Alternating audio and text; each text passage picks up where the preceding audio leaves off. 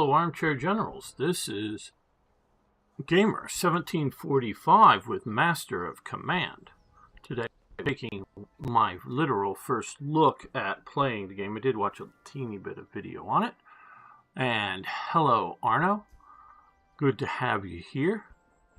I have not, in the game, progressed beyond this window. So, we will take a look. I want to see what Rise of Frederick. Now, of course, you're talking about Frederick the Great, I guess. Okay, maybe series of battles or something. New campaign. Welcome to Master of Command. Before you start a campaign, you must select a nation. Each has its own distinct strengths and weaknesses. I'm just going to take a quick moment here to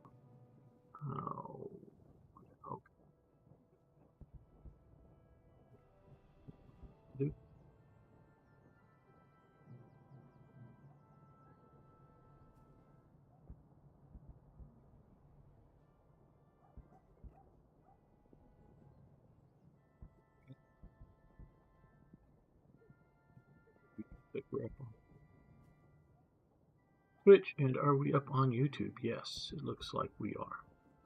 Very good. Okay, so this is a game that is set during the 7 Years' War. It just passed the middle of the 18th century. I have studied the 18th century quite a bit. The only area that I've really studied more heavily, would be the 20th century, and particularly World War II. But yes, I have studied it quite a bit. I love talking about the period, so this should be very fun. So we're looking forward to it. If this is a good game, each has its own distinct strengths and weaknesses. There are 5 nations you can select from: Britain, Austria, Prussia, Russia, and France. Prussia is selected by default as a great option for beginners. Good to know. Well, then we'll play Russia. Or Prussia, I would have thought other nations, because Prussia's sort of in the center of everything. And yes, I see you over on YouTube. Arno, good to have you on both platforms. Here is your brigade. A brigade is comprised of an officer and its regiments.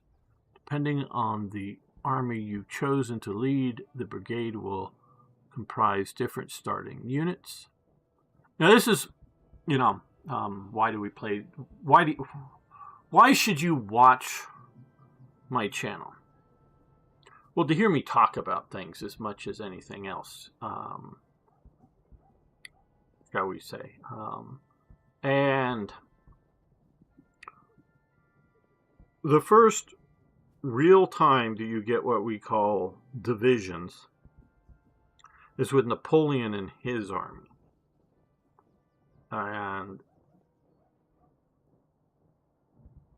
I'm not sure, but I think divisions is, comes from dividing up the army.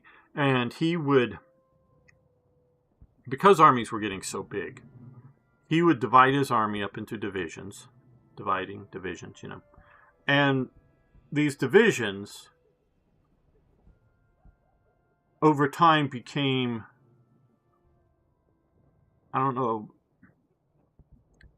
necessarily more permanent, but longer standing, so that subunits, whether you want to call brigades or regiments or demi-regiments, would often be divided up together, and they were meant to be a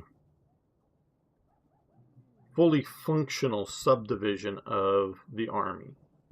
And, with the idea of they've got artillery, they've got cavalry, they've got infantry, engineers. They have the whole package. So it wasn't the idea of just moving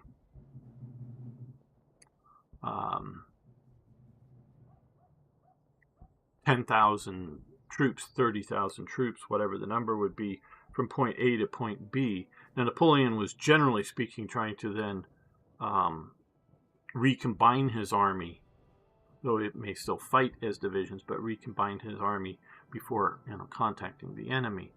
But if one of these subdivisions get in contact with the enemy, they have the different arms to fight it. And so it's both it's not like, oh, hey, we got a bunch of infantry that doesn't have any artillery supporting it, and the enemy engages it. Oops. No, you've got a combined arms situation, as well as the different commanders are used to working with similar, other commanders and whatnot. So, but yes, brigades is a subdivision, but I don't know. We'll see how this goes, but it's not necessarily. Probably will be more so in this game, a combined arms situation. Depending on the army you've chosen to lead, the brigade will comprise of different starting units. Okay. Each army starts with a different configuration of supplies. They include provisions, food that is consumed daily, thalers, money that is used to purchase units and items. Okay. Reservists, manpower used to replace losses. So this game still has mana.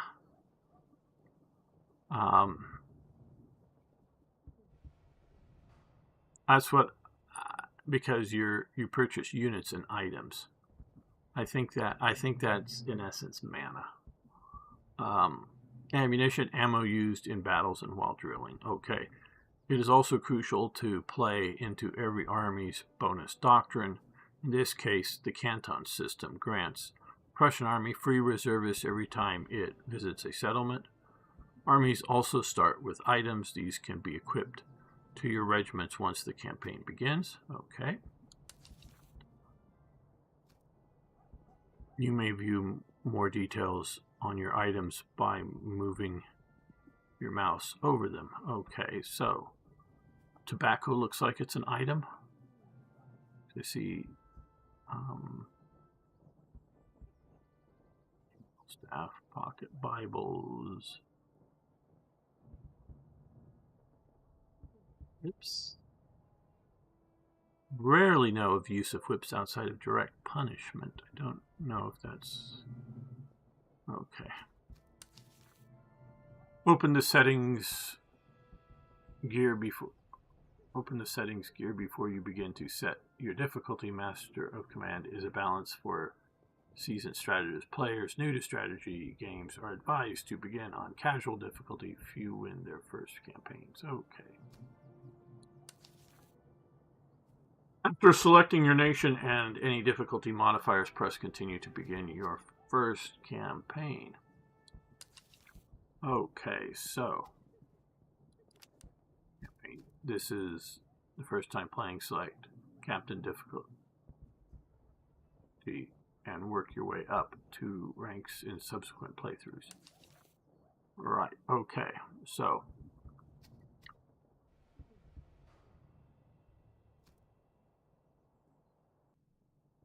I think I'm going to go all the way down to Lieutenant.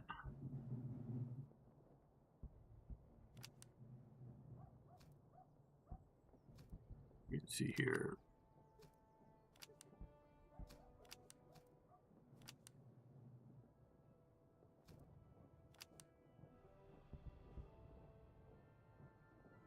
Double 30% speed.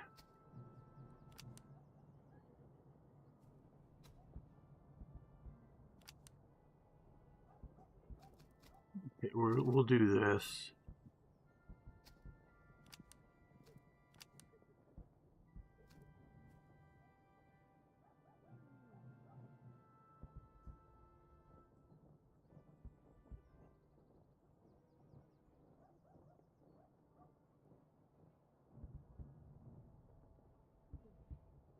Okay, what?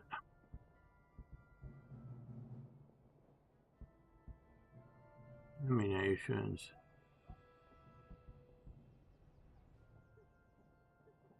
Okay.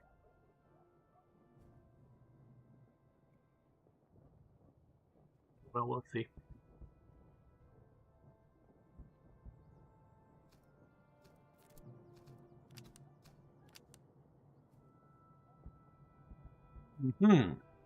Complexity Captain Standard. I thought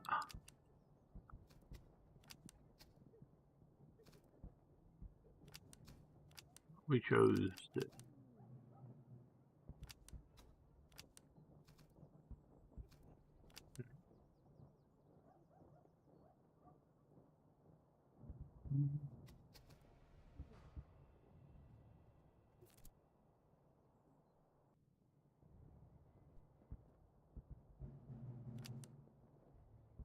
Okay, Prussia's fast infantry is drilled to march and reload with unmatched efficiency, enabling during maneuvers. Their heavy infantry forms the backbone of disciplined army and holding firm in brutal contests. But Prussia's reliance on infantry comes at a cost. Artillery corps is neglected by commanders, and maintaining each elite force means fielding expensive units that are difficult to replace. The mid-18th century Prussian recruit conscripts via a unique canton system, much like modern reservists. These soldiers are drafted into the army for basic training, but then furloughed to their villages in peacetime. Allows Prussia to maintain large supply of trained manpower during conflicts. Mobilization cantons are not the best trained infantry in the Prussian army, but they remain loyal infantrymen. Okay.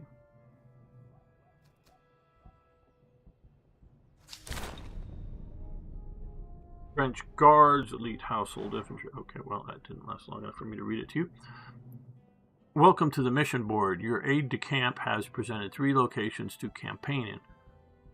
Once selected, the other 2 missions are removed, and the 3 new ones are generated later. Okay.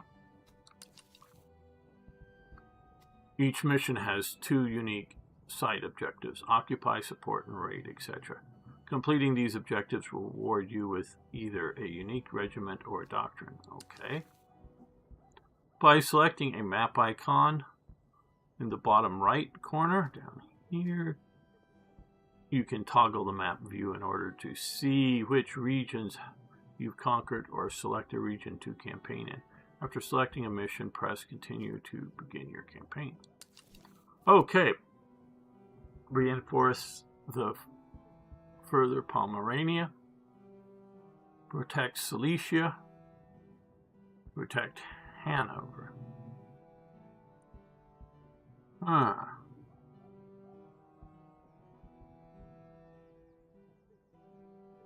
Reward Prussian cuirassiers. Join your army.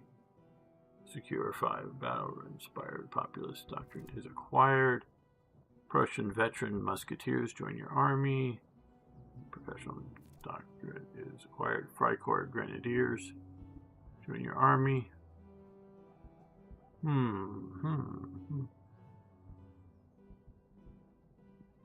We have to be defensive against the Russians.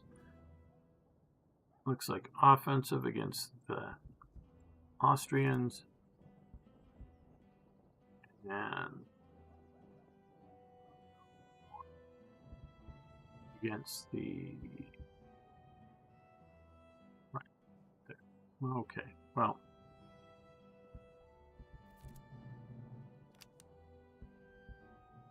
That's what we'll do for now.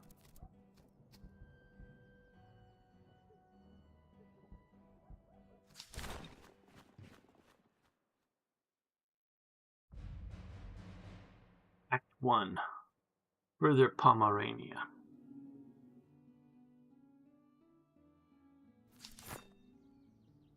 Welcome to your camp. Here you manage your army.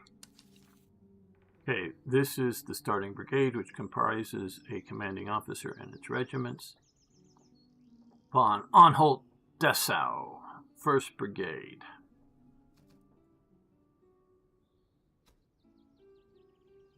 The regiment. I'm guessing a regiment is a battalion strength unit here, but just guessing. Okay, you may drag and move your officer and regiments to different locations in the camp. Okay. When you select a regiment, you can see their equipment, stats, and regimental flag. To customize a regiment, click on the flag. You can also rename regiments by clicking on the text directly above the flag. Here is your inventory. You may equip them to your regiments, or to sell them in a town to purchase more regiments. You may also rename and customize your officers by selecting him. Okay. Once ready, you may exit your camp by pressing this button up here. Okay. You can always access the camp. Right. Okay. Well. Cylindrical ramrods. Tobacco rations. Field musicians. Okay, our current is 600 mana.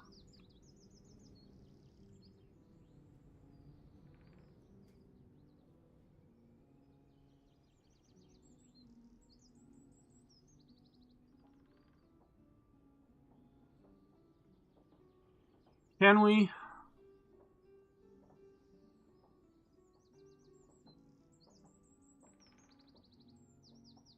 Can we design games without mana?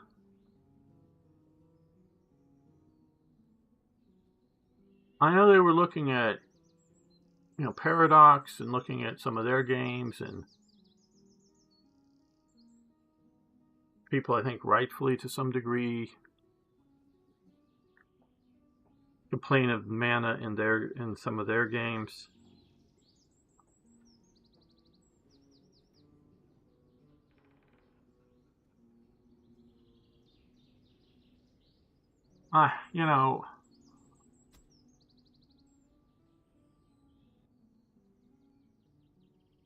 Gamer on a rant about things. How the fuck are cylindrical ramrods the thing I have to pay for?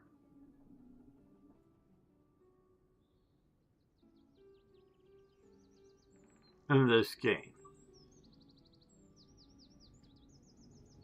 Why? Why?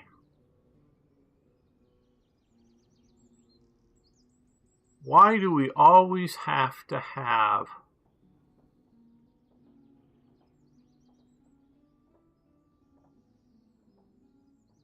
this? Oh, we have, I don't know what the fuck. Square ramrods? Octagonal ramrods? Triangular ramrods? Cylindrical ramrods, basic. And how do they improve? Do they become extra long ramrods? Like, going from only halfway down the musket barrel to all... I've reenacted in the 18th century. I know this period fairly damn well. Now, I know Britain better than any other nation in this period. And there virtually was no change in effing ramrods from about, 1705 to the end of the period, 1815 or whatever, hello, folk. I'll get to your comment in a moment. And for the quote-unquote Brown Bess musket, there were only two functional changes that I can readily identify. I mean, there's other minute changes. But to go from the long land pattern Brown Bess to the short pattern Brown Bess, and then sort of to the India pattern. But the big change, that maybe you can tell in the name, from a long one to a shorter one. I mean, it's not like we think of a carbine or whatever, the dragoons or somebody was, that are riding horses that are carrying. But go to a bit shorter, a bit more handier. And the India pattern is really just more of a simplification for manufacture. And right off the top of my head, and quality can vary. But that's more quality of manufacturer from different manufacturers and just how nice your quality of, particular batch of muskets is.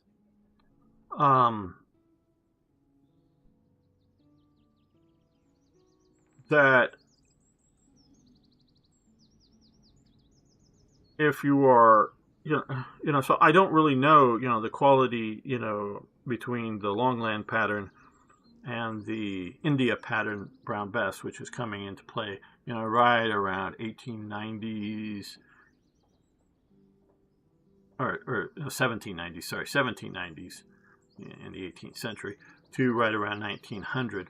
Oh, and they were still using any Longland patterns that they had laying about, and they're definitely using Shortland patterns.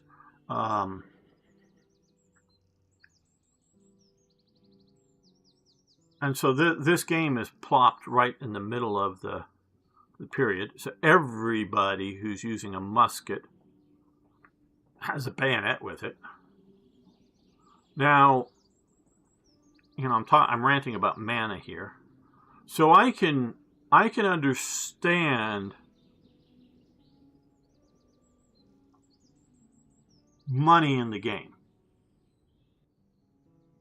used for things like everything, but not like cylindrical ramrods. Meaning you're getting your muskets in stands of arms. That's the term that they would use. And a stand would include the musket, the bayonet, obviously things like the ramrod, because how are you fucking going to load the thing without a ramrod? And your cartridge box. And any other little tools. And I know some of the tools that went with, sort of a thing with a screwdriver and whatnot, a little sort of, tool that you put in your pocket to help you maintain your brown bess. And these wouldn't change during a period of it's the 7 Years' War, so 1750s to the early 1760s. So just right at just past the middle of the 18th century. And you can go back, and again, this is gamer ranting here. And again, I've studied mostly from a British context. But before and right about 1700, you are introducing the bayonet. If you look at the 30 Years' War in this, early 16th century, then the English Civil War, you do not have bayonets. You have musketmen, basically. You have musketmen and you have pikemen. Musketmen are going to be, and pikemen as well, and at various equipment levels, yes, are going to have swords. And these guys mostly will have swords, which I don't see here.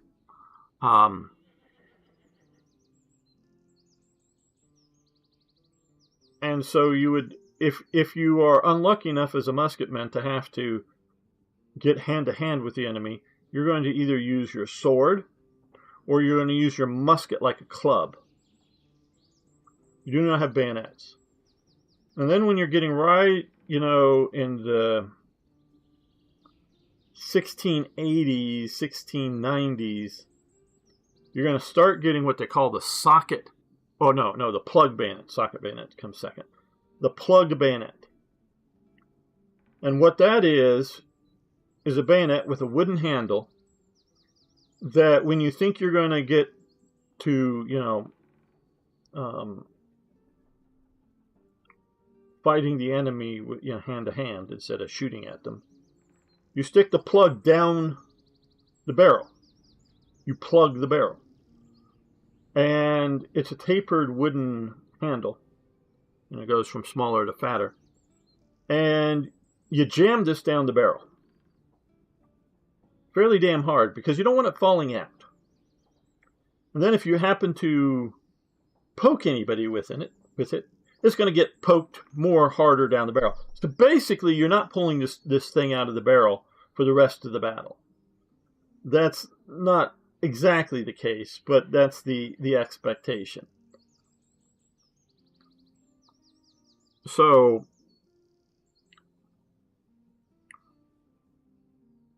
and it's mostly after 1700 are you finally getting to the idea of a socket bayonet like this, which the round part goes around the outside of the bayonet.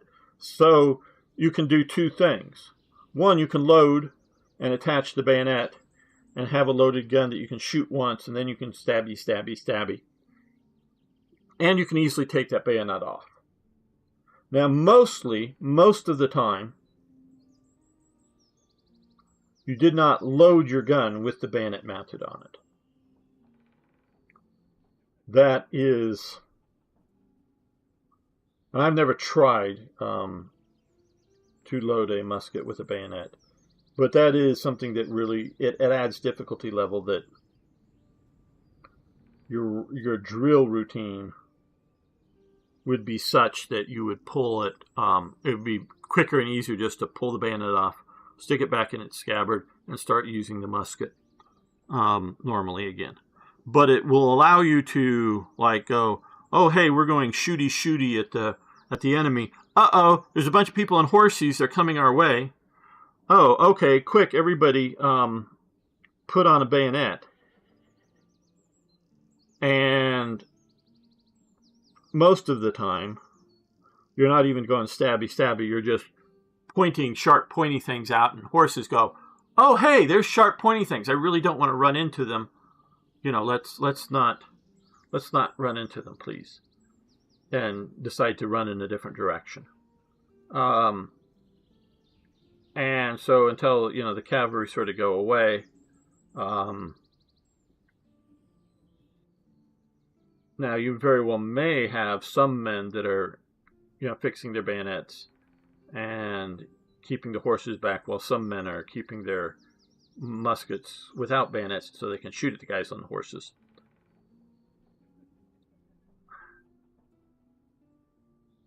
And then once, the horses sort of go away and you want to, shoot at enemy infantry again, you can undo it. So, but for most of these wars, you do not see gradations or changes in the idea of ramrods.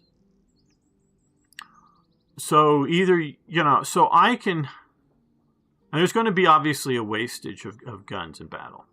Some people are going to lose their bayonets. Some people are going to shoot their ramrods. That was quite common. Meaning you would push your ramrod, in the heat of battle and people shooting at you. You would put the ramrod down the gun and forget to withdraw it. So periodically you'd go boom, and there would go a ramrod be going towards the enemy. And then basically you don't get to shoot anymore unless you find somebody else's ramrod that they're not using, meaning that they're dead or whatever. And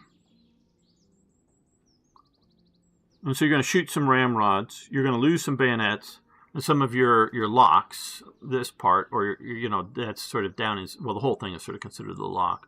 Or the cock, that's the thing you cock back. Or the frizzen, that's the metal part that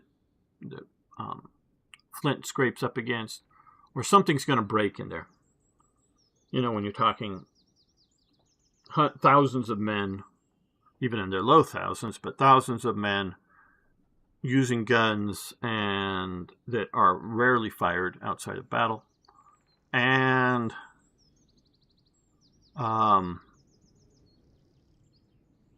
they're just, varying qualities of metallurgy. So you're going to have a lot of stuff break.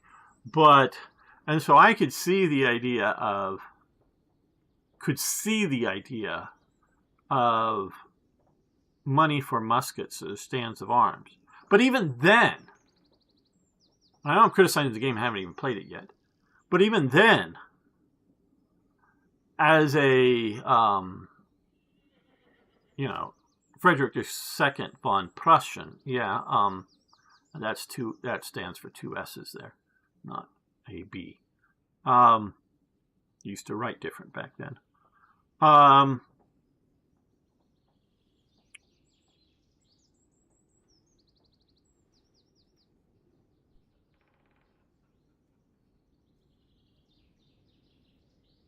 Are mostly going to get, well, in the British Army, the regimental commander had to provide the muskets, and he had to pay for them. But once you're getting more onto campaigns,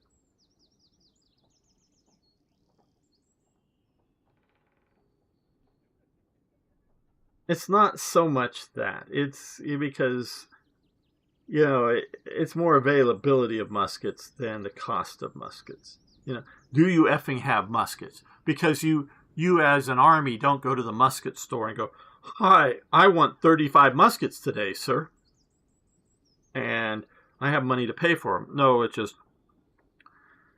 gets supplied. Now, when you're building your regiment up, somebody's paying for it. And I don't know in the Prussian system who pays for the regiment. Now, in the English system, the colonel of the regiment owns the regiment, if you will. Yes, it belongs to the king, but it's sort of kind of owned by the colonel of the regiment. But the colonel of the regiment is given a budget by the government. And then he spends the money. Now, he can spend more money, or he can spend less and pocket some of the money. So, I don't know how the Prussian system works. But that's just, I can, and tobacco. Again, I don't know how the Prussian system worked. I know intimately how the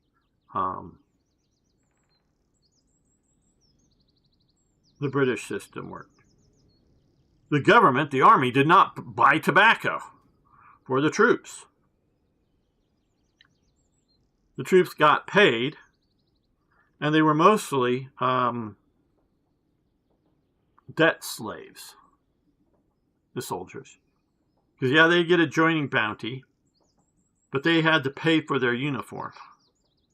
They had to pay for their food. They had to pay for everything they wanted to use. So mostly, they are sort of paying by debts. And when they got paid, most of that money disappears to pay for previous, debts. Oh, and they got a budget for the uniform and things like that, yes. But now, of course, the colonel could buy uniforms for his troops so they look pretty and spend money to make them look even better. If he, if the colonel of the unit is wealthy and wants to show off and have a nice looking unit. So now food, the idea of food and budgets, that makes a certain amount of sense. So, okay, let's get to folks, gamers ranting on. The game hasn't even played it yet. There's a 19th century stereotype that German soldiers produce large stool. French soldiers passed by the encampment site and could easily identify Germans had been there. Okay, interesting. I hadn't heard that. That's 19th century, meaning the 1800s, where this is set in 1700s. I will say that most of these encampments would smell. Most of the time they were digging latrines, and then after a short period of time filling them back up. So now if they, I don't know that they filled the last set of latrines, so as they go away. And depending on what you eat, and especially at an army scale, because I know this very much from the Vietnam War, that, and it's not just stool smell, but body smell, particularly the Viet Cong would smell the soldiers, the American soldiers moving around. And so that the units like the Green Berets, like the Recondos, and other sort of special forces would eat a fair amount of Vietnamese food, some of their spicy food, and a lot of it's coming out in their sweat, but so that they would smell like locals. And they were very small units moving around very quietly and often hiding in ambush. And because, it's hot, jungly, so you're sweating. So if your sweat smells like the enemy's sweat, as they're walking along, the enemy walking along the trail or whatever, you're getting ready to ambush them, they won't notice the, similar smells. They'll just smell like they smell. But if they encounter, people been eating American food and sweating the spices and whatever out of that, they will do that. So I do believe you very well may be to a degree correct that they would. Okay, so another thing, I know the Prussian army was heavily drilled. I don't know their gunpowder usage in their drilling. I do believe the British were the best live fire trained troops in Europe. I think, and it does vary over time period, and it does, again, it can be, different regiments managed differently. So this is just generalization. Generally about 15 or 30 rounds a year, I believe, the British soldier would fire during peacetime. Most nations like the French, they wouldn't fire anything. They would just do what they call dumb show, meaning go through the motions of loading and shooting without actually loading and shooting anything. And sort of one of the extreme examples was the Spanish army. After, not sort of mid to, I'll say sort of mid-campaign of the Peninsula War, so we're talking after 1805, is fighting alongside the British army against the French. And one morning in the battle begins, and the Spaniards are all lined up on one section, and the British are all lined up on another section, all facing off towards the French. And the Spanish commander at that time decides, and we can talk about how the Prussians, and we'll see if they fight like the Prussians actually fought in this game, decide to do a mass volley. All shoot at once. And all at the same time. So, everybody's already loaded their muskets and all that. So, present, fire, whatever, is in Spanish. Presento, fuego, or whatever. I don't know present in Spanish or what they would use, but yes, fuego would be fire. Probably know more Spanish than I let on. And the Spanish army promptly drops their muskets and runs away, because they had never heard such a loud noise. And it scared the hell out of them. Their own fire, their own one volley of firing. Because most of those soldiers had never fired their muskets. Or if they had fired them sort of individually, or, 20 or 30 guys at a time on a impromptu range somewhere. They had never done, mass firings. So that's how poorly they were trained, where the British soldier always had, and the French were veterans. Hello, Hesco 1. How's the game? Well, I'm literally just starting this, and I'm ranting about it already. So, and now things like musicians, field musicians that you're paying extra money for. Well, again, I know the British Army well. You were expected to have a sort of minimum musicians. Mostly in the British Army, that would be a drummer. So now, of course, you could have literally a regimental band, but that would be paid by the colonel. And that would be like something in the beginning of the campaign. Yeah. Pocket Bibles.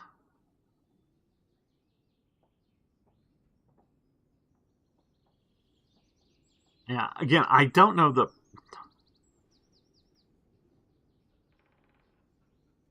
Prussian army, and if this is different per army here. I don't know if, the French are being, are being Catholic would, I would be shocked. And again, I have not played this game yet here. I would be shocked. And hello, Holiday Punch. And we have a bot over on Twitch. That anybody in a Catholic army would routinely have Bibles with them, because they just need to listen to their priest. Now, the Protestants, yes, they would have their Bible, but I would never heard of any sort of colonel, government officers providing pocket Bibles to their troops in the British Army. Never heard of that. And I'm not saying it didn't happen, because you do have, various colonels, and you can have a religious fanatic colonel. I don't mean just a believing colonel, but one, and I call it fanatic, one that's, proselytizing the troops constantly, kind of thing. Not just, oh, hey, yes, we go on Sundays, we do the church parade, which doesn't mean marching around and parading. It's just a parade at the time you do morning parade or whatever, meaning the idea of forming up. And or whatever, it's a group action, shall we say. Church parade would meaning having church services, not like marching down the street with flags waving. It just means, oh, hey, we all, go to the church, or all, hey, we go to this field, and the reverend or the priest or whoever will come out and give us a church service. That would, just having church service would be like the church parade. And keep those pocket Bibles secure. Yeah, so regimental staff headquarters, good. So, okay. Right. So we have our units here. We have a dragoon unit. We've got these.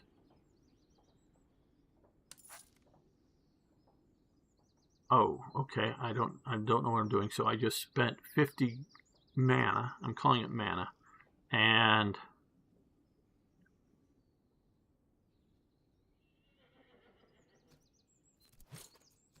so do we go, okay, like that, down to here? Okay, some items are mutually exclusive. For example, you may not equip multiple ramrods. Also, your regiments may only have one primary and secondary weapon equipped at a time.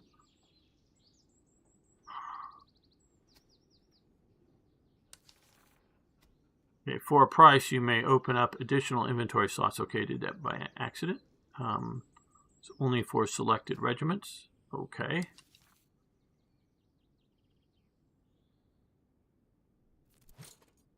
Okay, so... And hey, guys, I know I'm bitching and moaning about a game I haven't, I've literally just this far into it. I've not moved around the campaign or whatever.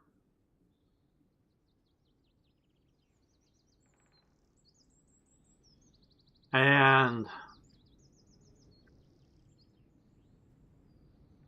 you may find, and again, I don't know Okay, just a little more background to myself. For well over 5 years, I don't know exactly how long, but well over 5 years, I did 18th century reenacting of a Scottish Highland Jacobite unit, meaning, to your term, wearing kilts. It wasn't a modern kilt. It was a filly bag or a breekenmore, either a big blanket or a lightly sort of semi-stitched kilt kind of thing. And that, in essence, is a militia unit. We're all wearing different tartans, carrying different muskets, different swords, and everybody just doing their sort of, representing civilians, Highland civilians, which when Englishmen had described in the Highlands as they go about as if for war, during normal daily practice. So it's a highly militarized, not regimentized, but highly militarized society anyways, meaning everyone knew how to use a sword and knew how to use a musket and whatnot. Even if they didn't have them, they knew how to use them, because you can train with a sword. You can use a stick to learn how to use a sword, and you can borrow somebody's musket to practice with. Hey, thanks for following. Do appreciate that.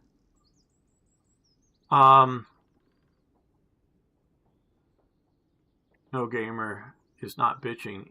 It's giving your honest opinion. Well, yeah, and again, I haven't gotten into this game here. And me and a buddy, we bought muskets at the same time from a, basically sort of mail order at the time. This is before the web was a thing, literally. I mean, the government was using the internet back then, but not the people, really. And we bought fusil de chasses. Fusil, or fusil, as you might sort of, as in fusiliers, as the British would sort of say, is the musket. D is of, and I know some of you know this better than I do. Chasseur, chasse, the hunt. So sort of hunting muskets. Now these are smoothbore civilian muskets, because that would be something that a Highlander would, and by getting French stuff into the Highlands, it was quite likely. And being here in America, it was sort of that was sort of a unique thing, as opposed to getting a Brown Bess. And at the time, mostly they had short land pattern Brown Besses available, or India pattern Brown Besses available, which neither one was used at the time of the 1740s. They didn't come out. They were all the long land pattern. And yeah, so it was to get something a little more historically correct, and something that would have likely been used, but they didn't have the bayonets in them. My friend did get, just to sort of show what it was and had to whittle it down a bit for the smaller caliber, a plug bayonet. He never jammed it in as hard as you would to, like I talked about earlier, to use it as a bayonet, because didn't want to F anything up. And he wasn't actually going to go stabby anybody, but it, just stuck it in, sort of lightly tight so it wouldn't fall out. You moved it around, but might have fallen out if he swung it around a lot or something, vigorously. But just to demonstrate what a plug bayonet was. But both of these guns had wooden ramrods. Now, metal tips, the tip of it up here was metal. But the ramrod itself was wood, which was at a period quite common. So at some point they do go over to, all the armies go over to metal ramrods. And again, I've studied mostly the British context, and to some degree the French context, both as the likely enemy of the British as well as the likely allies of the Scots. So I know that the best. And just again, our fusil de chasses that we used. You could have gotten it the same basic gun, but as a military musket with a barrel bands. That you can see or go around, because ours didn't have barrel bands. They were pinned into place. Barrel bands are much stronger, and if you're going to use it like a bayonet. But we Highlanders carried proper broadswords, so we were planning on, pulling out our swords if we, obviously we were just reenacting. But if we're going to go to melee combat, we weren't going to be using our muskets as, wannabe pikes. We were drawing our swords and hacking on people. No, we never actually did that, obviously, but yes.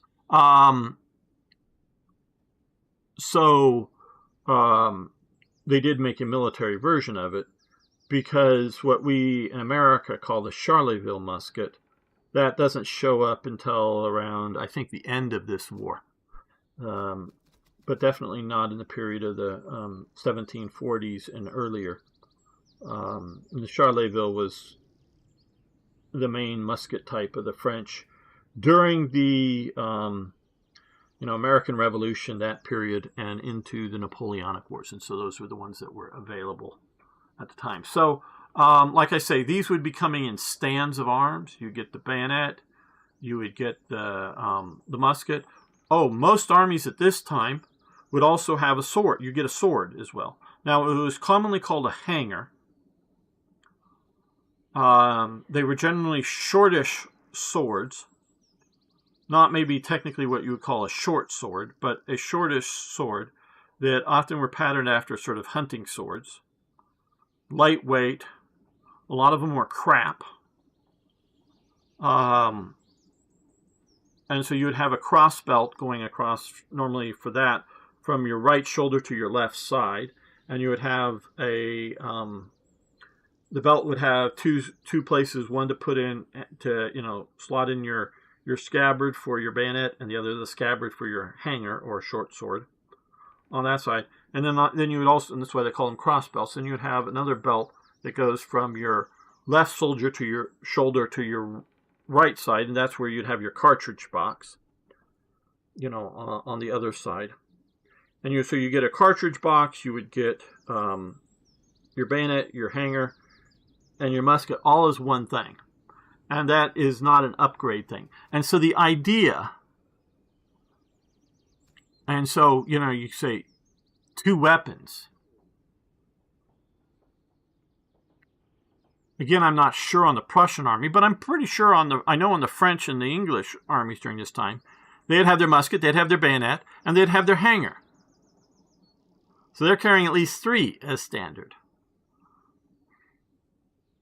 Okay, so now, if I go to this army, I can't equip these guys with bayonets. And then I look here, I see this musket here. Potsdam musket basic. Warren musket. I'm presuming that means like used musket? Basic? Or is Warren a type of musket that I'm unfamiliar with? Like Potsdam, I presume it's coming from the Potsdam Arsenal or something like that. Potsdam carbines. And so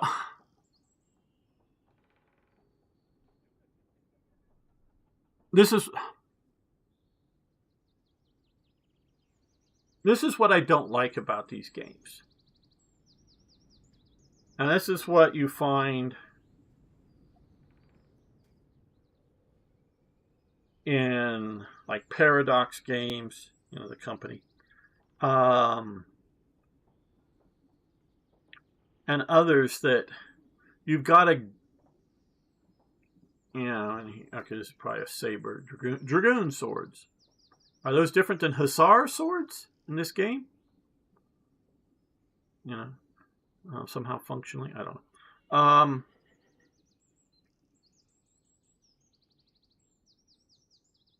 That you've got to grind up. Now, I get the idea of taking a unit that has not been in combat for the service lifetime of anybody in the unit. Meaning the last war was 25 years ago, and the last officer and the last, enlisted man have left the unit since the last war. And although you may have, men that have been in the unit for 10 plus years, none of them has seen war before. And so it's not a veteran unit.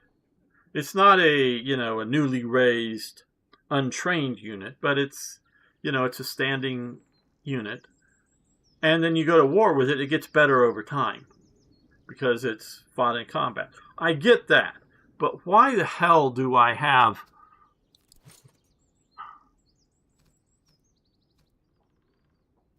Canton recruits, Prussian musketeer? I don't know. So I want to get these guys here tobacco. Okay, so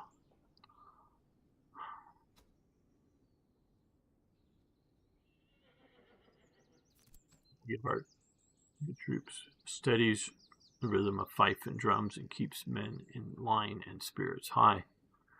Did the Prussians use fifes? I don't know. On a chaotic battlefield, the beat can best beat as virtual can be as vital as the volley. Well, the primary reason for musicians on the battlefield is communication, okay? Because most commands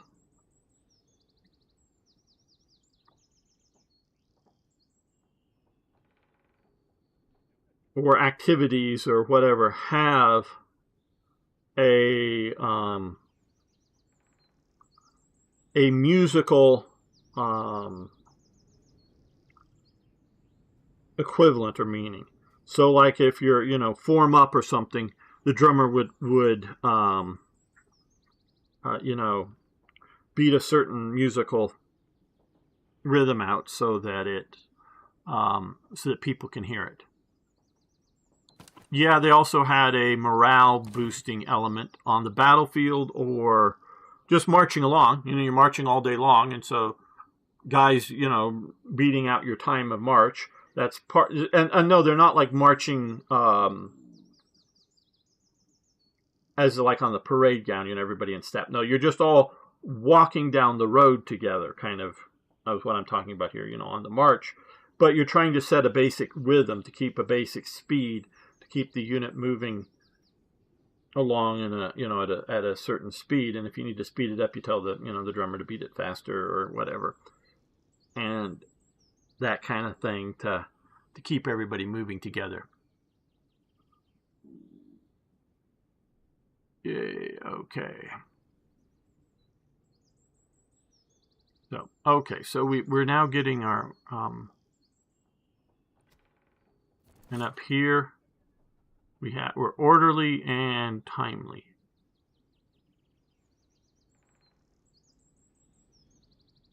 This is where we put this? Oh, okay. Well, purchase a new brigade. Again.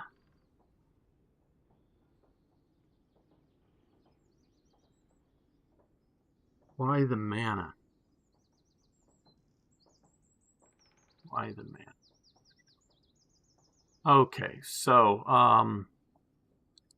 understand what that is. Infantry, cavalry, okay, artillery.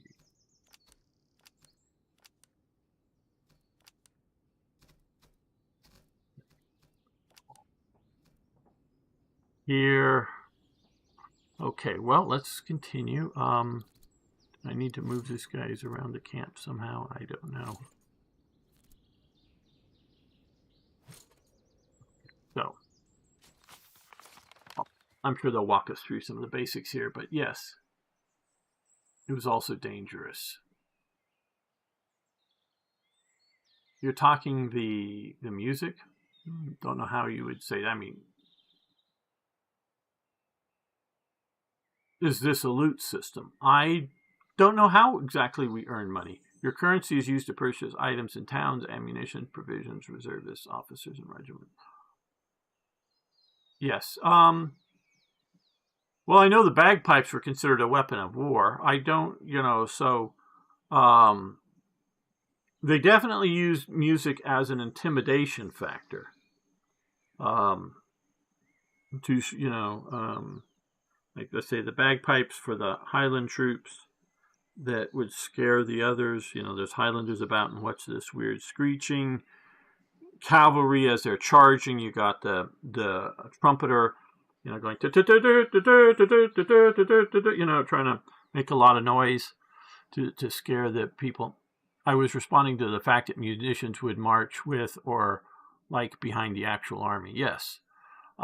Your army stands at the frontier, although modest in size. Yeah, four regiments, basically, I'm guessing a battalion's strength each. Forces are disciplined in good order. A nearby depot line ahead, lightly defended, will serve as a starting point to begin your campaign, though you will need to press onward soon after. The land is open and the roads are clear, ideal for seeking out skirmishes and encounters. Engage patrols boldly, even those larger than your own. Their troops are of lower quality. Their spoils and equipment will serve your army well. You await your progress. Okay. You have entered your first campaign region. It is critical to seize the nearby depot and engage the enemy. Afterwards, you may move on and look to engaging patrols. Even if larger than you, they are typically weaker and provide a great source of income and loot. Yeah, there's a loot system here. Over time, the enemy headquarters will build up and come and attack you. You must recruit new units and build a formidable force to destroy it. Now, loot is not an English word. Loot would not be used in this time period. It is anachronistic. It would be like having a bunch of archers in a Robin Hood movie and someone goes, "Fire!" and everybody shoots their arrows and people wonder, "Fire? Where? Let's get the fire." Where they would shoot or loose or some other sort of now or some other sort of word of command, because fire only, which means to put fire in the idea of matchlock muskets, where you have a smoldering match, you put fire to the powder. Loot is a Hindi word from India that really only comes into the British language, I think, during the Napoleonic Wars. Yes, this. And I want to say this, and hey, Mirror Man, how you doing? Fire comes with gunpowder weapons. Yes, exactly.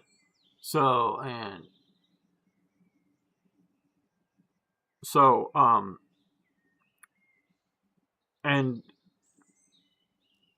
I want to say this very clearly. The 7 Years' War was not the First World War. Okay? It was not. It was the first global war.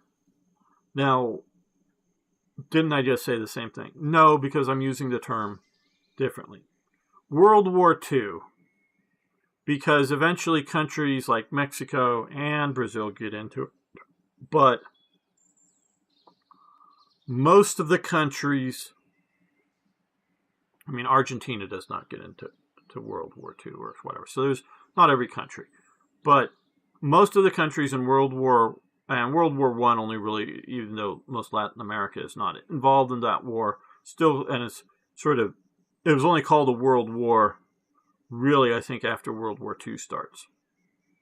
It was more called the Great War.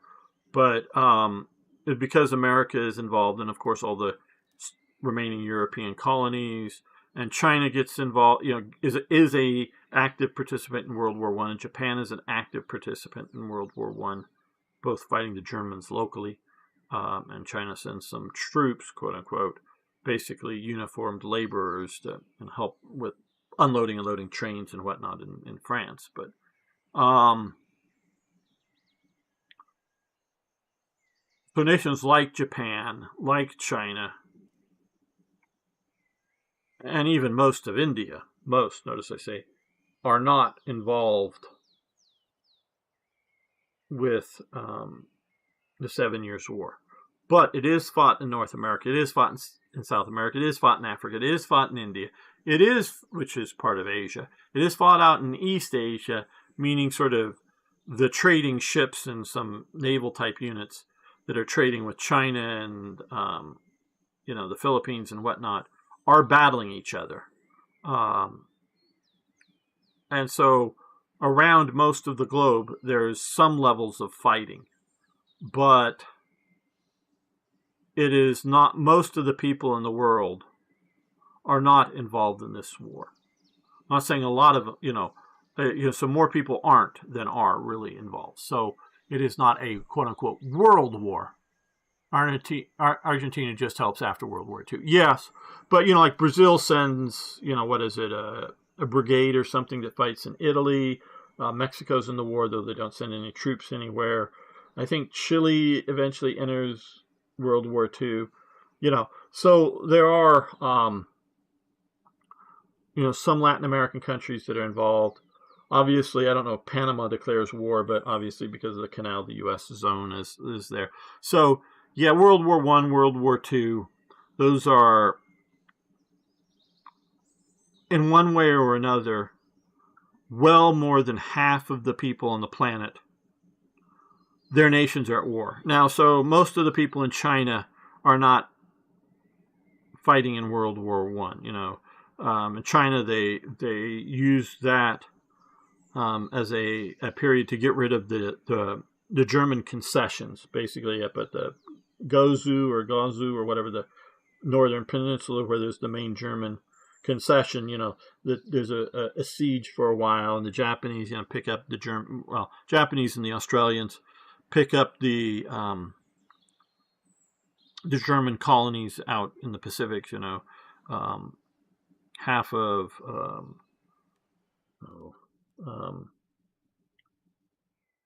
the island. Oh boy, I'm blanking on it.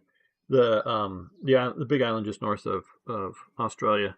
There, that's half owned modern day by Indonesia and half by Australia. Australia, kicks the Germans out of there, and the other little Pacific island, Japan, gets up. And of course, there's fighting in Africa.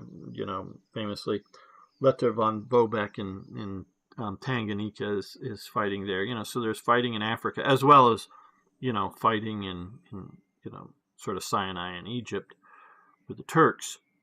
So, there is sort of and of course, most of Africa is colonized by European nations, so those people are in it. And, India is part of the British Empire, so that is most of the people.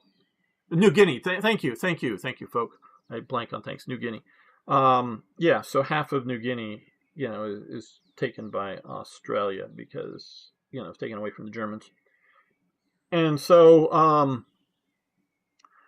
and so most of the Chinese citizens are not like they are in World War II, being bombed or being drafted into the army to go fight somewhere. No, it's just sort of some Chinese troops are, besieging the Germans, and then once that siege is over, they send, 10, 30, 50,000. I mean, it's in the thousands.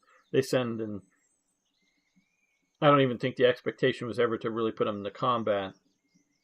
They're just, military labor, hey, unload this train or take supplies from this train and put them on that train, or move them to this depot, or unload this ship and, whatnot, mostly down, I think, in the south of France, and Japan just, fights in China and the Pacific against the Germans. They don't send anything to Europe that I know of. So, yeah, but at least their nations are in a minor way, but active in World War I. So that does make it a world war. Ah, yes. The city of Qingdao and the Jingzhou Bay. Yes, exactly, Holiday Punch. Yeah. Thanks for adding that. Yes. That's, they're getting the Germans, China sees it's, oh, good, we get to get rid of one of our European occupiers kind of thing. So, yeah. But, like I say, this is, everybody but Antarctica, on all the major continents, there's some sort of part of the conflict in the 7 Years' War. In America, it doesn't exactly line up, and I forget if it's either starts earlier or goes a little bit longer. is what we call the French and Indian War. So that's sort of, but the American title is that they were fighting the French and the Indians. Obviously, there were also Allied Indians going on at this time. But yeah, you have entered your first campaign region. Yes, forward. Over time, the enemy headquarters will build up and come and attack you. You must recruit new units and build a formidable force to destroy it. I guess I'm just so much from a wargaming standpoint that I think the idea that of a brigade commander, and I also get the idea that if you are successful, you get promoted, would be reasonable, as both a game and a historical. Because look, people, if you think someone might complaining about, this ramrods and other stuff, and just go, but gamer, it's a game.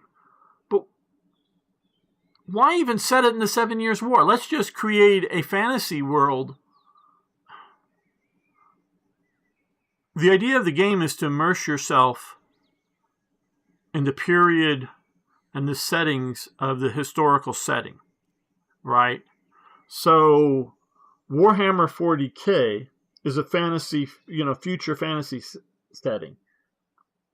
And it works the way the game mechanics say it works, because that's what's created it. It is not trying to simulate anything real world, okay? So, and I have played, a little bit of tabletop, many, many years ago, as in more than 20 years ago.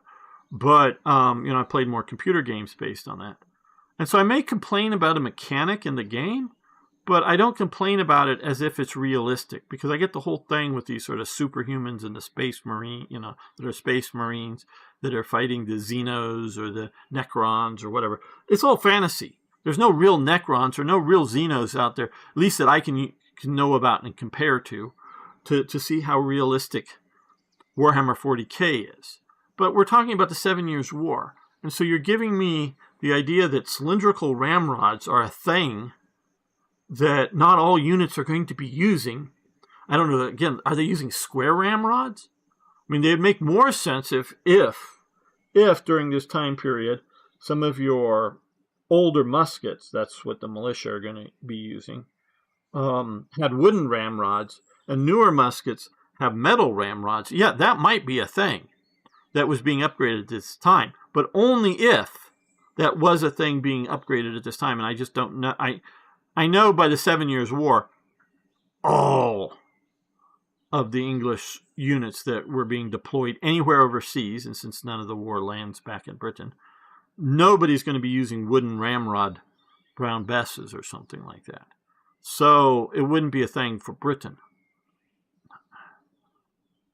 So it's just, why? Why do I have to gamify these things like that? Why, now I could easily see, and I can understand that this is a dynamic thing, so we're not reenacting or having the settings of a particular battle.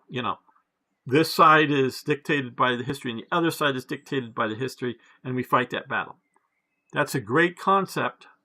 It's a wonderful thing to do. But I understand that this is a dynamic campaign, meaning I'm the general, and based on how well I do now will affect future battles, okay?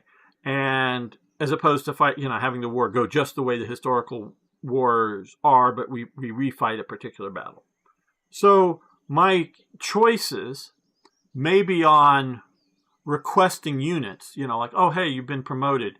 You get to now command a larger size force. Okay, what type of units do you want to do? And have sort of a historically based system, as in how common was because they talked about how artillery is not as common for the Prussian forces as musket units. So as command points, or whatever you want to call them, artillery costs more. So you're probably going to have some, but fewer. And, if you're playing Russia or somebody, you might go, oh, there's much more cavalry because of the Cossacks and other horse culture from the Russian plains. So cavalry units are going to not be as costly, particularly for the British, who did not normally have many cavalry units. They had a few, but they were never like their major opponents that normally had more, and often better. So, yeah, I get sort of a command mana based upon performance, but this gold, and now I get gold that can,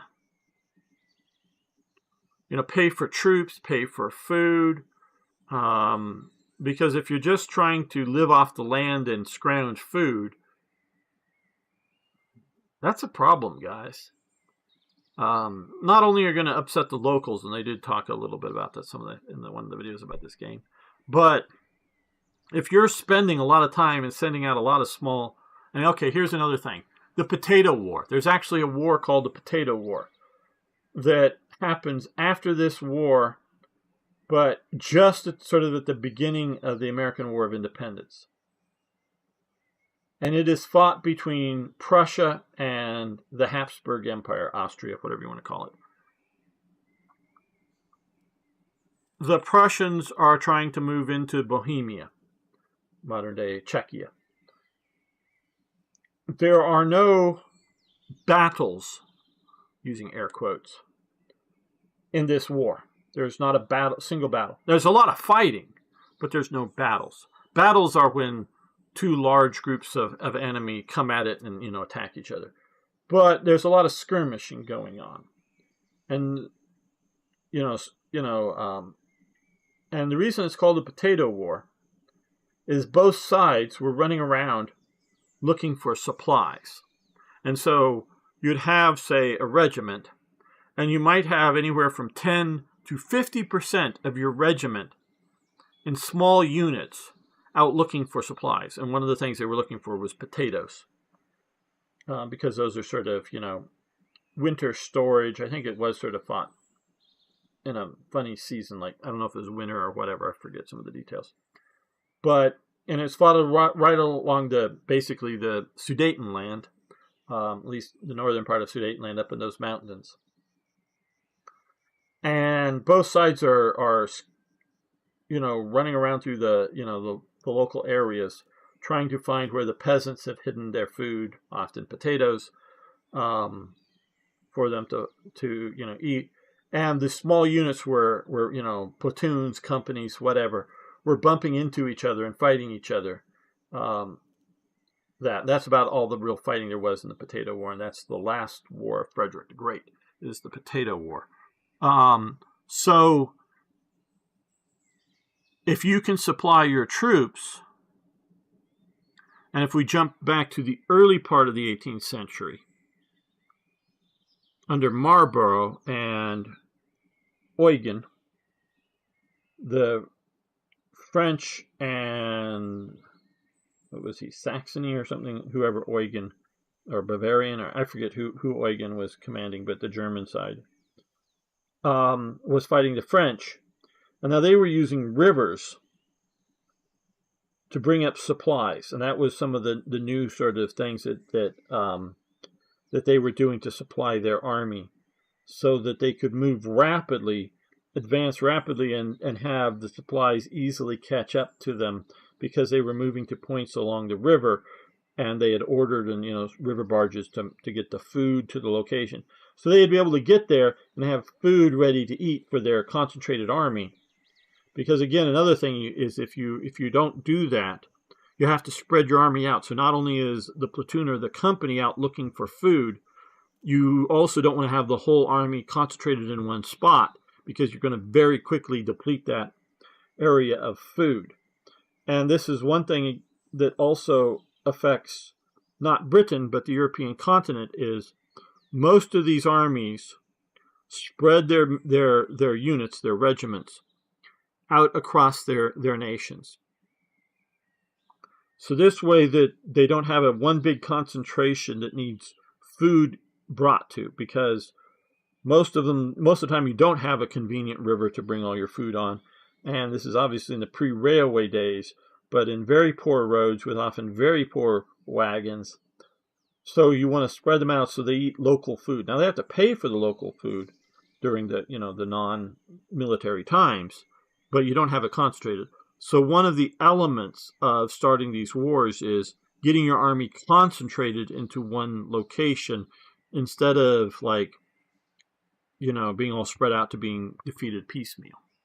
And let's see, Holiday Punch. The only thing Japan sent to Europe was a naval squad. Okay, to the Mediterranean to help the Allies during the Great War. Very interesting. Good. I wasn't sure if they sent anything engaging like in anti-submarine warfare such. Yes, the Austrians, and famously, if you've ever seen the movie The Sound of Music, the guy in charge of it, the household that the woman Von Trapp was there, and he was a real person. I don't know that all of the Sound of the Music is real, though I do believe the Von Trapp family does escape across the mountains to Switzerland or wherever, or to Italy or whatever, and got out of it because he was an anti-Nazi.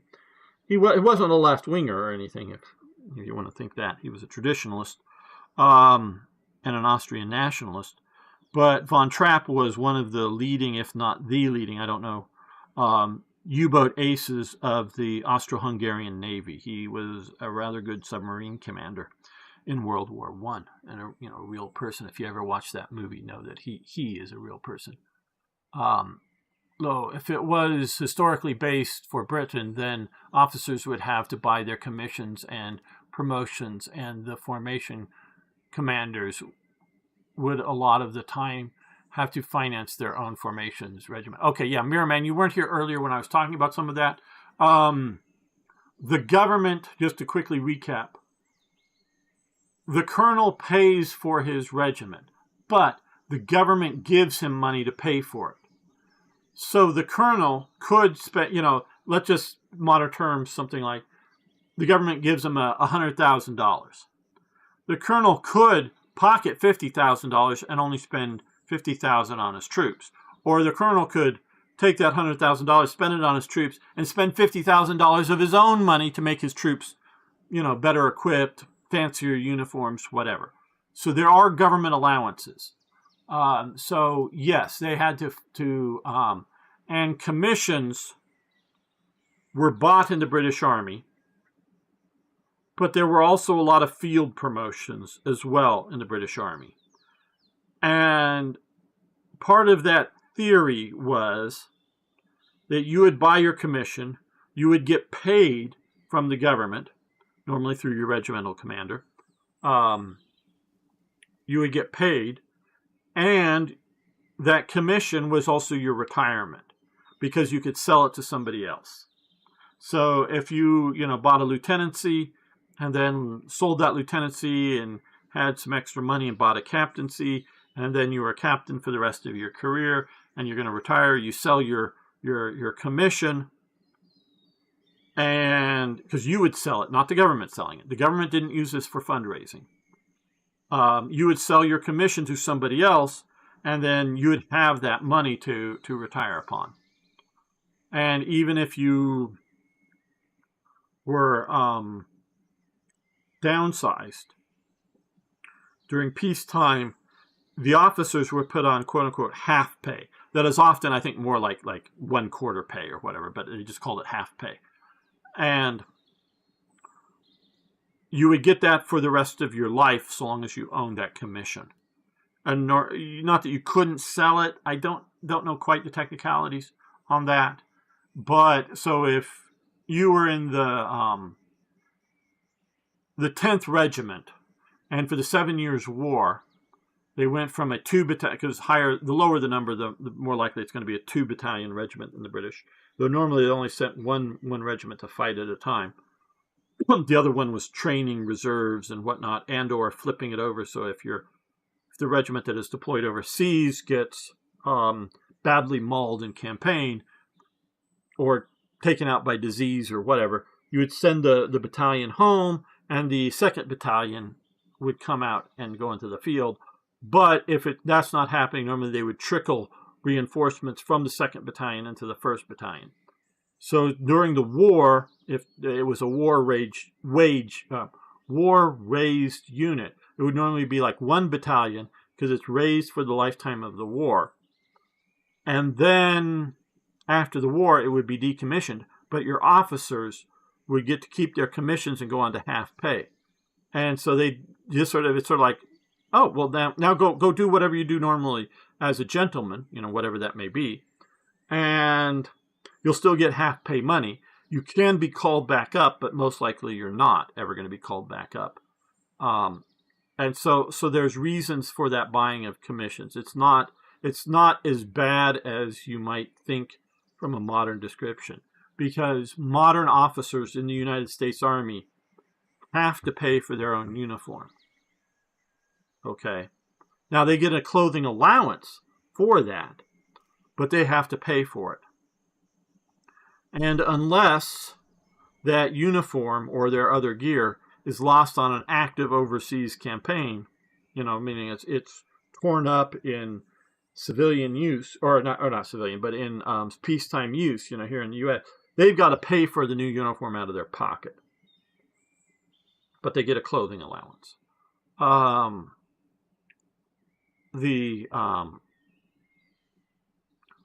if it's overseas and it gets damaged or lost or destroyed, the government will replace it for free. And I probably have some of the details wrong. Now your enlisted men will be issued a uniform by the government and whatever.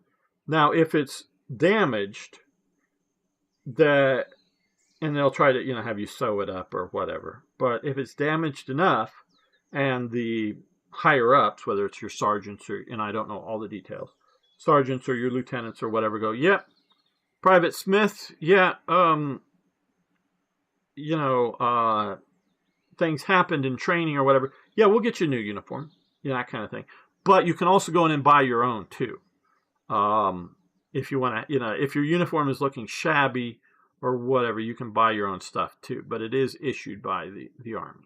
But officers have to buy their own, that kind of stuff. So that is still around.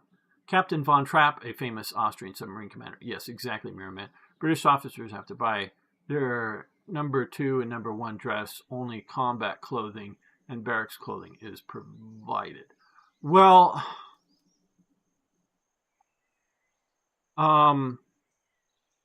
things change over time with the British Army, of course, and I don't know. Your regimentals, as it's called in the British service, is mainly, we're talking about your jacket. Your jacket is expensive. You pay for that jacket. If you're talking about in theory, not necessarily in practice, and if you're talking about enlisted men in the British Army, you paid for your uniform as well, but you got a clothing allowance as well. So now the clothing allowance doesn't necessarily cover the cost of your uniform, the actual cost. Like I say, in some regiments, the colonel may be paying for every damn thing because he wants his unit to be looking great. And let that extra money stay in the pocket of the soldiers. But normally what you would do for your British soldier's jacket, you would buy your jacket, or get buy the cloth and have somebody put that, make that jacket for you. And you would wear that jacket for like a year or more. And then you would take that jacket and they would cut it down to make the waistcoat. And then you would get a new jacket over that. So, because you would have your shirt, which would be a shirt that goes down, halfway down between your, halfway down your thighs, between your thighs and your knees. So it's a long shirt. And then you would obviously put on breeches, which are short pants, or pants that go just below the knees. And then you would have a waistcoat. You might think of that as a vest, a coat without arms. And then you would have your jacket that would have, your coat with arms. And those were the standard layering. You might have a rain cloak. So now the officers most all the time would be expected to be wearing their jackets. So now drill uniforms, as in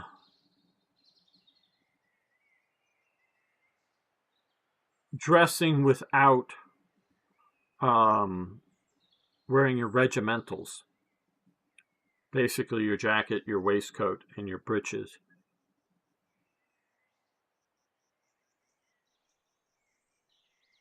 I'm not sure exactly where and when that starts out.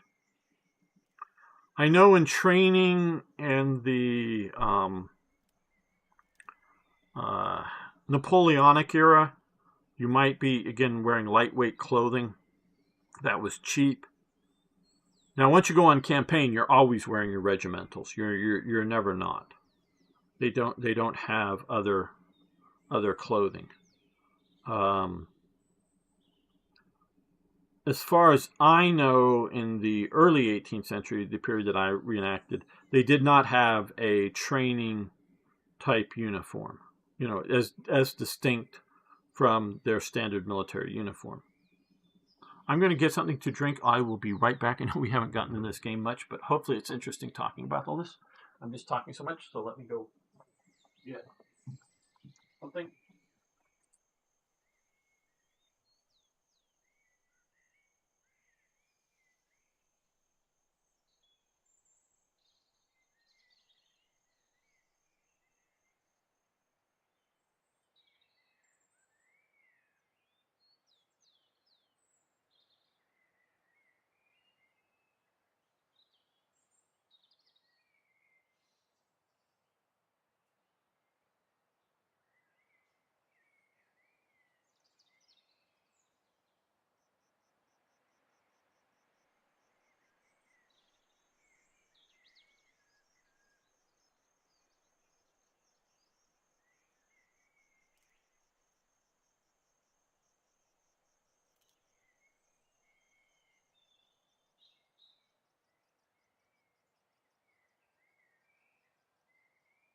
Okay, I am back.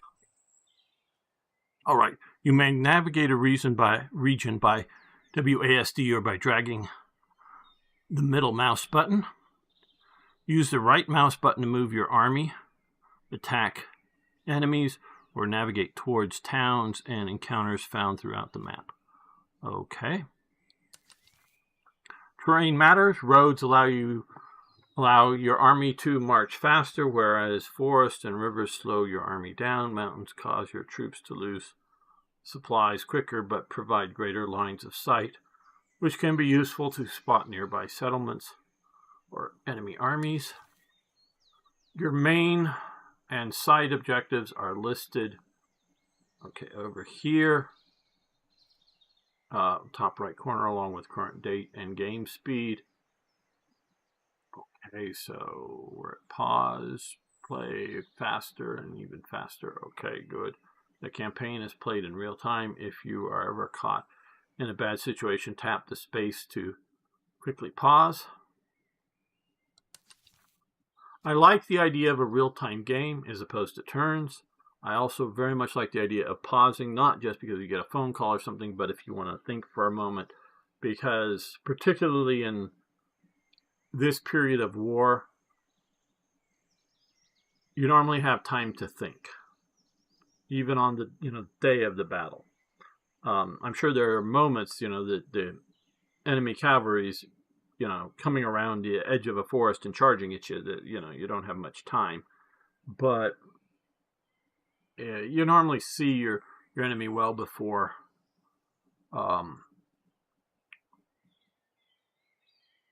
before they can attack, and you normally, at least in your mind, have time to think about it. Now, if again that cavalry that's coming around some forest and swooping in at you, you may not have time to reface your troops, turn them to face the enemy, but the commanders will probably know that they're coming and whatnot easily enough, and have the needed seconds to figure out what to do. It's just how quickly can you get your troops to do what they need to do. On the left side of the screen, are your army's stances. Each one has a different effect. To aid you on your journey, hover over stances to see what it does. Okay. I guess once we are into the game. In the top left of your screen, you can see your resources and doctrines, which impact your whole army. Earn resources by completing encounters, visiting towns, winning battles. There is a nearby supply cache that will assist you on your campaign. Yeah, again, let's a little bit, I don't know, we'll see about the loot system, but loot versus reality. Or game loot versus reality. There's definitely the idea of loot for the soldiers and the officers of valuables.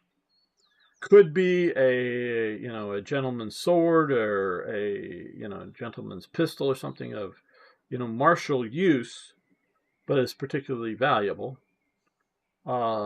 Looted from the enemy, or it could be things like pocket watches or pocket money, from the dead or captured soldiers. And for supply depots, things like gunpowder definitely varied in quality from army to army and whatnot, but is something that can be used in all weapons of the time period. Now, musket balls and cartridges. The British used the largest caliber muskets that I know of the period, being at the musket caliber was 75. Most of the musket balls were like around 72, 73 caliber or whatever. But their musket balls were too big to go down anybody else's barrels. But their ammunition could be put down your barrel. Now, it's going to be less accurate, but it's not going to be very accurate anyways. So, definitely a lot of cases you could use, and it can vary, and I don't know the Prussian caliber versus the French caliber versus the Russian or the Austrian calibers. I don't know all that out of my head. And all my books, unfortunately, are in boxes right now, because although I am fully moved to my secret mountain base, I still have lots of stuff to do here before I unpack to look up those muskets. So supply, and of course food, like I talked earlier, is a major thing. So capturing enemy food and all of that is something that really was done and was quite critical. So the idea of having a food, is it that 500? Is that looks like a piece of pizza or something? I don't know. Amount of food supplies that are every day used up, capturing more. So transport, though. See, this is one thing that I don't know that this game does, is transport. Do we have wagons in the game? Okay. Let's impact your whole each. Visiting towns, winning battles. Okay, so we are currently paused. Let's hold over here. March. Standard campaign stance, no effects. Okay. Force march. Force march. Okay, force march increases the speed of any army maneuvers. Campaign move speed is plus 30, attrition plus 10, provision consumption plus 50. I don't know that I agree with that. Campaign visibility minus 40. Okay, so I guess you're not seeing as much because you're moving faster. Because I don't know that your cavalry screen is going to be any more or less effective. Because again, guys, and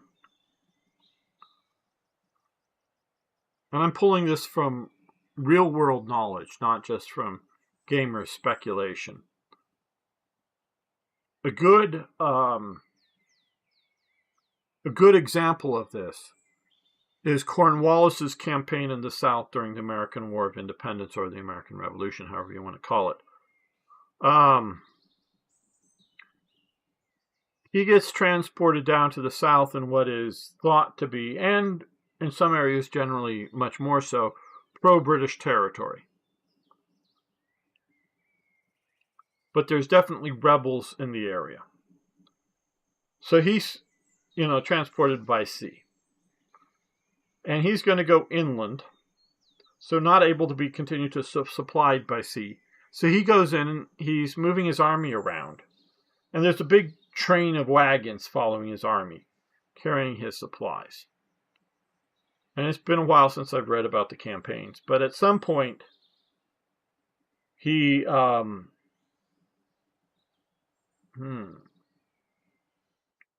think it was Savannah.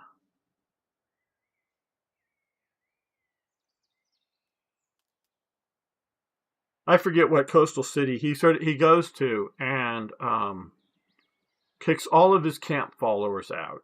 Basically the prostitutes and other people that are some of your supply commissariat, and burns most, if not all, of his wagons.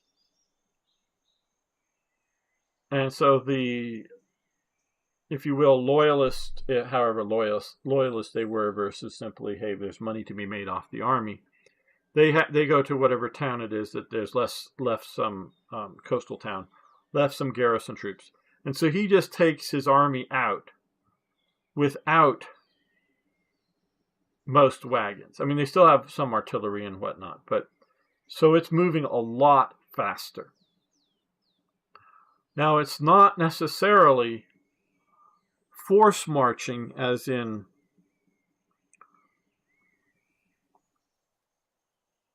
soldiers having to march super fast, but you're no longer having to worry about the speed of your wagons. So I don't know. But I think he's still seeing around him, because he has his cavalry and whatnot, still seeing around him as useful. An army replenishment down 40%. Okay, well, I can sort of see that you're moving fast. And a certain number of men are not going to be able to keep up. And because if you've ever worn 18th century shoes and whatnot, it can really wreck people. So I can see that. Raiding steals resources must be done near a settlement. Take plus $5 per regiment in the army daily. Take plus 3 provisions per regiment in army daily. Settlement receives pillage conditions. Okay. Army is immobile. Okay, so that is, like I was talking about, having to try to live off the land. Oh, and this is, like I say, brief periods of time, whether this is what forced march is supposed to represent. You can move, you can have a day or two's rations made up and given to the soldiers, basically baking bread, and move rapidly to some place, and for a few days not have to resupply your troops. But over time, obviously, they've got to eat every day, and particularly your horses have to eat more often than your soldiers. Humans are more durable than horses. Horses are fragile. They really are. And I've gone into it on other things, and we may get into that sometimes later. Movement without encumbrances, exactly. Hello, Beam Slam. Game 2 looks interesting. Yeah, I haven't even played. We're still just sort of going through the introduction to this game, and I'm ranting about things, Beam Slam. So I have not played this yet. So yeah, moving without encumbrances. And so if you have money, and if you're near a logistical node, shall we say, could be a city, because they obviously, people are used to sending, produce from the countryside, whether it's bacon, somewhat preserved, or hams, somewhat preserved pork, or bringing in sheep and cattle live to be slaughtered, that kind of thing. If they're already used to supplying a city, or you're along a river and you set up or even if you don't set up, but you're along a river, and you let it be known that you will give gold or silver or whatever, even copper to a degree, for food, people will bring you food, okay? Because in much of Europe, and especially around where this is being fought, there's excess food. There really is. And so people will trade their food for money. And we're talking hard currency money, not so much paper money. And so gold, or whatever your currency you want to, thalers or whatever they're using up here, calling this thalers. I'm not familiar with that currency. If that is what's going on, people will voluntarily give you food. But if you are, raiding is what they're calling it here, pillaging. If you're going around and just collecting food, stealing people's chickens, stealing people's, hey, thank you.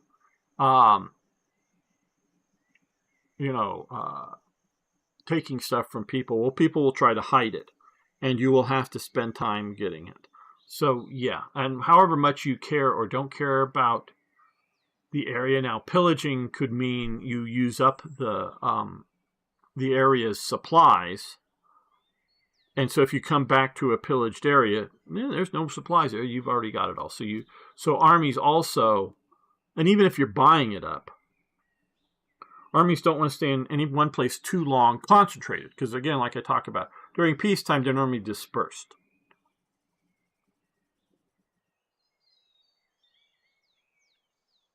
And food can only travel so far. During this time, drill. Train your troops and officers, but ammunition is needed for training. Incorrect.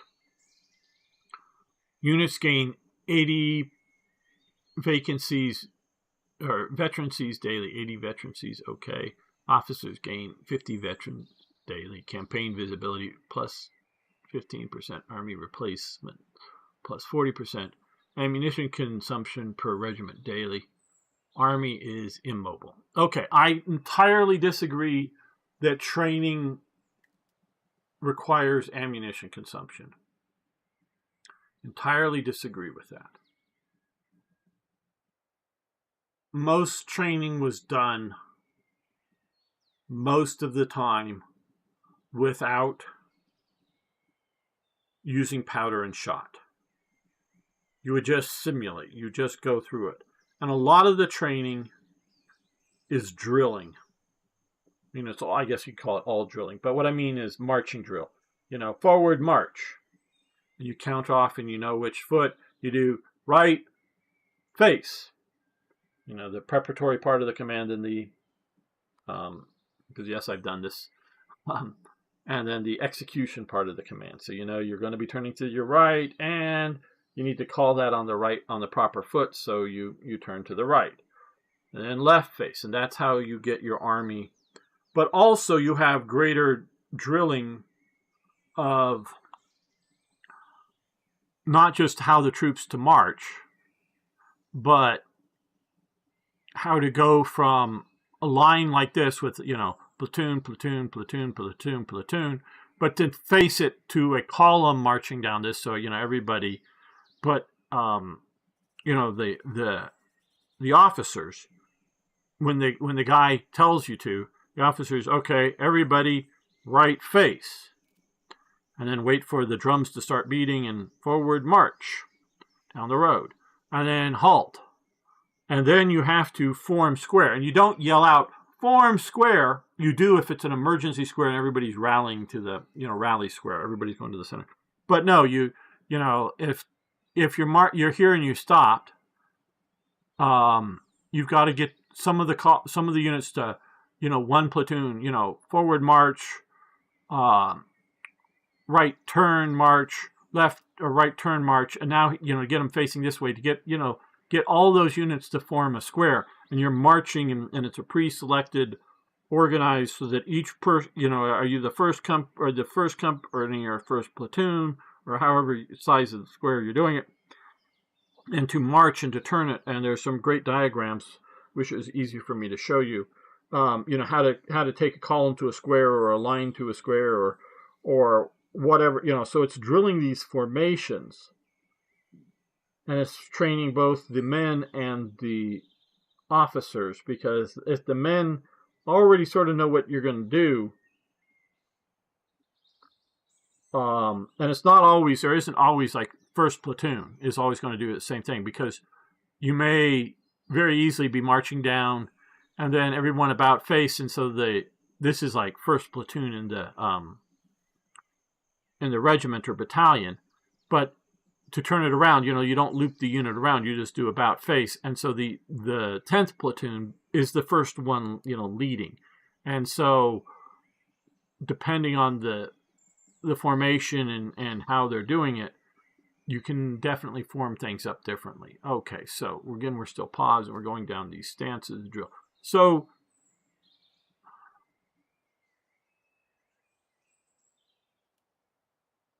there was very little thought, including very little thought in the Prussian army, of any idea of aiming your guns, your muskets. Often, like in the British, I believe, commands, I think it's point your muskets. It's not aim your muskets, it's point your muskets. Now, sometimes they would yell aim low, meaning if you're looking down the barrel of the musket, do low. Point it at the enemy's knees or whatever. But there's very little idea of target practice, and particularly in the Prussian army, I don't think they cared. Any of their practices never had a idea of a target. There was never any concept that you were trying to fire at a target. And I mean concept, not just they didn't practice enough. I don't even think. Now, again, I'm talking about a line regiment, not a some of the Freikorps units or some of the other skirmish type units that were, in some nations using rifles, other nations just using other sort of lightweight muskets that are designed as the skirmishers. Now, those guys did often train to actually be able to hit their targets. Forage reduces provision consumption. Okay, provisions provide 30% consumption. Campaign visibility plus 15. Campaign movement speed. Okay, so forage is different than raid. Okay, interesting. And defeat enemy headquarters. What do we have here? Let's look at this. Okay, so we have. Here we go. Oh, pause. I didn't really mean.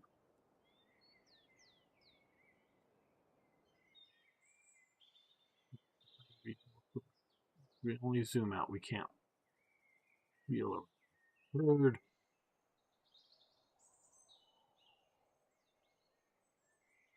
We're supposed to get the.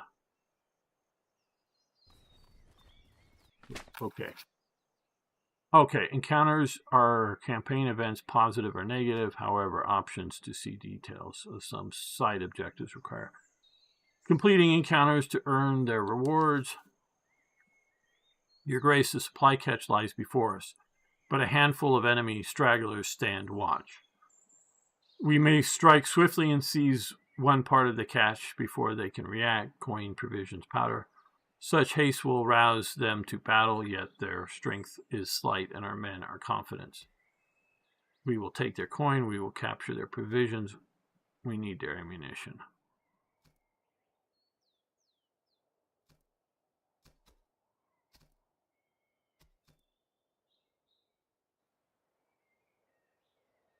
Right now, at the moment, I don't like this.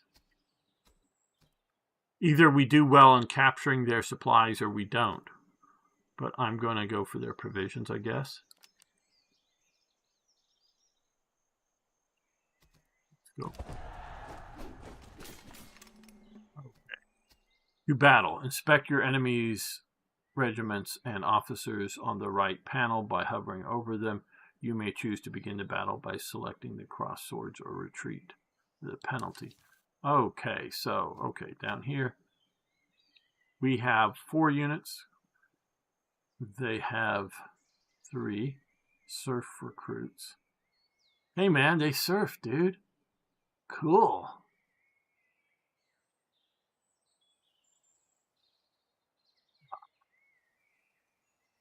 Did you like the game? Have you seen a little on YouTube if it's not too light for my taste or unhistorical? Yeah, I barely watched anything on YouTube yesterday. I just got this game yesterday. And this is literally the first time I'm playing it. Okay, fight a battle. Let's Victory depends not on the sharpness of the sword, but on the mind of the commanders. Right, okay, we got the little whirly signal down here in the corner, meaning it's loading this thing in.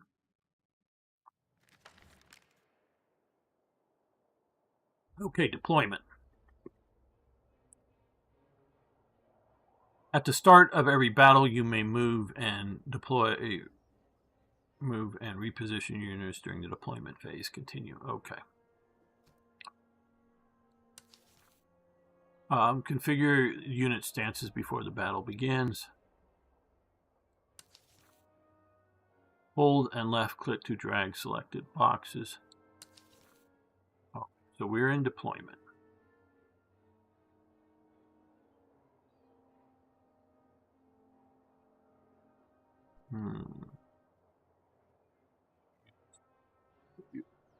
Okay, scroll mouse wheel to zoom in and out.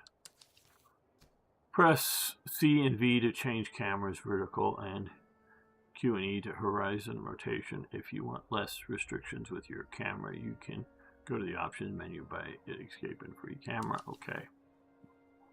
Hold left shift to speed up the camera and right shift to slow it down. Okay, use the buttons to change the battle speed. Press space to pause quickly. Right, okay. So we have our Prussian musketeers, our Cantonist recruits.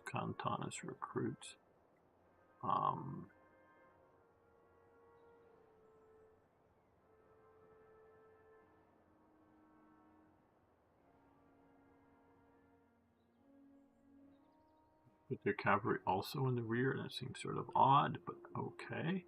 Then we get to change things.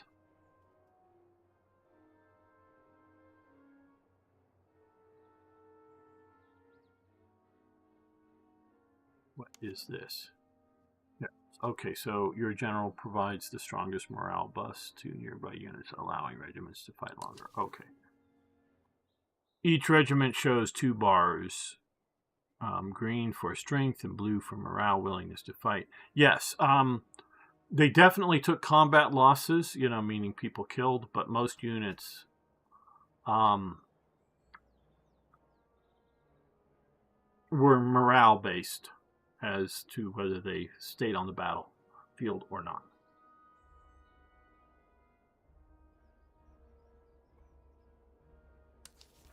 Low morale will force units to retreat the battlefield, yes. At 0 morale, units will become shattered and cannot be rallied. Your regiments will automatically target the closest enemy in range. Right-click on an enemy to change targets. Okay, so it will auto do the closest, but if you want to specify another unit, you can do so. Okay, we're still in deployment.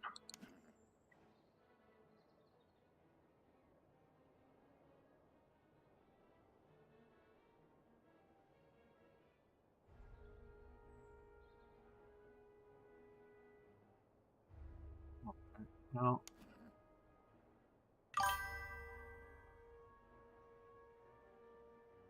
Do this.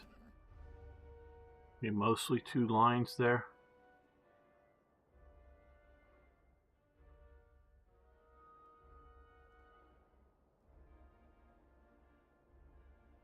Now, I know the cavalry is facing a forest, which is not so great.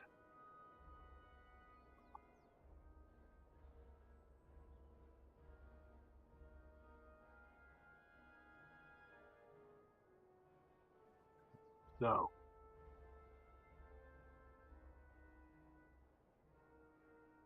figuring that one, I don't think it's going to be much better.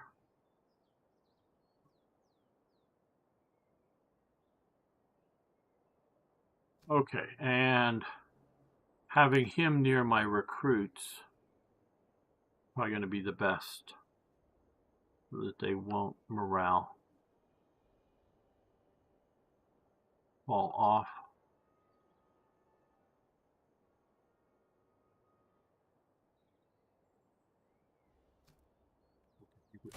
Deployment. 。 . 。 . 。 . 。. 。. 。. . 。. 。. 。. 。. 。. 。. 。. 。. 。. 。. 。. 。. 。. 。. 。. 。. 。. 。. 。. 。. 。. 。. 。. 。. 。 . .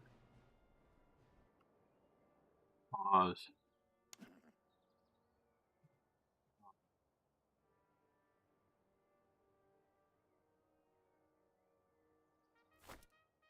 Okay, proper placement wins battles. Every regiment has an effective range with damage scaling by distance. Attacking an enemy's flank deals even more damage.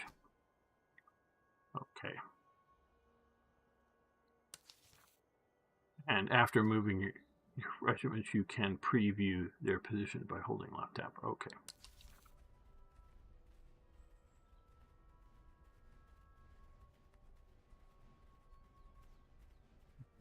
Moving theirs into more of a square.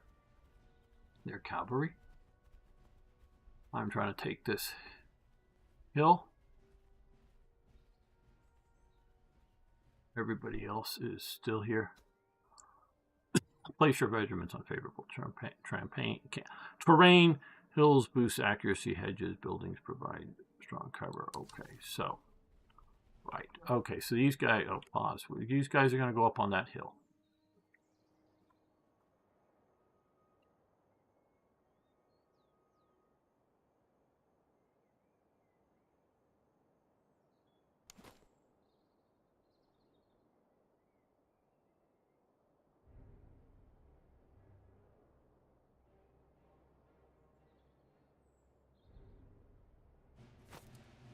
You go to there.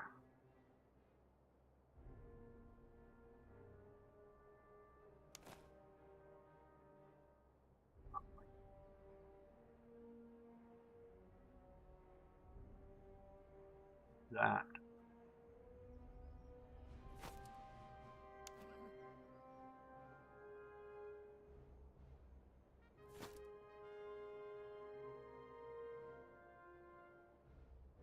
Okay, let's see. Yeah, I didn't play the demo.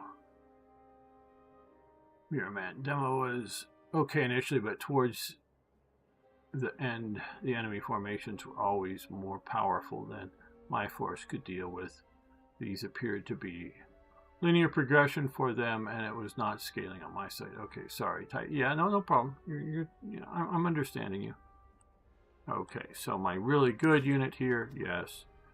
Okay, brigade officers, which are always attached to your first regiment in the brigade, grant morale buffs to any unit inside their blue command radius. Okay.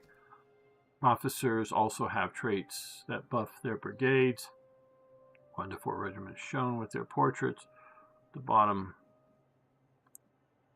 times, even if the unit is under command or outside. Okay, so we can see the, oh, pause. Okay, so we see these guys, sort of their blue circle. Let's come up a little bit to the rear of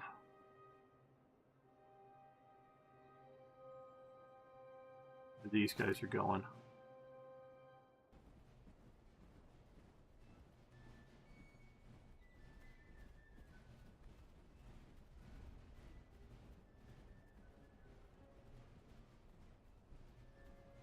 What is the enemy doing? Is their cavalry going home? Or just forming up a reserve?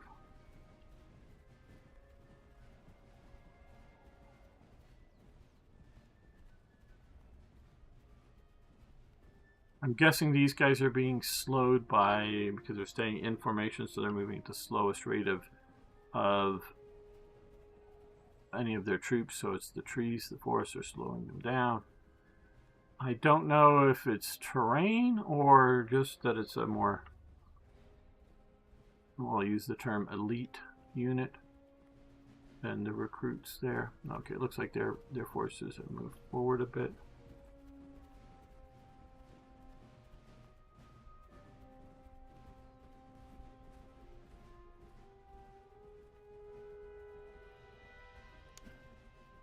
See the blue command radius around this unit here.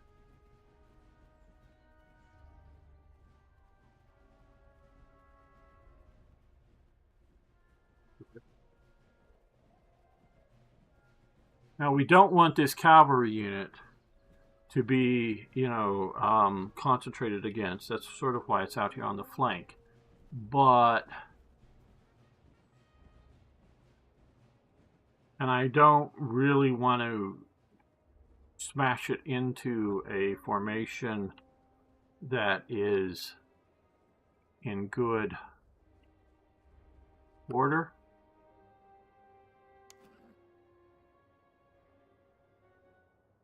If you will. The enemy now, I don't know, being back a little ways from the forward element of the fighting line. How far back? Because I really don't want to take casualties in this unit, because I don't think this unit needs to. Maybe into pursuit at the end of the battle?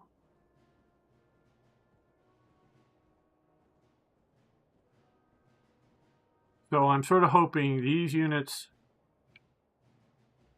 which are my weaker 2 units, are going to engage theirs from sort of behind this.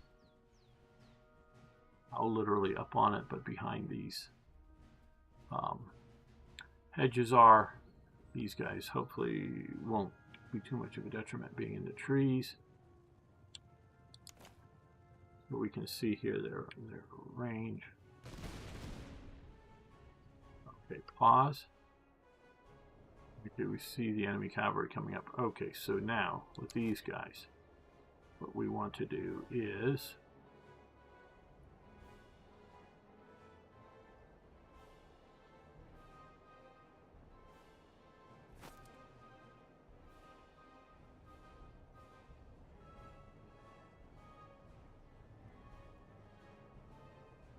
so this battalion has fired.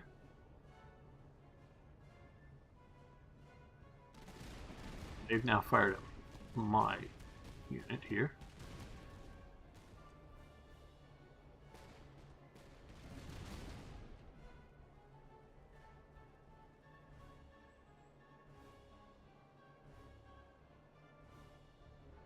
Now, I'm playing the Prussian army. My soldiers are not fighting like the Prussians.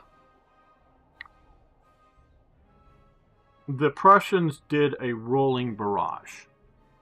They were to my knowledge, the only army that really did that. And they did it with platoon firing. So what they would do, I forget which side, whether it was the right or the left, but let's for the moment presume that it's the right side. So this platoon here would fire and then walk a little ways forward and reload. And then this platoon would fire and walk a little ways forward and reload. And then this platoon would fire and walk a little ways forward. And this platoon would fire. And then this platoon would fire. And then this platoon would fire. And then this platoon would fire. And then this platoon would fire. And this platoon would fire and walk a little ways forward. By the time you get to here, these guys were supposed to have already reloaded, and they would start firing again. And then this platoon, and then this platoon, and then this platoon, and then this platoon, and then this platoon, and then this platoon, and then this platoon, and then this platoon, and then this platoon. And then it would go back again. So there was like a constant rolling barrage, rolling down the line here, and moving forward towards the enemy. Now, they might not move forward particularly if you've got a nice hedge to stand behind, or stone fence, or you're on a hill, or something like that. But generally speaking, Frederick wanted his troops to be aggressive, not to charge. I mean, not that they wouldn't charge, but this isn't the idea of like the French coming and doing a few volleys and working their blood up and then charging the enemy, across the open. No, it's an intimidation factor. It's a constant rolling fire and a constant progression forward, sort of like an unstoppable progression forward, constantly shooting, and so it's a morale intimidation, so that once you maybe get to the front close by here, then you'd charge. So you're moving up. If you're whatever the effective fire range you figured, you'd be firing, and then you would charge maybe. Fix bayonets, and so you'd have to come up, pause, realize. So how this would work is, you're doing your rolling fire. You come up, you stop firing, you fix bayonets, and then you charge. So this is all while doing whatever the enemy's doing. Shooting at you, not shooting at you, you know, whatever. Okay, so currently what we have here is we have these guys changing their facing, and they're safe. We have these guys, well, they're now being shot at by these guys, and these guys are going to be shot at soon. The enemy cavalry, which may be able to move swiftly, and could, in theory, go for my elite troops, but they're facing this direction. They're facing these guys, so they are repaired. So we'll see what happens. Do we stay on the hill to keep these guys occupied? And I very well may, you know, keep these guys facing these guys and neither of them do anything, or something. We'll see if they come close enough and I want to charge them or whatever. But so my hope is these guys, you know, shoot at each other for a while, and while they're doing that, once these guys get faced in this direction, to move on the enemy. So now that we're doubling up on this unit and crushing that unit. Okay, so let's know what we're doing. I want to do it at that speed.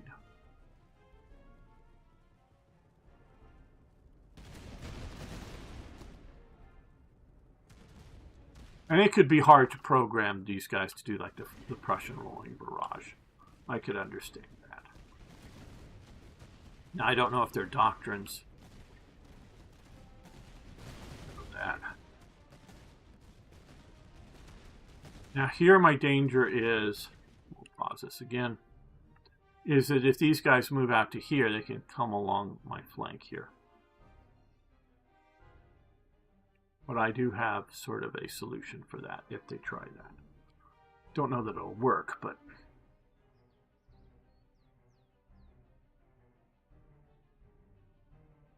these guys are here now.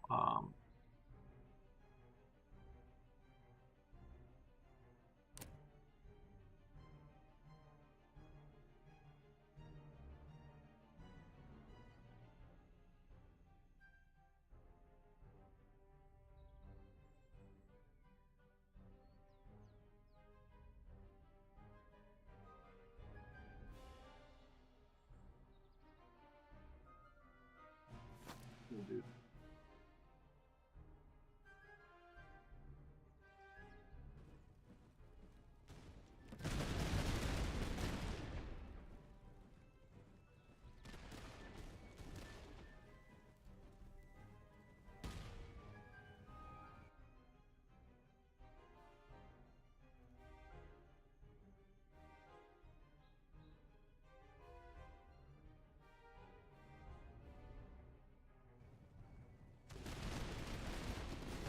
It doesn't look like they're moving. Okay, they're charging me. Okay.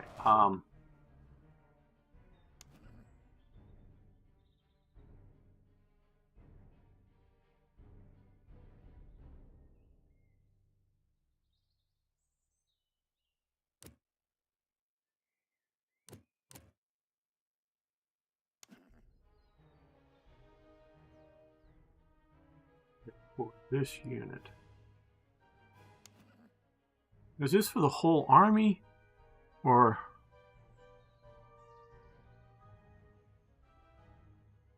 with it on the right click on an enemy to charge, toggle again to return to firing mode. Okay.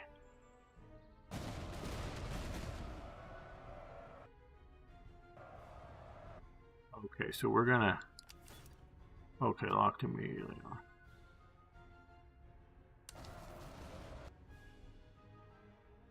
Sure.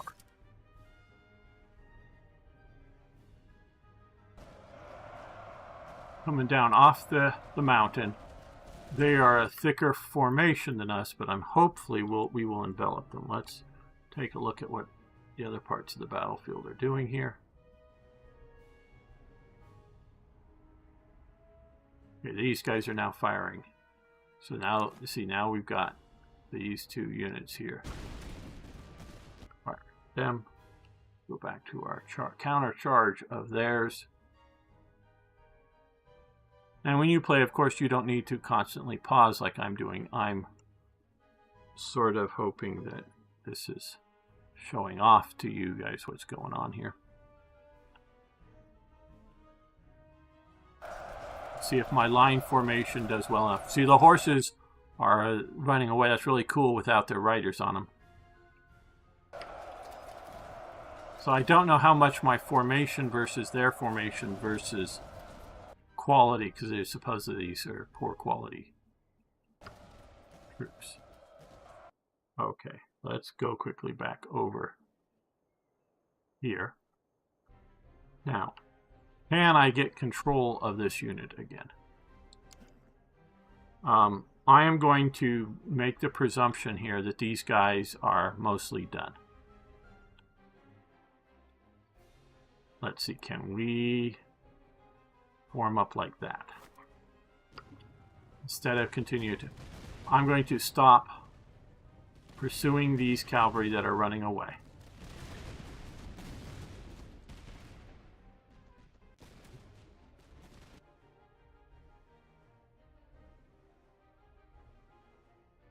What are we doing over here?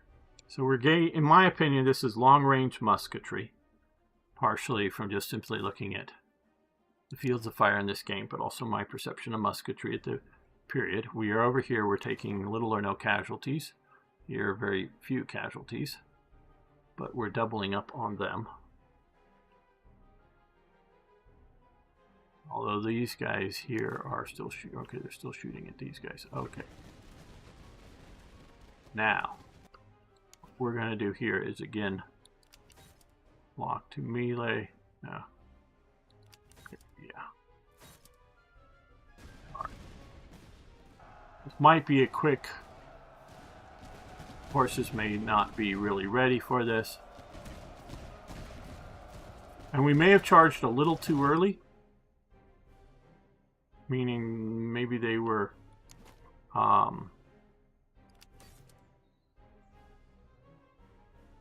maybe a little... Well, maybe their morale is low, so let's... fix bayonets and charge. Well, they're retreating. Okay, let's unlock from melee. And let's move like that. Okay, they're retreating. Okay, not bad. This part of the game has not been, like I've been ranting about the mana and whatnot. And the sort of incrementalism of cylindrical ramrods. Like you have muskets without ramrods that can function.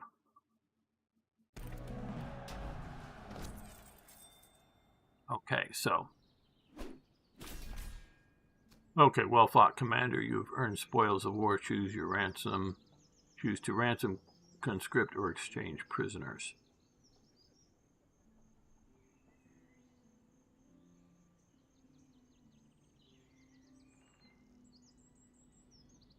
I think we'll ransom them.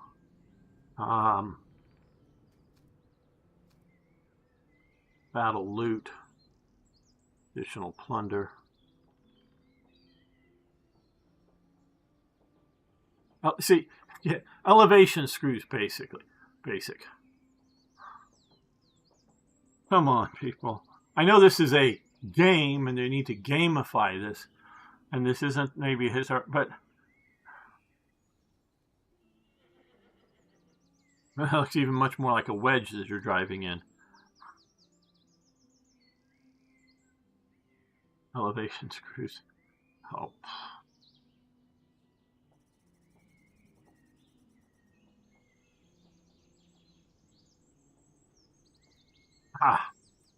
I don't know.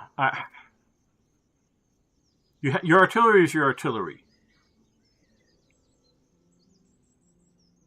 Oh, Gourbineau, or whatever, however you pronounce it. The French artillery are probably about the best organized system at this time period. Forget how you pronounce his name. And unfortunately, my books are all in storage right now. And I do have a book on artillery of this period.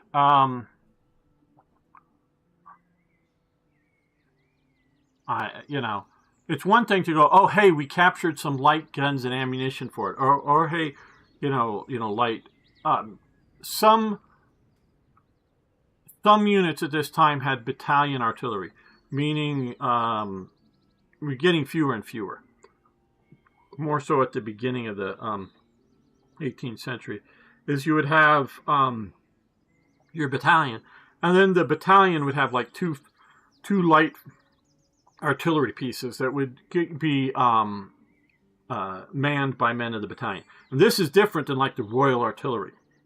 This is artillery owned by the unit itself, and they don't have artillerymen in it. It's within it. Then of course you had like the Royal Artillery from the English Army. It would be separate. And so you might have very low light guns, and you have sort of field guns, and you have big siege guns, and you could have guns that are pulled entirely by horses, for your galloper guns or your horse artillery or whatever, so they move around faster and different things. So, but I don't know, just the idea that elevation screws, large canteens. Okay, I get the idea that maybe you've captured a bunch of Russian steppe horses or something like that. And I get the idea, you maybe capture some artillery or, equipment. Okay, we don't veterancy provisions. I think right now we're going to ransom them. Okay, so now we have our units here. Okay, during battles, your units may suffer casualties and lose ammunition. It is up to you to retrain more soldiers into your regiments, as they will not replenish on their own. Replenish your regiments by dragging its strength health bar to the right. This consumes reservists. The same can be done with the yellow ammunition bar underneath the health bar. Okay. Now that, this seems much more reasonable as to, replacing combat losses and ammunition. Yeah, that seems reasonable. You may also select this button to add manpower and ammunition to all units. So if you want to do it to all units if they need to, okay. Instead of having a bunch of units doing it individually, I get that. A unit requires a few days to fully recover. It depends on the unit themselves. That seems reasonable. The British Royal Artillery didn't gain the Royal Prefix until 1720. Yes. Well, yes. But the artillery was a separate branch. The artillery and the British service, I don't believe ever, when we're talking about purchasing commissions, I don't believe for the artillery or the engineers you ever had to purchase your commission. I think it's entirely a merit-based system. Oh, I'm sure there's also a patronage, meaning, somebody to, get your commissions, get promoted and whatnot. So I'm not saying it's purely like pure performance. I'm sure there's influence and patronage and that kind of thing. But unlike the infantry or the cavalry, it's not a buying your commission. And so it is thought by the army and the British Army that the artillery and the engineers don't understand combat so much. They understand doing their technical jobs. And not that they are ignorant, but they're not well informed or something, if you will, on doing their stuff. They're, you tell the, they know that put their artillery up on, the heights or something like that. They know bits, they know it, but it's sort of presumed that it's the overall commanding, the officers are coming out of the infantry or the cavalry, and they're telling the artillery where to place, and part of the reason it's not like, you don't want the artillery, oh, hey, there's a good hill, let's go put it on there. But what is the plans of the commanding officer of the battle to where he wants his artillery? So it's up to a generalist to know where to place them, and the artillerist to know how to best use Yeah, yeah.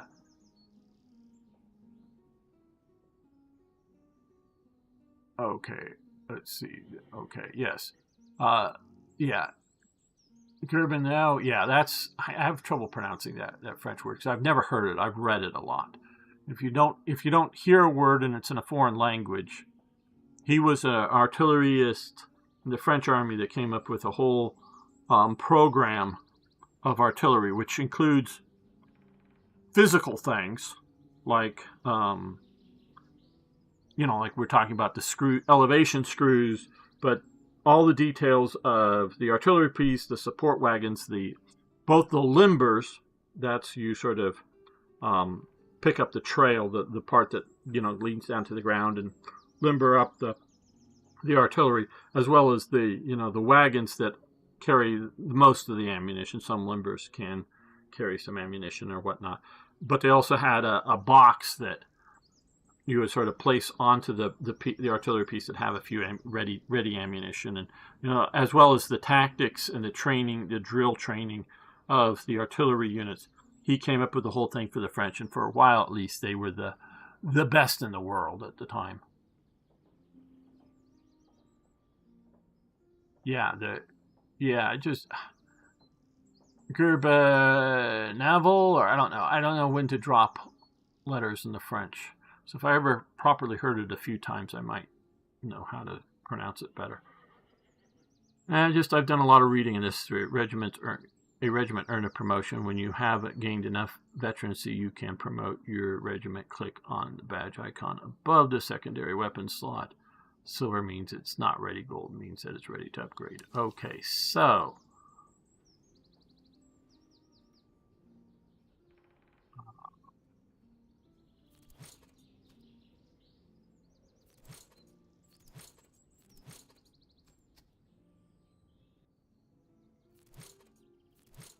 unit ready to upgrade.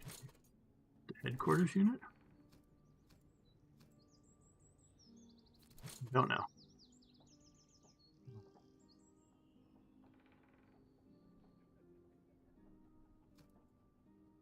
I think. Let's see this changing. Okay, so we have them down by about 100 people, the cavalry, because they went in and charged. So, since they're our cavalry unit, okay, so move speed and stamina plus. So let's give them the horsies. Right?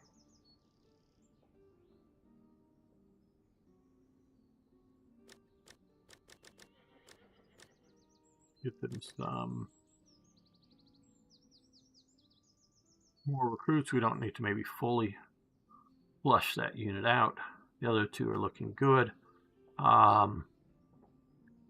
We could do a little more ammo. Probably.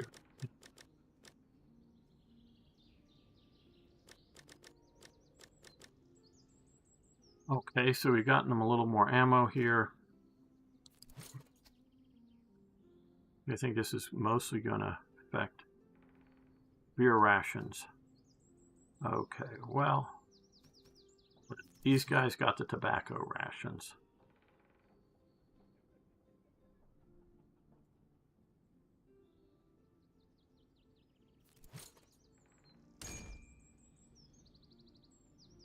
Okay, Prussian Provincial Cavalry. By Infantry Fusiliers, Prussian Musketeers, Prussian. I'll make it, these guys may be the ones. Okay, so let's. Jaegers or riflemen.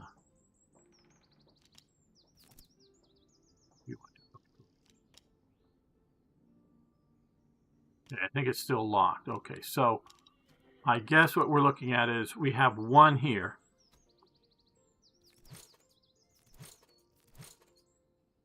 And we need 4 points to do this. And we have 1 point for this unit.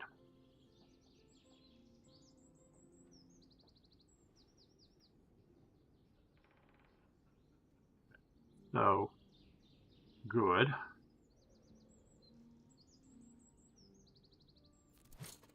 These are the guys with the tobacco, so we'll give beer rations to these guys.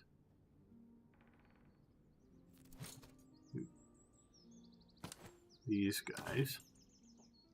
We'll give large canteens. Now, they used both wooden and metal canteens at the time period, and there were definitely larger and smaller canteens. So,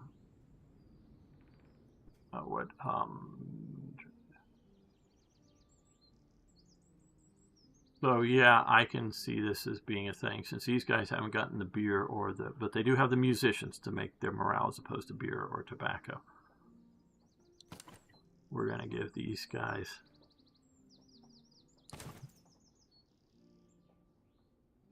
larger canteens. What is this military?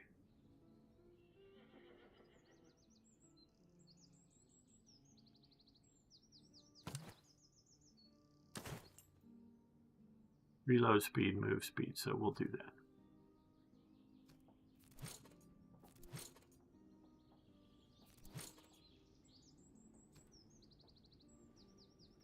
Yeah. Again, I'm not liking this part of it. I do get the idea of you giving some extra beer rations to somebody that you captured. That is somewhat acceptable to me. That is something I would design. Okay, so. Okay, this is how we're supposed to look around the map. Outpost. Outpost. They've got some artillery there, maybe. We want to move up to Sutton. Okay, so.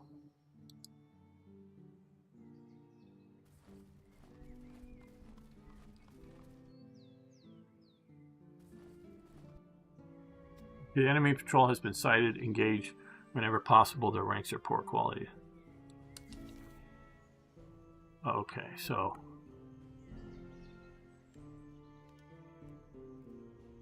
Okay, we have 4,800. They have 3,800, so.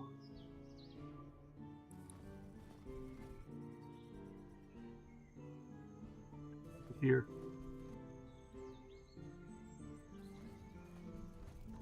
Can we catch them? Are those guys cavalry? They may be able to outspeed us.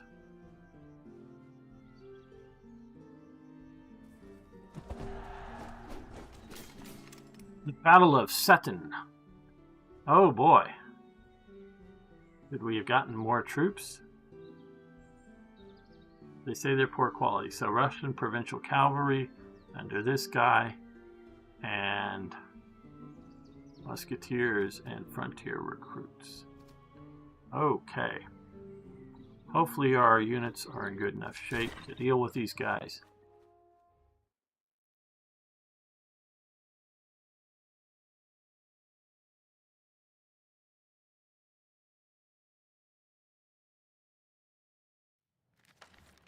Okay, so we're in the deployment phase.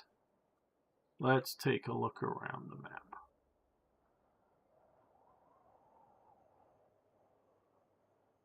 Hopeful initial war, correct, yes. Okay, so we have a river here. I don't like how they're so easily, or so much, standing in the river. They have their skirmishers up front here. There are 2 line units. There are 2 cavalry units into the rear at the moment. Okay.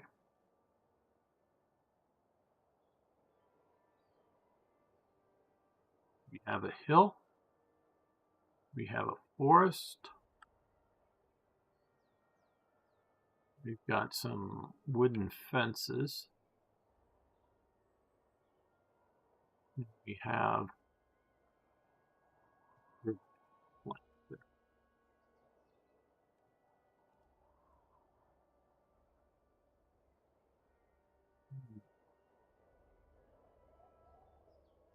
can we induce them to attack us?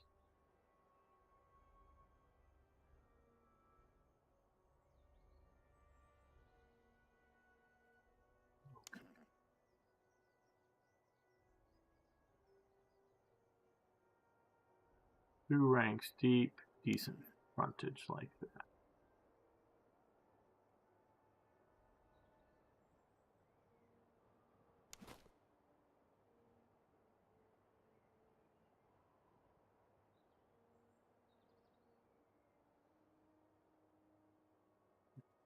You here.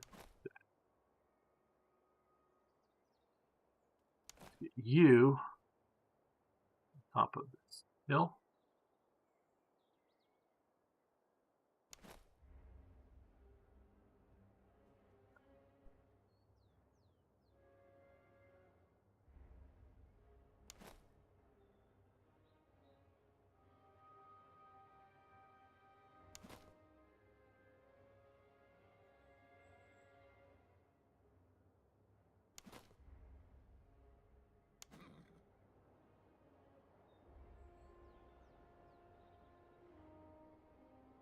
I'm going to use their command radius for both of these units here.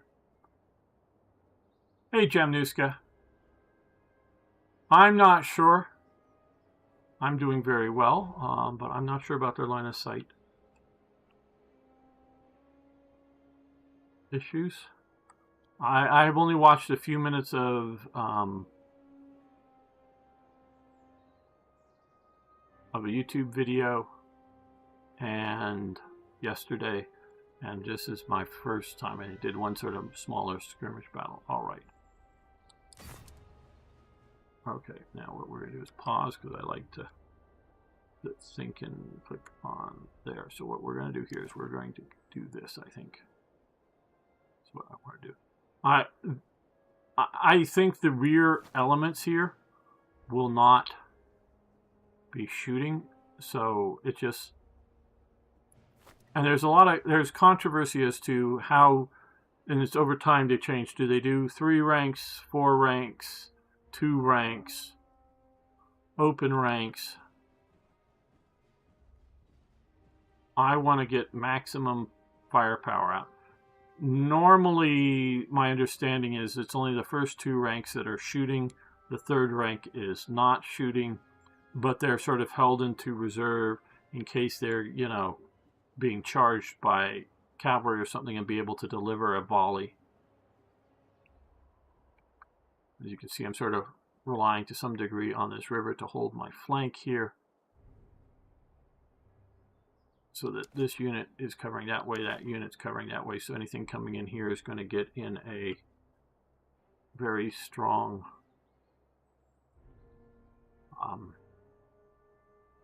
crossfire or doubling up. Trees not blocking line of sight. Yeah, I don't know. Obviously you're seeing what I'm seeing here.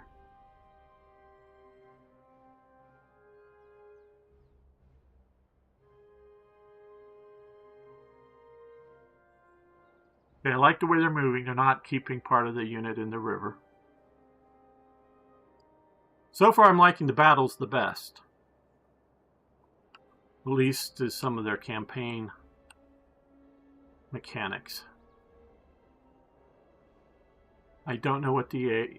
See, I would be, if I was them, I would be moving these 2 cavalry units out here to the side and trying to maybe bring, you know, hold the infantry off, trying to bring the cavalry around and come around that way. That's what I would be doing, because they've got 2 cavalry units to my 1. And move these guys up to, you know, a good position like here, to then swing in the cavalry. So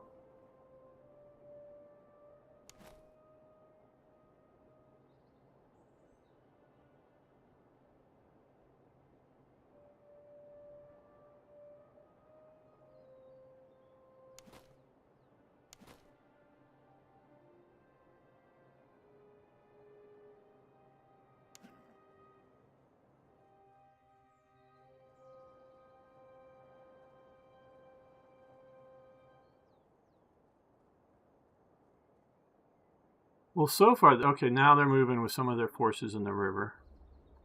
I think that's unfortunate. You would not, of course, do that in reality. You might cross the river, but you would, or stream, or whatever you want to call it, but you wouldn't be standing in it.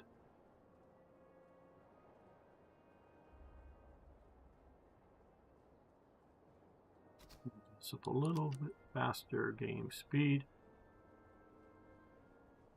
Okay, they passed through your sort of skirmishers to the rear.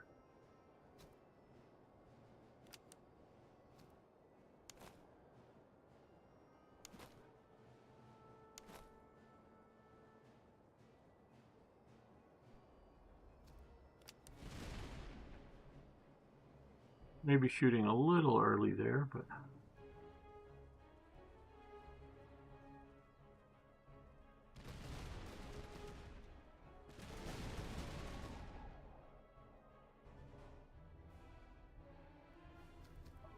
so here, these guys are out of contact range. So what I want to do is just a little bit more.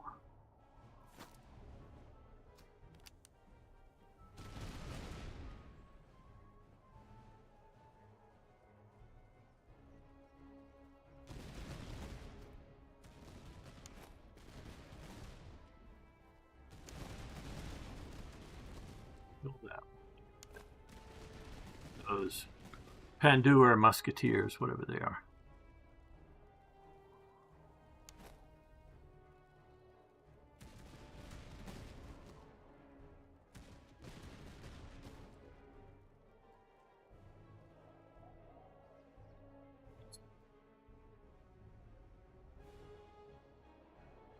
Cavalry's doing good, right where it is.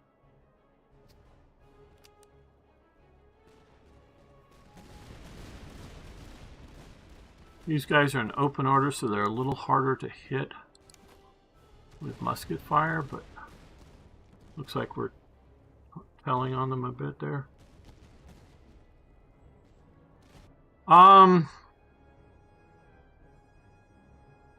Probably less than 100 yards. Arno's asking, what's the effective range of a musket normally? I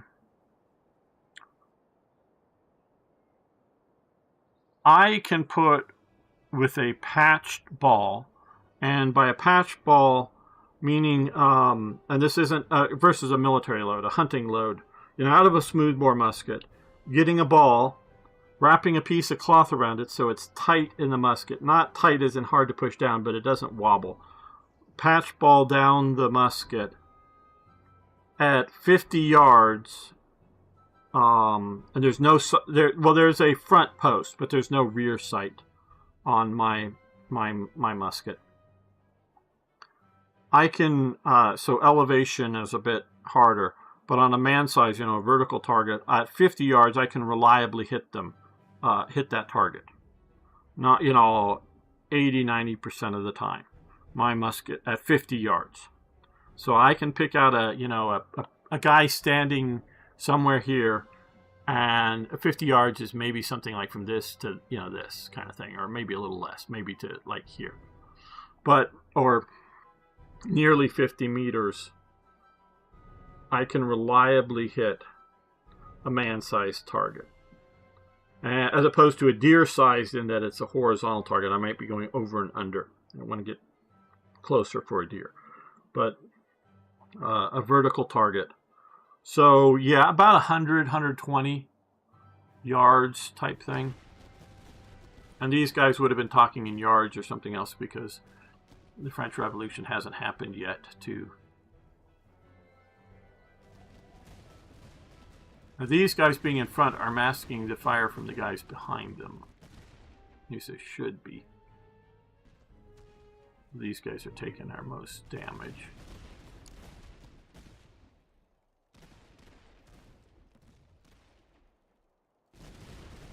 Hey, Strong Arm, how you doing?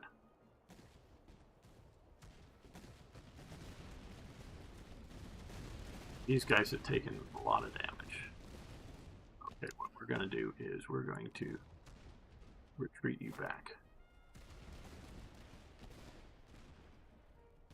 They'll keep, maybe not the command flags, but some of the unit within this. Vaguely recall the textbook effective range of a unit volley officer should be aimed for 75 yards at the time of the Napoleonic Wars. Yeah, that sounds about appropriate too. So far I am, except for the campaign. Okay, so these guys here have just broken.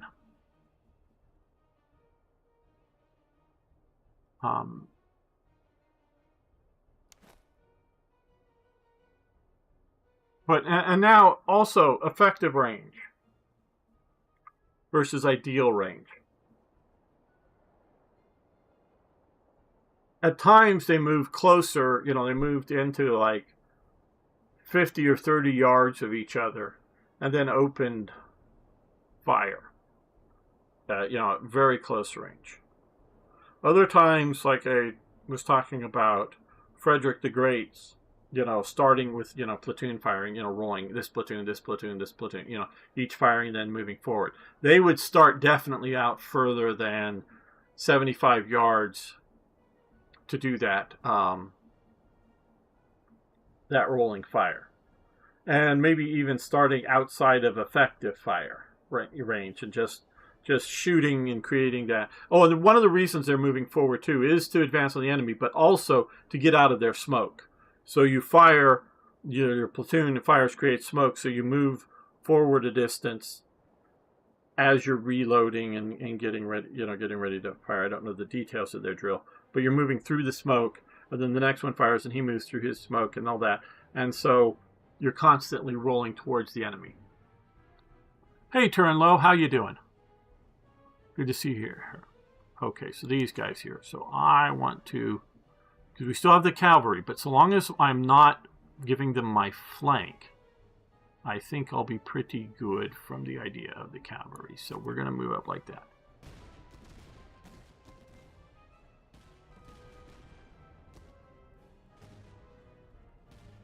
Those guys are forming into some sort of denser formation. They're moving through the enemy. These guys are triggered by us coming forward here. They get halted and shoot before the enemy hits at them. Okay, so need to get some arty for a good old fire base from the hill. Yeah, well, I have yet to have the opportunity to get artillery in the game. Ideal range is point blank. Is where the bullet is the level barrel, and probably 50 to 60 meters is what he's saying, of course, range. But again, they wouldn't be using that. Okay. During the Napoleonic Wars, the French Revolution, the evil French Revolution has not happened yet. Okay, so these guys here, they've got bayonets fixed. And so line of infantry versus cavalry right into the front. Notice they are doing all right. These guys are enveloping them. Let's come over here.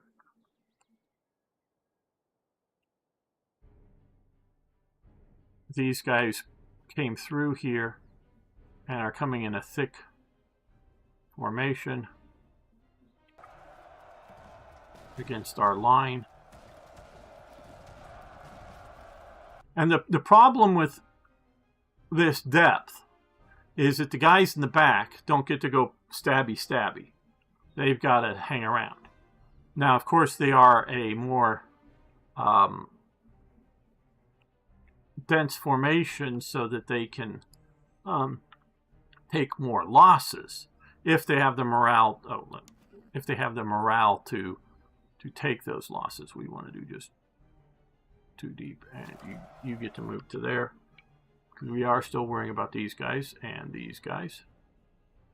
Okay, so now the cavalry, which charged my relatively good morale troops, as you can see, their morale is going way down, which is the blue line here, and charged them straight at them instead of getting at their flank. They are now being enveloped. And they no longer have momentum from their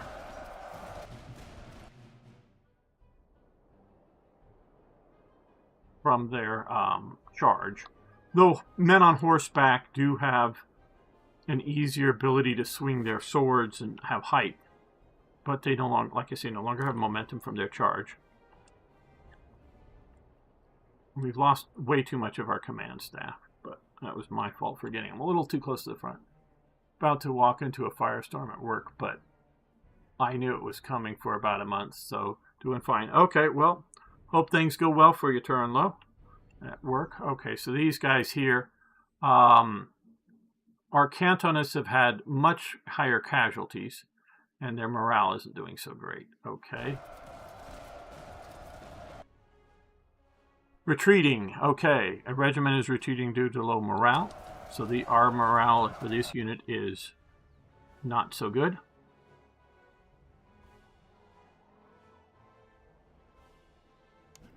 You guys, we're going to reform you up here, get you out of range of these. Far from losing, I'm not happy about these guys retreating. Okay.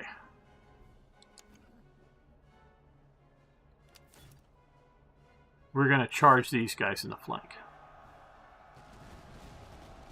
Before they can load and shoot, before these guys can come up onto them, before these guys can do anything. Now they're going to break pretty soon due to low morale.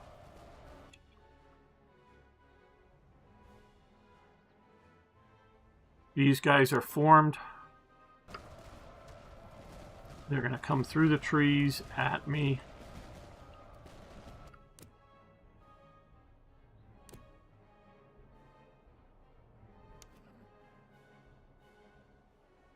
I think it's time for these guys to come off the hill and move forward.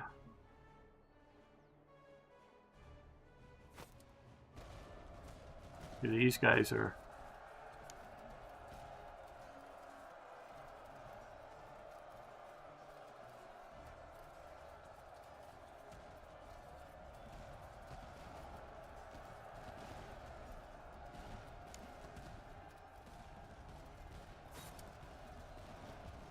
pursue them.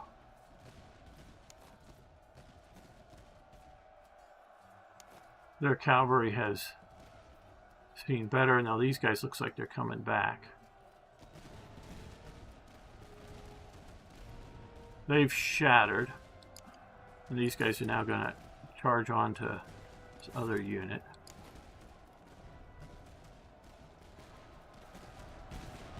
So far I'm liking the battles a lot. For real-time pause, you guys just come up. I don't think you'll get shot at anymore. Just come up a little bit closer to give your command morale. These guys are pursuing a shattered unit, which I don't need them to. I want them to go after these guys. These guys are thinking about coming back. Okay, they're retreating.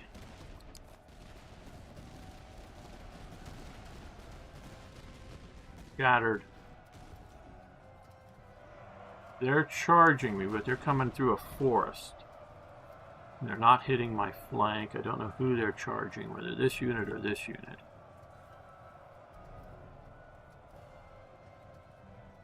Come on, shoot them in the side.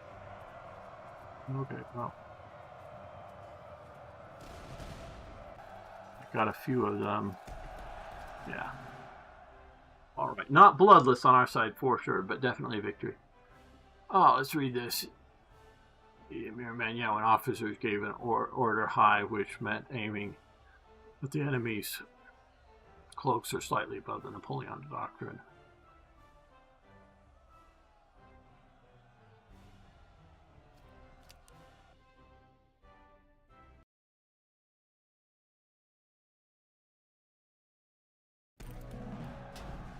Okay, so we got some gold or mana out of this. We captured some gear. Now, then we got that. Casualties restored. Conscript them or exchange. Veterancy.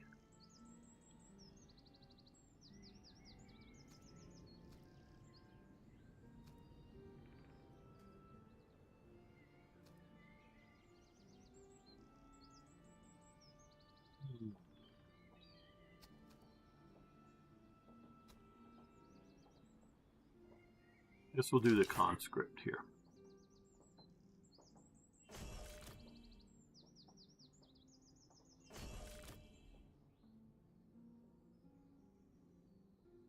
Okay, an officer has been promoted. Select upgrade button to level up your officer. You can limit it to, you are limited to 5 traits. Okay, so,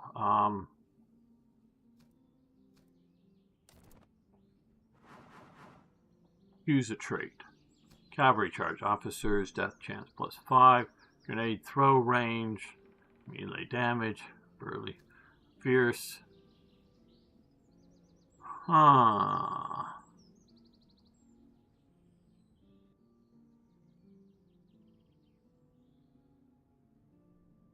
Cavalier. Okay, well, let's do that. Okay.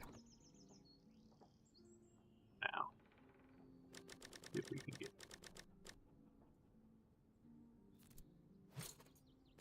you guys here. Okay, so we now have entrenching tools. Gun. Oh, people. This is what I talk about. And yes, I have a pick and a whisk for my, but this is somehow equipment upgrade. The picks are to push through the touch hole to clean it off. The whisk is to brush off excess gunpowder around your lock area, your prison. Horseshoes. All horses would have shoes. This is some of the stuff I'm not terribly liking about this game. So we'll do this, I guess.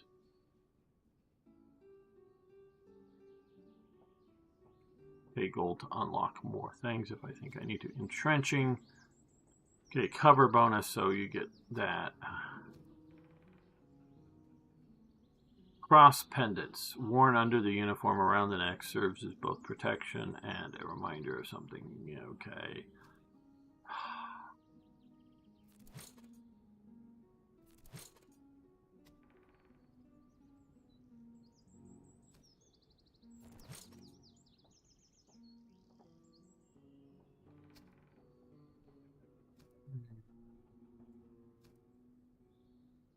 The whole thing. I hope we'll replenish our headquarters unit. Replenish army strength. Replenish.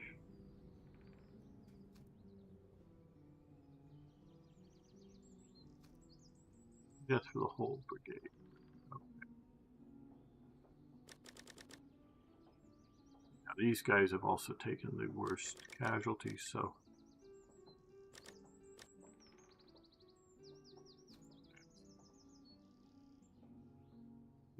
reservists.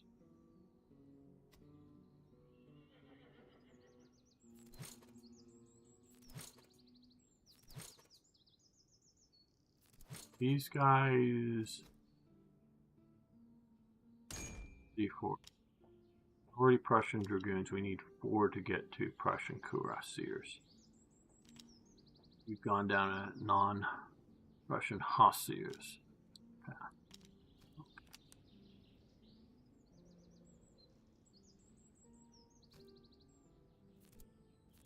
These guys have maxed out their current allotments.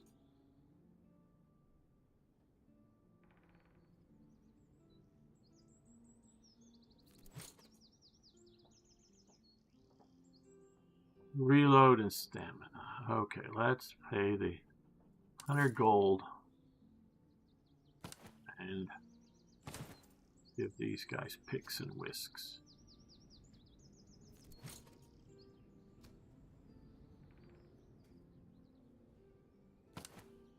These guys the Bibles, I guess, and these guys the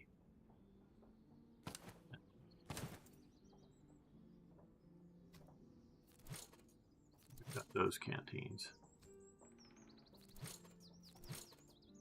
I guess we should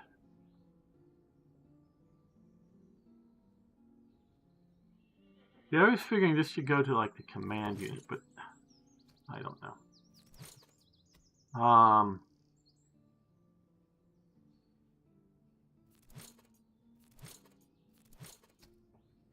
Get these guys canteens basic. Now, in my experience, the metal canteens were bigger than the wooden canteens for large canteens. Much bigger, about twice as big. So I don't know why what graphics they're using for that. Well, let's give these guys to this. Okay. There we go. There we go. You always plus those are yeah, the autofill. Yeah, these are to autofill the units. I just didn't know because we took quite a few casualties in the headquarters. I didn't know if I needed to be doing something to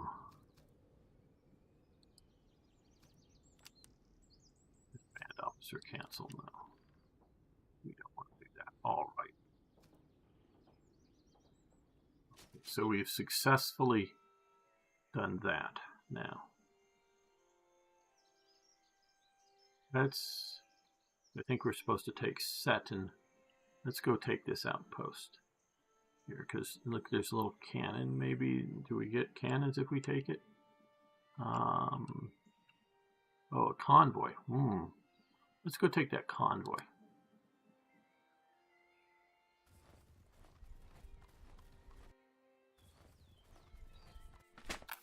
Okay, Your Grace, we have intercepted a convoy transporting coinage, likely treasury of a local garrison being moved under escort. The gold has been hastily packed and there is no time to search it all. We may seize what we can and continue marching or halt the column and dismantle the wagons fully and recover every last thaler. The latter will delay us a full day and may summon a patrol in response. Seize what we can and leave. 130, conduct a thorough and quiet. Okay, 2 days past that, leave. Okay, I think we'll just, because that's 30 thaler is nice, but we'll just grab this. And we will head back up here. Trying to stay out of the mountains too much. I'm going to see about letting the rain pass.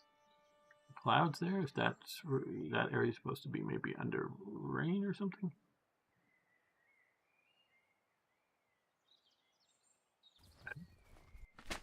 All right. Rotten discipline. Sir, the garrison here is plagued by disorder. Men are idle. The drills are slacked and their officers show little initiative. The commandant has requested outside assistance to restore order. Should we spare an officer from our reserves, they shall return to us as a veteran in due course. If we instead send one of our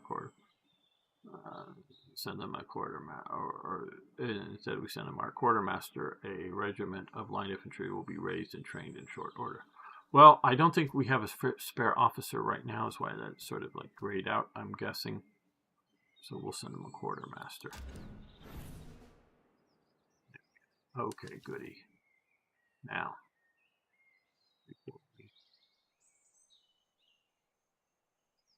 Okay. Reinforce. Okay, so we need to reinforce those outposts, not take this. Secure 5 battlefields. All right, and maybe go up to here. Defeat enemy headquarters. Well, we're progressing along that a little bit. So let's. Okay, so we're supposed to go there. I'm learning. Okay, we're out of the hills, so we're no longer taking some penalties. Being in the hills.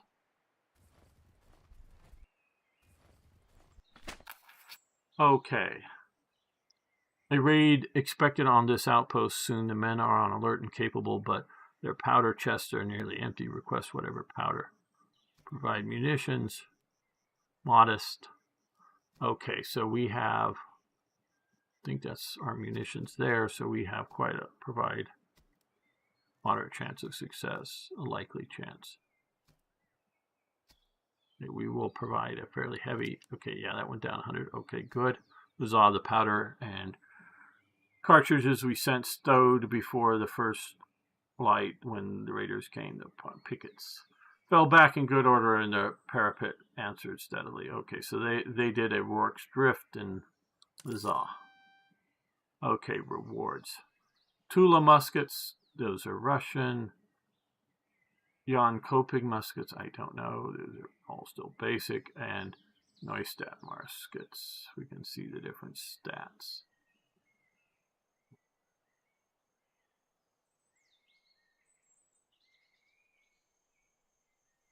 These, I guess.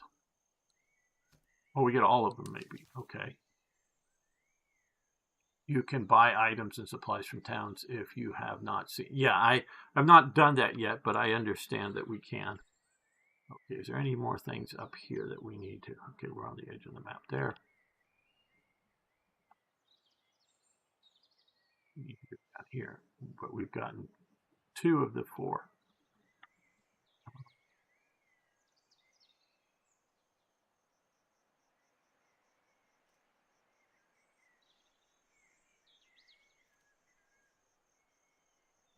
Since we're here, let's experience the town. Okay, this is the settlement view. Here you may trade your items, purchase new officers and regiments, or sell your goods. You may purchase provisions, reservists, and ammunition by using the buttons at the top of the screen. Settlement modifiers may also be seen here, which affect goods and prices. Okay. So, it looks like we're pretty, this to me looks like a slice of pizza, sort of, kind of. I don't know what it's supposed to be. So we are currently pretty good on provisions, reservists, town square, gunsmiths. Let's see, okay. This is the trade screen, your inventory items and thalers on the left side. The shop owner's items and thalers on the right side. I don't like the idea of this.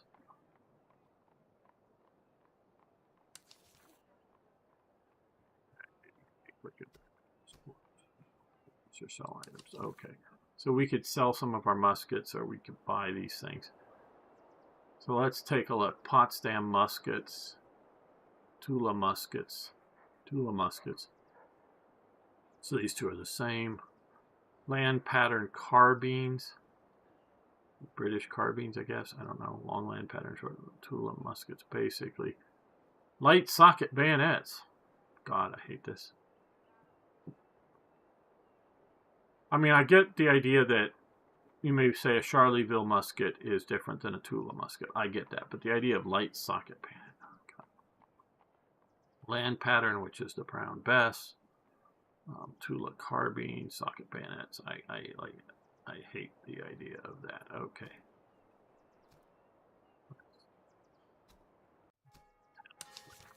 Here, town square. Okay, we can get things like tobacco, spirit rations, coffee rations, tea. Okay, we're not English, so we probably don't need the tea.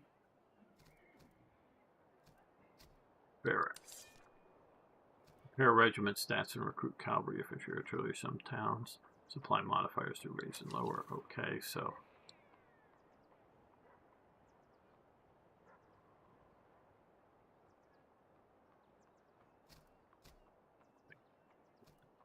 over here, but let's take a look around. Outer house. You should have the cartridge boxes they had that they used. I'm sorry, I'm buck and ball rounds. Oh, maybe I don't know how much they really use that. Foundry. Okay, if we want to get artillery again, I think artillery should be based upon noble estate. What's noble estate? Compare officer traits and starting skills, then recruit one that fits your strategy. Some towns supply. Okay. So, Gottlieb von Puffel and Frederick von Mollendorf. Such poetic names. So if we were to get... Okay, so he's at a 3. He has efficient and brave and keen, where he is focused and firm. He is more affordable for us. Staff College. What is Staff College? Staff College, so we buy these other sort of treaties. Marshal de Saxe, I've read his book, at least an English translation of his book. Bagpipers, I mean, that should only be for Scottish units. No, the French had some Scottish units, so they might have that. But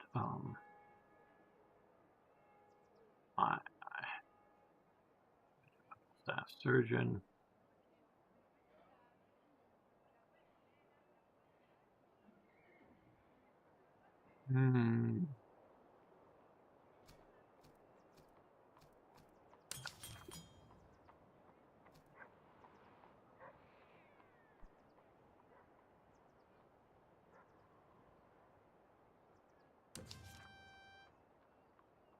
Let's see if we can get Frederick von Mollendorf.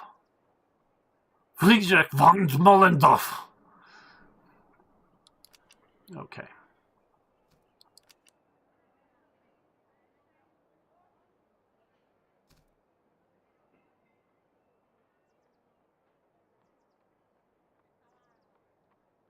I also think maybe manpower is. Oh, we can do.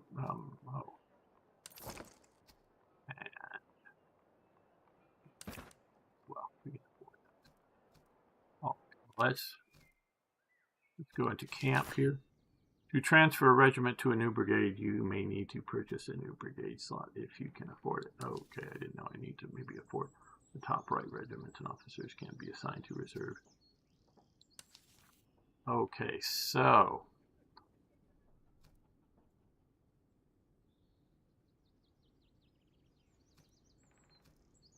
it's a new brigade. We got a brigade. Okay, well that's this.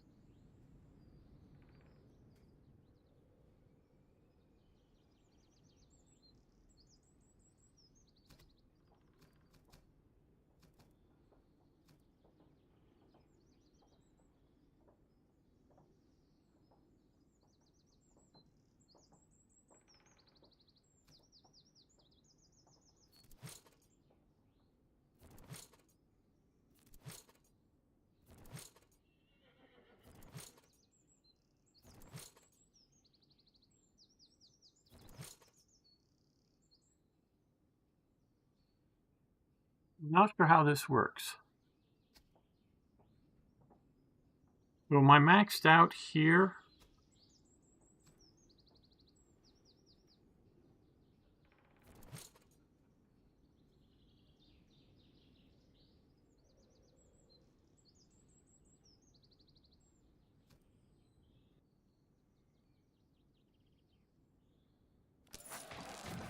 Okay, so we have no officer, so I guess we push him here, and we push him here. Time for artillery unit. Well, we don't have the money, I don't think, right now for it. In Denmark around this time, there was a saying, you did speak German to your dogs and soldiers and French to your fellow nobles, Danish to your servants. Interesting, yes. That was sort of how it was in the Austro-Hungarian Empire as well, but not the Danish bit, obviously. Pretty sure you can only run 4 units in a brigade. It seems that way. You need to create a new one, yes. Okay, so we could have hot swapped out one of these other units for this Prussian brigade here, but we'll live with this here. I think this unit here.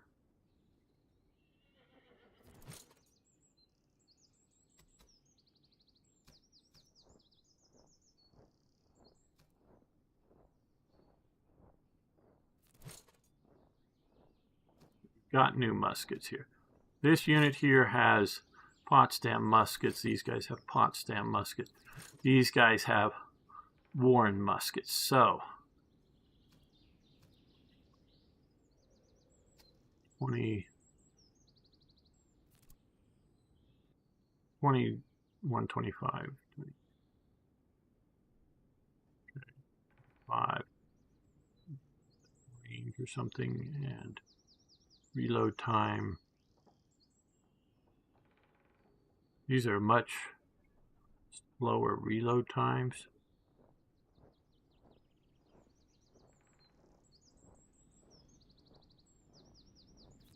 To this, 35.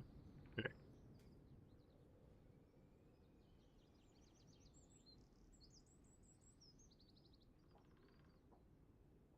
So this is going to be a mild improvement over that.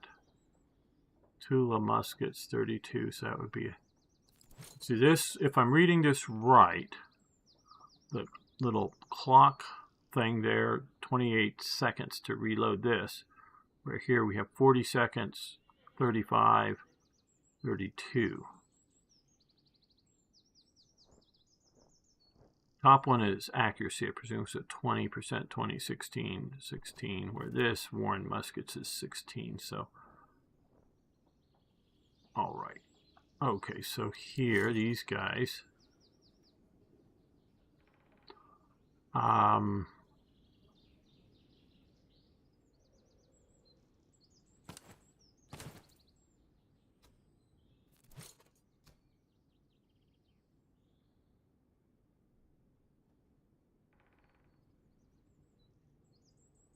range, which I guess is the second one, 1530. Okay, so let's do that. The biggest problem with this would be the increasing the what do you call it? The supply chain difficulties of having more and more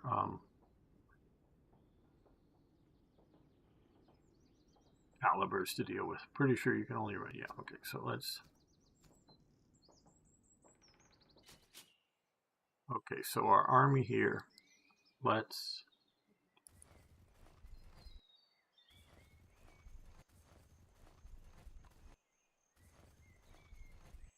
run here.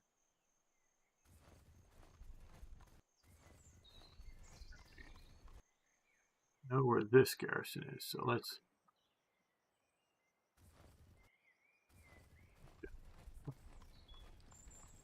these fields.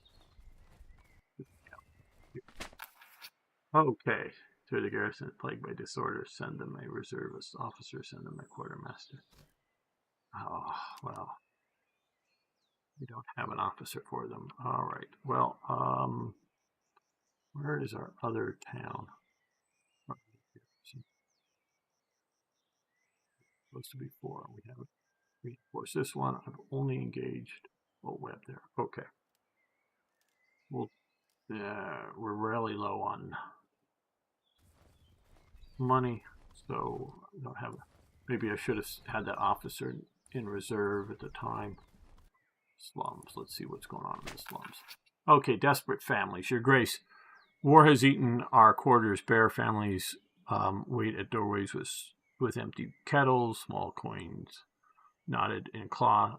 Elders offer good thalers for any provisions we can spare, paying above the market rather than see our children starve. We may sell from our stores. Well, we did get some more food, so dealing fairly will keep order and move. Okay, sell off some excess, sell 50 provisions.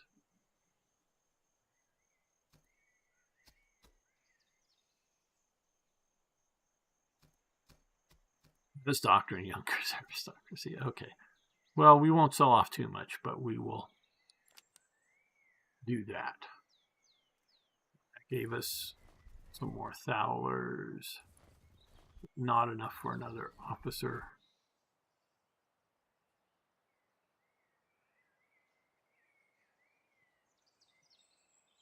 Stay out of the trees. Oh. Okay, so that's 12, and we are weaker than that unit. So let's retreat. I know it said to try to attack anything, but that looked like twice as strong. Let's see what this convoy can give us. Okay, Your Grace, a group of merchants passing through the area under light guard. They request assistance in defending their wagons from brigands' highwaymen. We may assign them a portion of our reserves and our ammunition, whether modest or generous, but must understand that anything we commit shall be at risk. The further they travel, the more time it will cost us. If the mission fails, our losses will not be recovered. Okay, we have 975 reservists, so we could do a large, likely moderate. we'll do a large. Your Grace, the detachment returned with the merchants in good order. The escort beat off 2 attempts at by highwaymen. The wagons kept their line and reached pickets by nightfall. Losses were light and discipline held. Okay, so merchants paid for the service in coin and goods, and we speak well of us, our conduct. Okay, so we got more reservists coming back, or some reservists coming back at least. I forget exactly our number, but 2 civilian items and some fowlers. Okay, so we got breastplates and gun implements. Well, we don't yet have artillery, but okay. So I don't really... Let's go to camp here briefly. These guys here. Do we want to try to turn them into cuirassiers?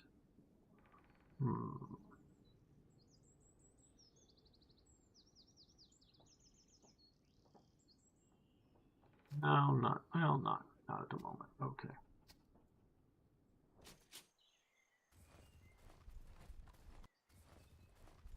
See what we can do for our garrison, our outpost up here. Okay, Forlorn Hope. General, volunteers at this post report that they stand ready to sell their lives dearly should it serve the greater cause. They have volunteered to strike at the enemy's command from behind, knowing well the risk. We may dispatch them at once. Their actions could hinder the enemy headquarters lightly or prepare for more. Okay, train them and dispatch them, minus some ammunition. We've got 1,000. 2 days past training the guerrillas. Enemy HQ is delayed by 2 weeks. Provide enemy HQ is delayed by...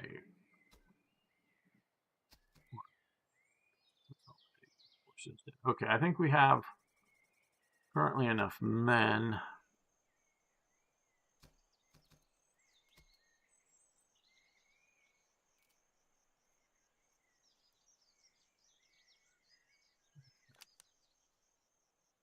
But we've done that. Up to here. Oh, okay, now this force looks like something we can take on. Slightly smaller, but only slightly smaller.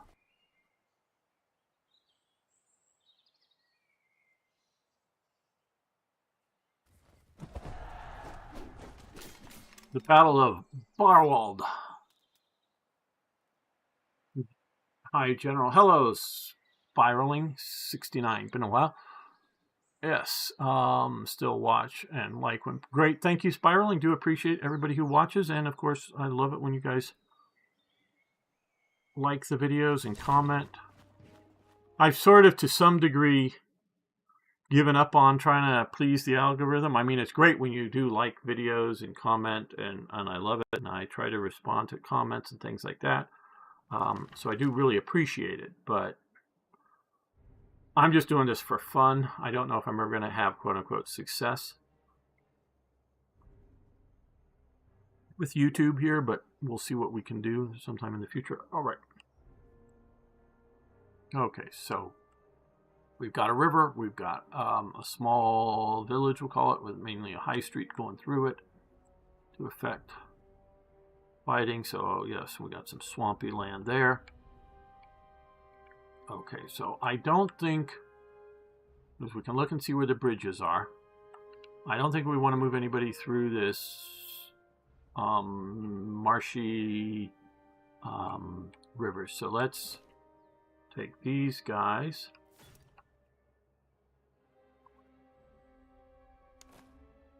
Okay,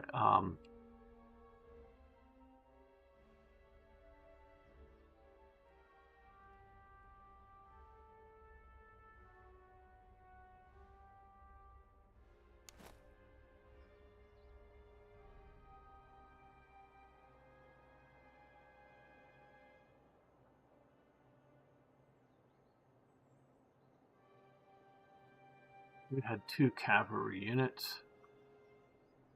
Rear of the formation. Okay, let me do something.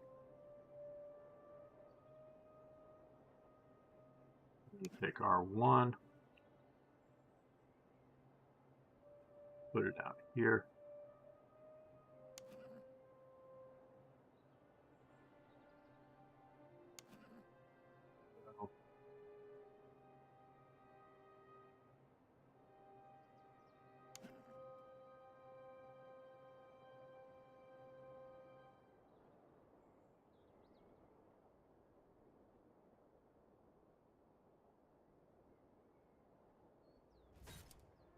Keep hitting F. What does F do? I don't know.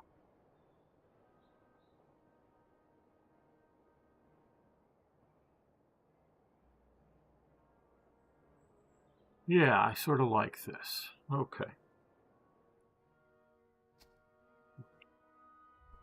End deployment. And we're going to pause. And these guys here, I know it's sort of swampy. We're going to draw the line like that. Right there.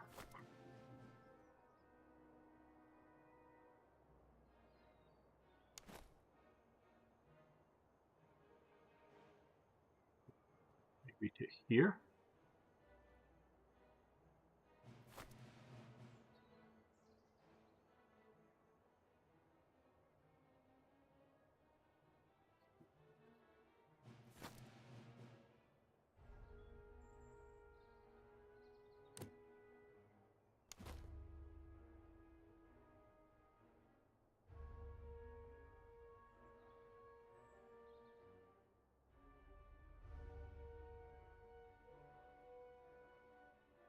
Here. These guys.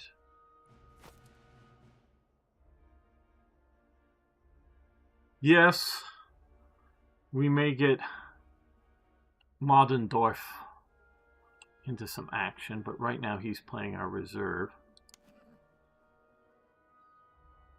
Okay, let's... Don't like these fences here for my cavalry.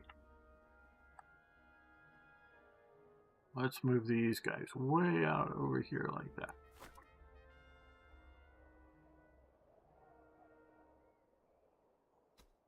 Okay, let's see about getting some units moving. And okay, these guys look like they've replenished their losses. Let's move them along this road here.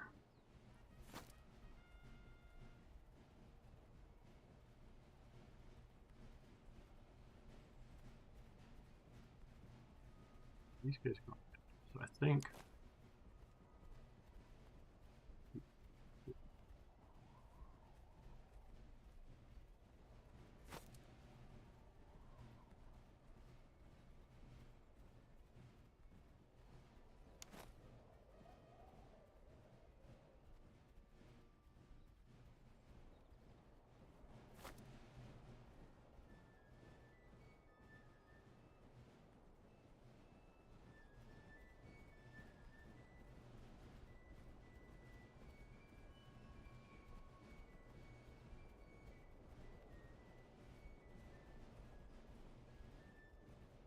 so far I'm really liking the battles with this game. Like most of my complaints are with the campaign management mana type. So these guys are extended all the way out to there. So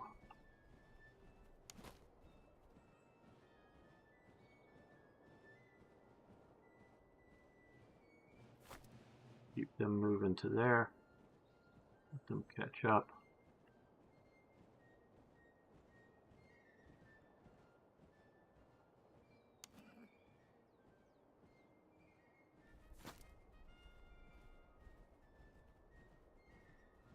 Very linear warfare, and I'm liking that.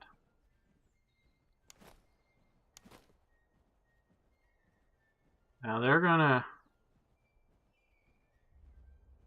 I don't know if they're gonna get bonuses for being in here. Okay, so maybe. Okay, so maybe what we should see about doing here is these guys here. Okay, to extend like that.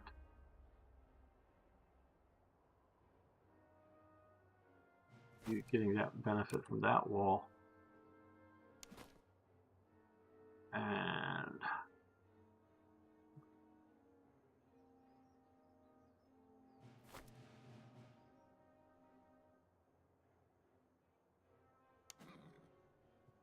place this unit here for your position.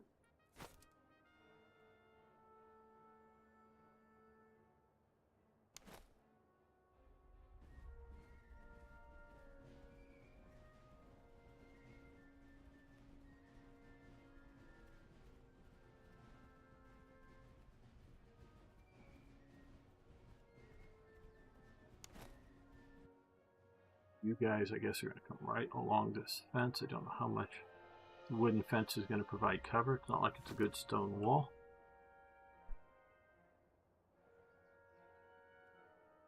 Yeah, I would love some good skirmishers for fighting in this town.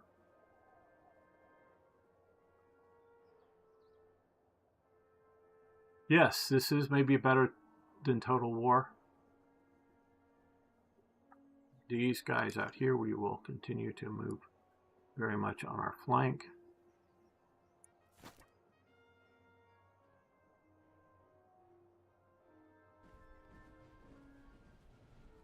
These guys finish their maneuver before I give them something more to do here.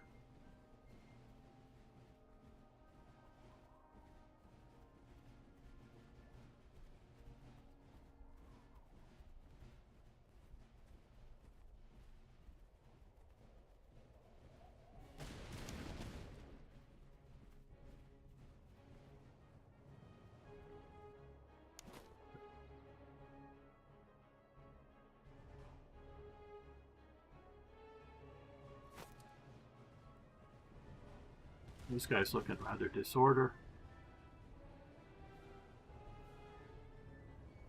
An order should be a major thing for warfare in this time period.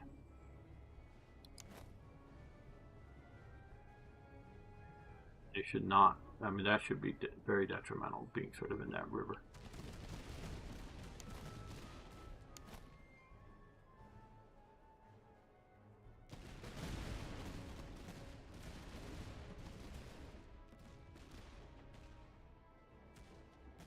Okay, so we have currently we have 2 units firing at that unit. We've got these guys shooting at them, but I think what we want to do is, well, where these buildings are, I don't know. Yeah, let's have these guys target these guys.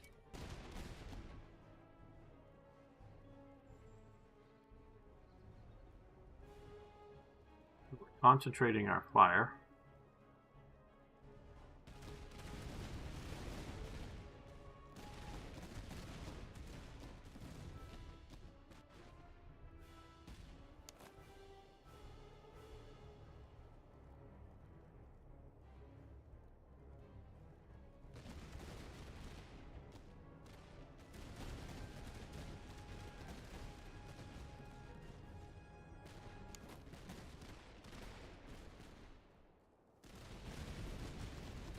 These guys and these guys are taking major morale hits.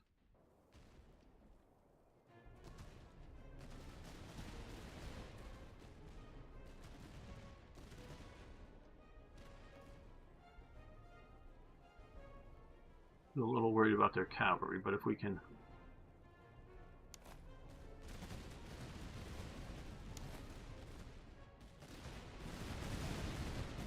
they're retreating, great. So these guys are going to now come forward to here. It's 3 ranks deep.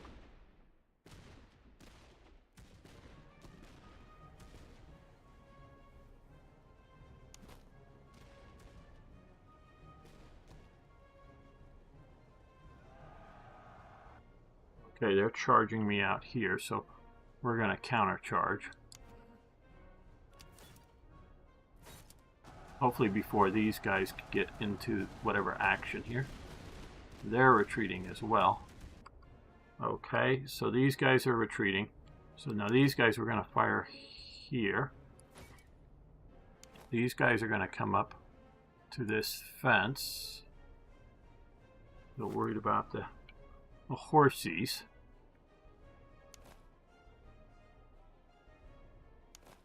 And I think we're going to move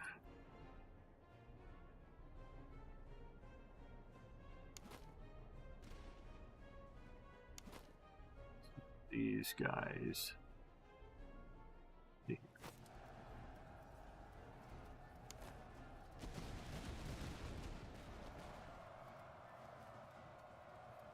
Okay, so we'll pause. Right now, can we get these guys instead of to be countercharged, or to countercharge these guys now? Don't get killed in the flank.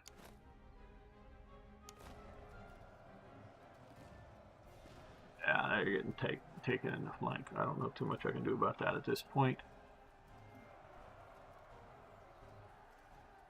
The battle is still here to be fought, though. Whatever happens with the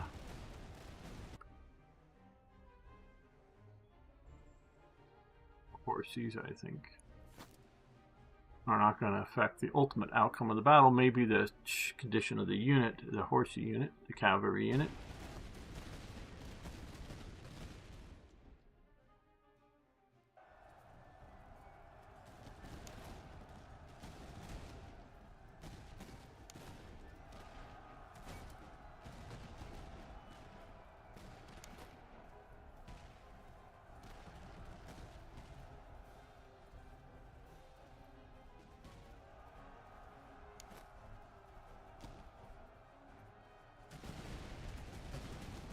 They're retreating.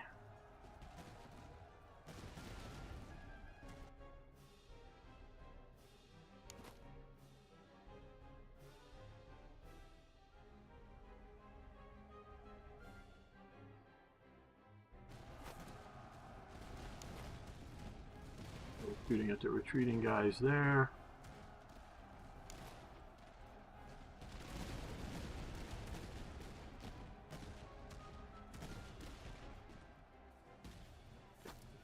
There.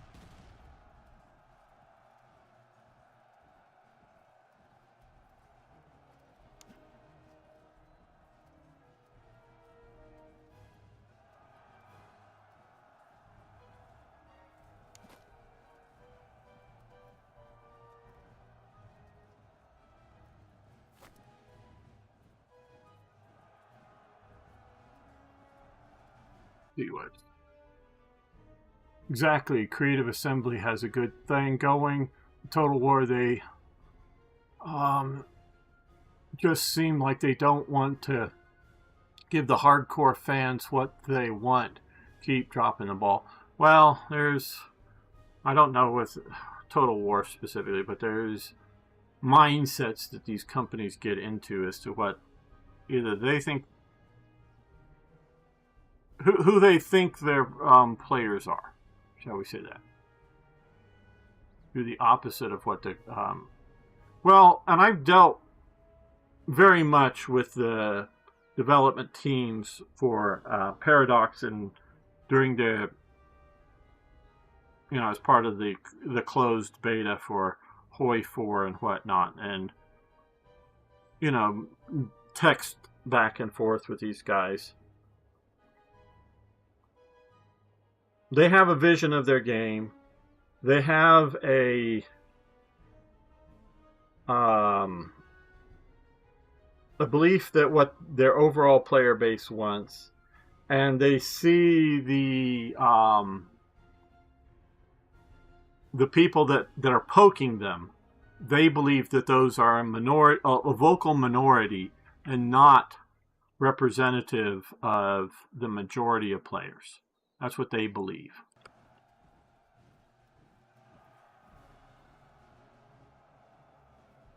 Or definitely the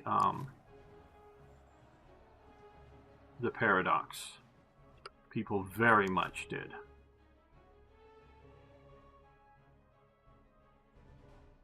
So I believe the CA, Creative Assembly, whatever you want to say, people probably have a similar sort of viewpoint.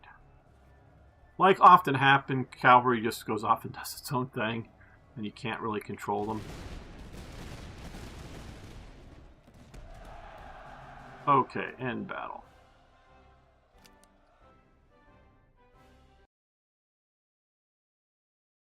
Yeah, and sometimes just ultimate failure is what's needed to teach these things. So we got some more loot here, some gunner's implements.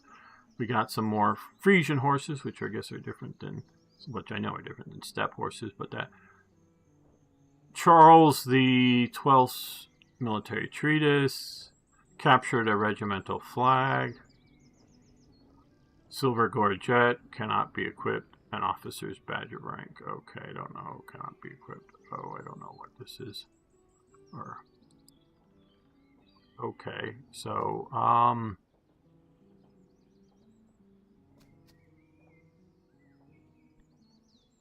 more veterans see your provisions.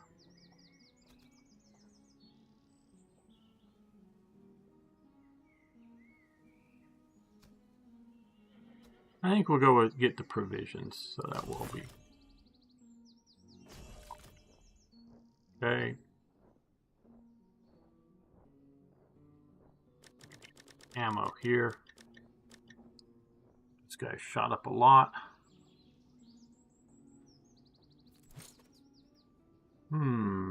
We've got opening for stuff. This cannot be equipped. What is this for? I get through this, and does this go here? No.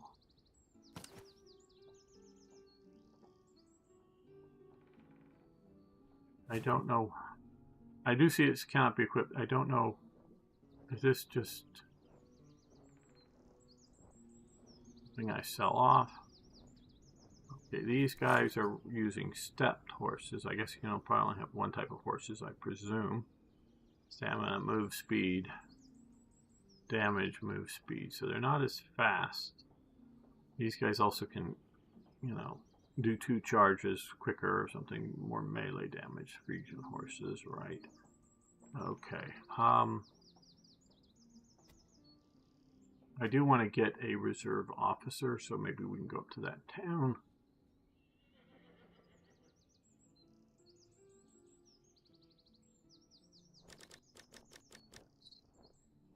Heavy casualties. Let's get that more full.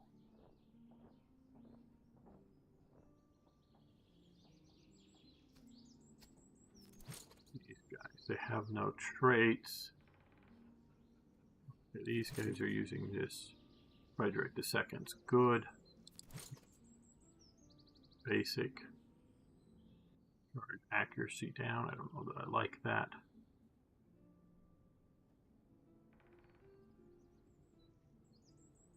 Potsdam, so I think we'll leave that. All right. To give you something to trade in town with. Yeah, that could be it. Never trust a cav unit. Yeah, you're right, Terranlow. Oh, I know cavalry can be, you know, heading off to wherever. Let's go check out these guys as convoy, see what's going on. Here, what my options are. Okay, Your Grace. We have located a guarded convoy hauling prisoners, bound men in chains. That could just be Frederick the Great recruiting troops, because they used to go around and do that to get you know, conscript people. But and so did the Chinese during, you know, the 20th century. Gaunt and silent, if we strike swiftly, we may seize them and decide their fate. They could be pressed into service as cannon fodder, although it may require oversight and keep them in line. Okay. Ransom off the prisoners. Take on volunteers. Equip the men with arms.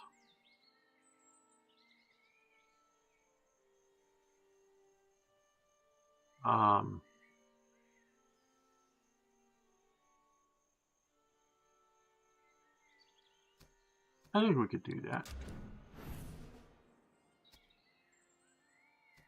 Right. Let's go take a look. Okay. So these guys here, they've got our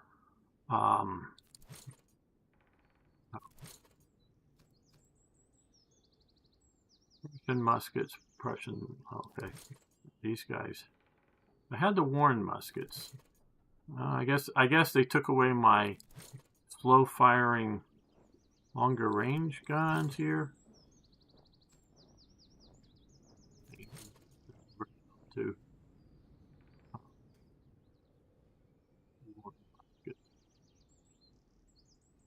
all right, well, oh, these guys here, they might be able to Prussian cuirassiers.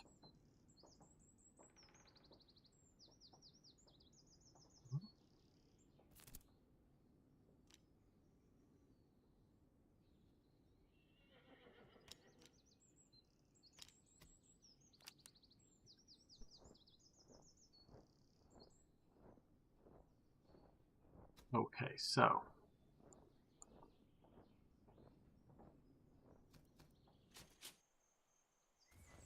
head back up to Barwald. Gamer, just a friendly tip. In camp, you need to click those little circles to replenish men. Yeah, I do know that. Okay.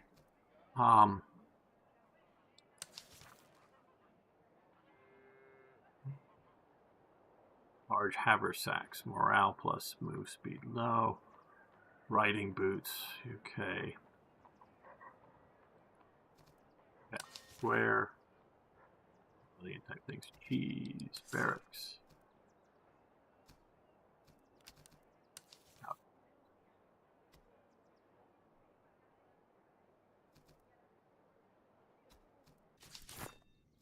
Yeah,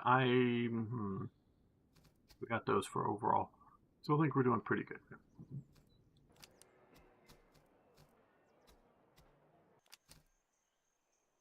And that large force there that we avoided.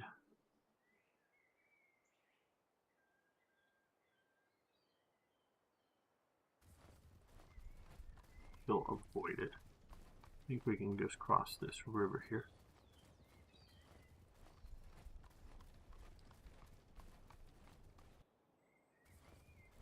Go see what these quote-unquote slums.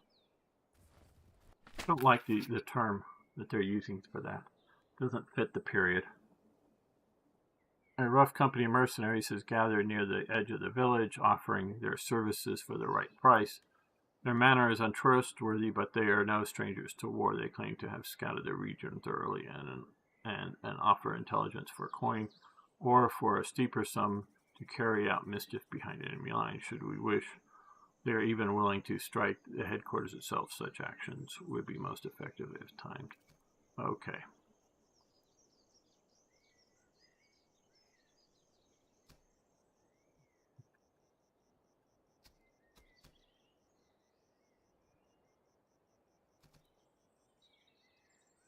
I think we'll just leave.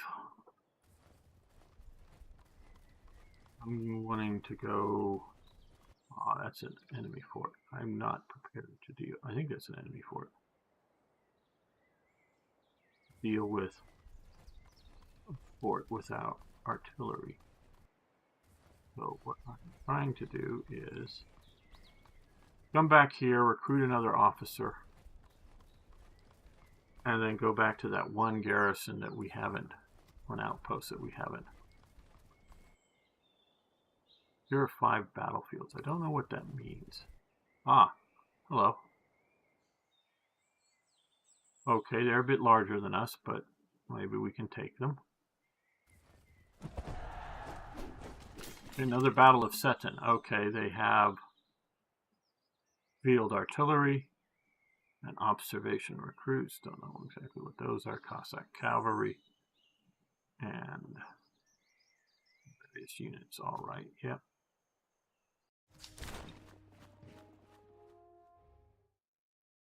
But do please keep the friendly tips coming. I'm very, very new to this. In fact, I started just a while ago, though we have been playing for a while. I've been enjoying it. Okay, so enemy forces are out there, sort of in their standard.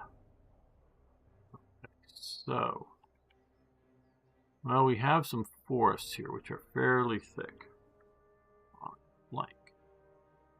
We're going to use that forest for our flank.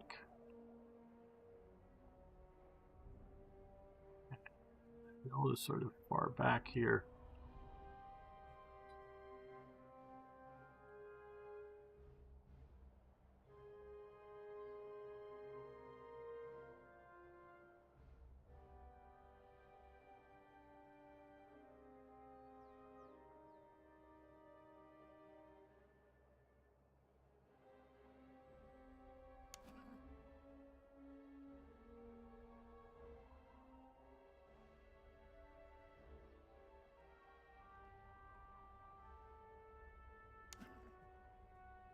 Them.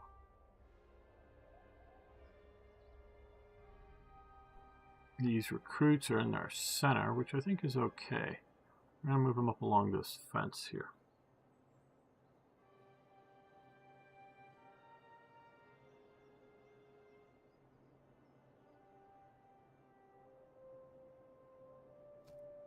All right, well,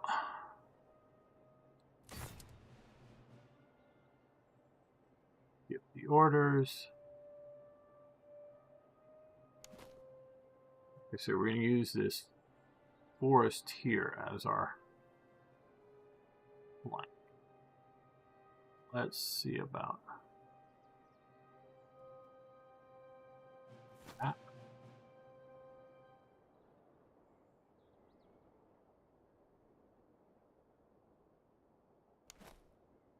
Here.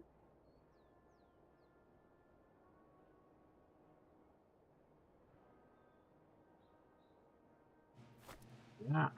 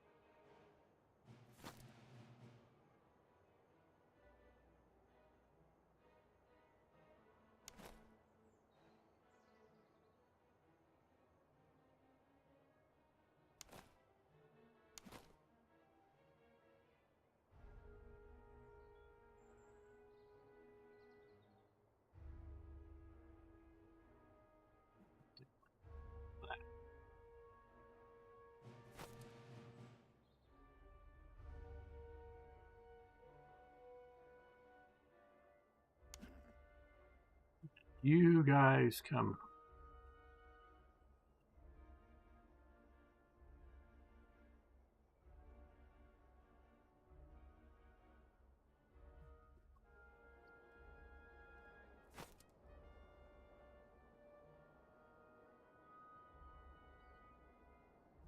Start the movie. I know I haven't done the command section yet, but I'm getting these guys.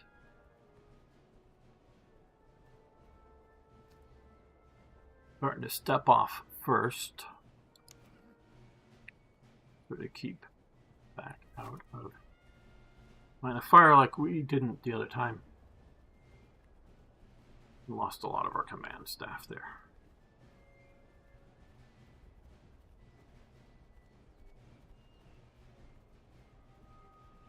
I set our positions too far forward, maybe, I don't know, but if we can get to the position before they do, or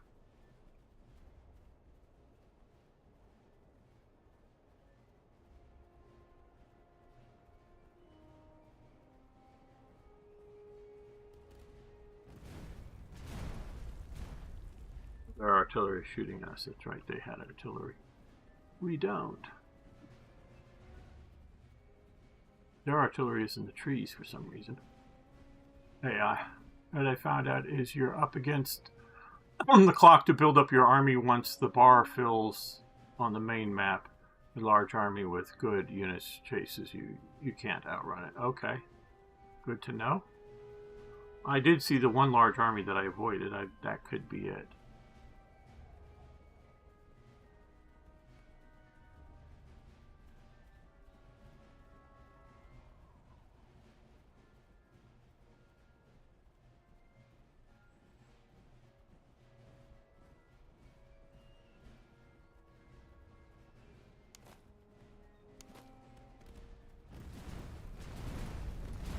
We took a bite out of this unit. That artillery did.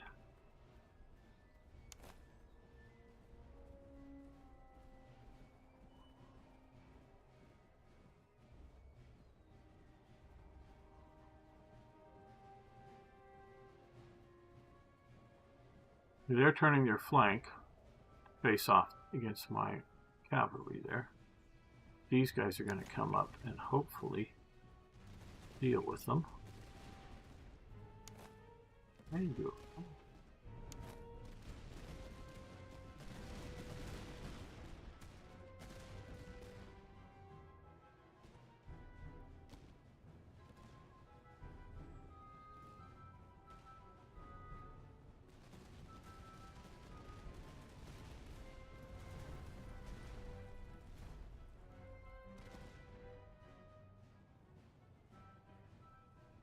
So far, so good.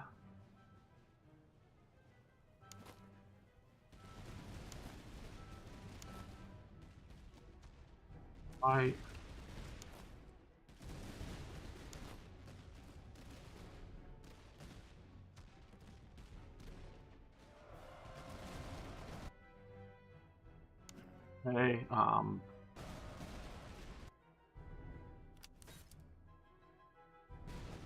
fires, let's charge them.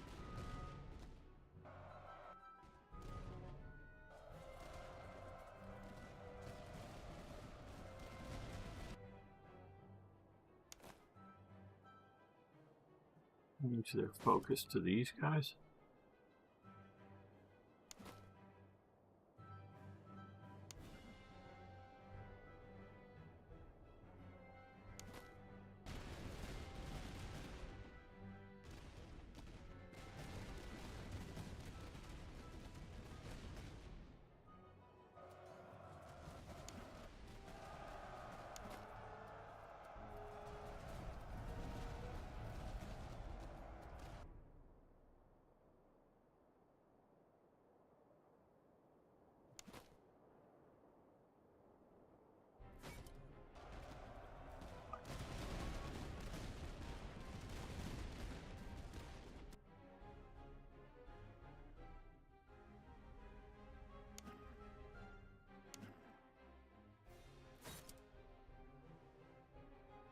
The trees.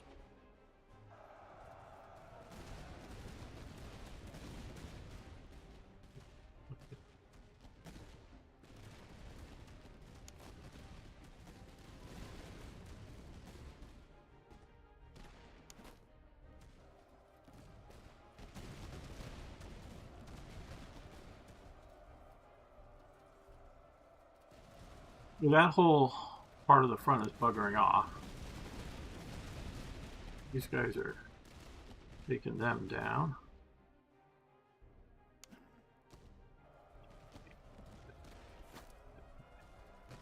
Al boost, whatever, into play.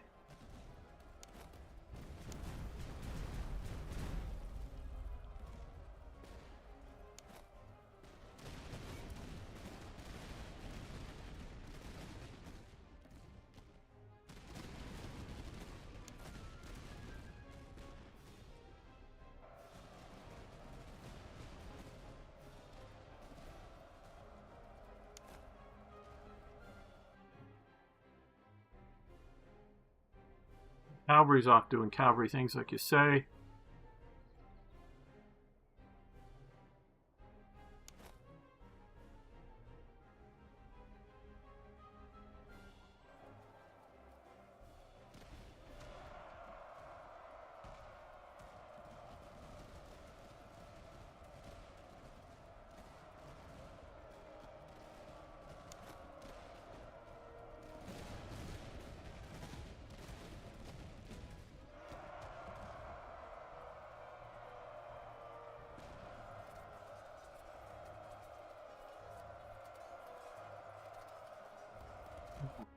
Buckling, the artillery has been so badly placed, they're not looking like they're having much effect.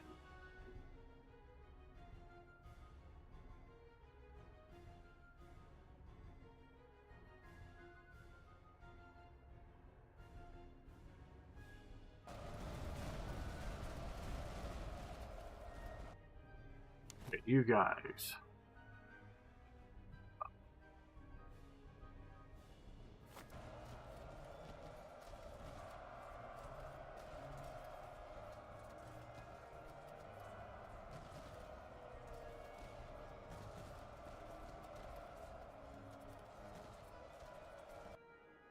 You guys move up here.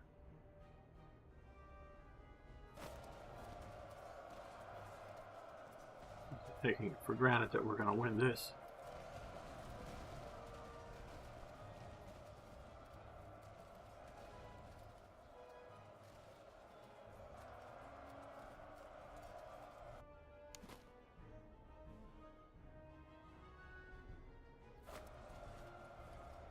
Element here.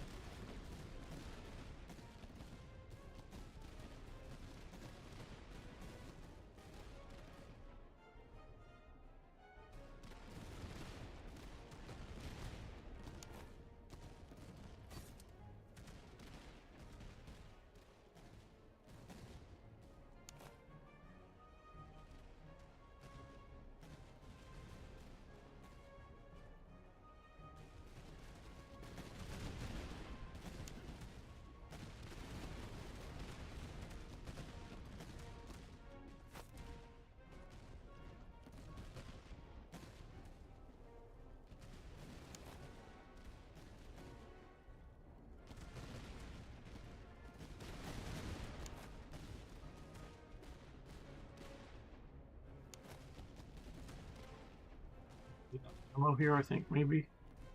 It's low on it. You guys.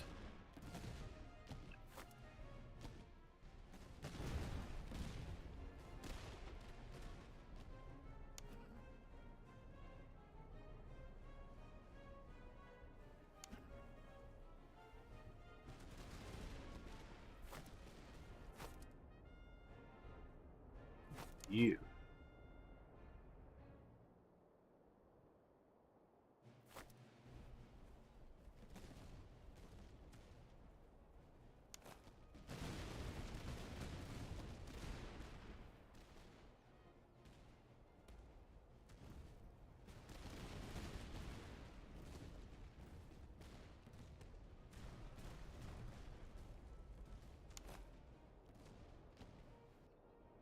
Okay. I think we're going to charge. I think we're going to.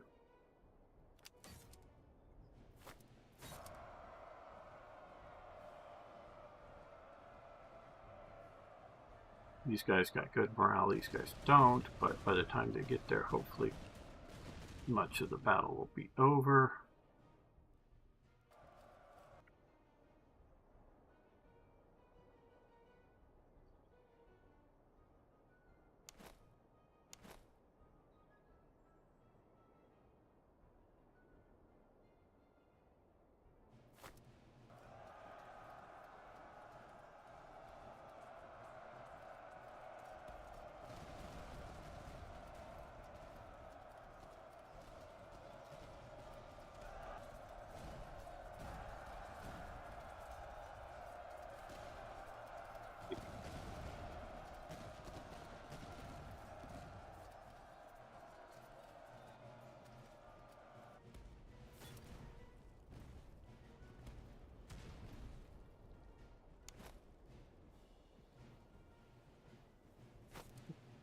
Artillery may get very dangerous as canister or something if we get too close to it. I don't know. You guys here.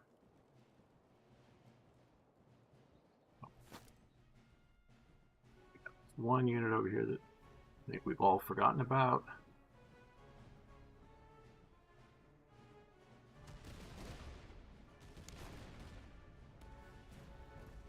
This way, you move it.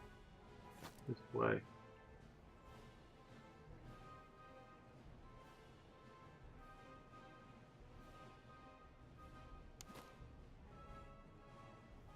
That way to face off these. It's here.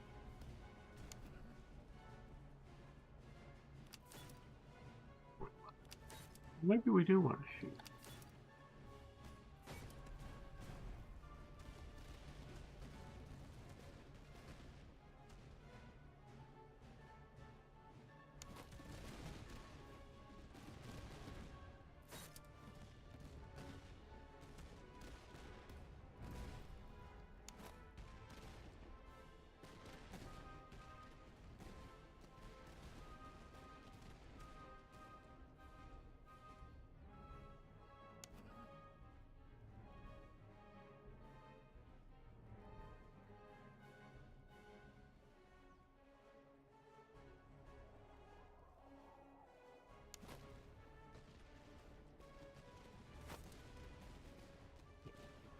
Please.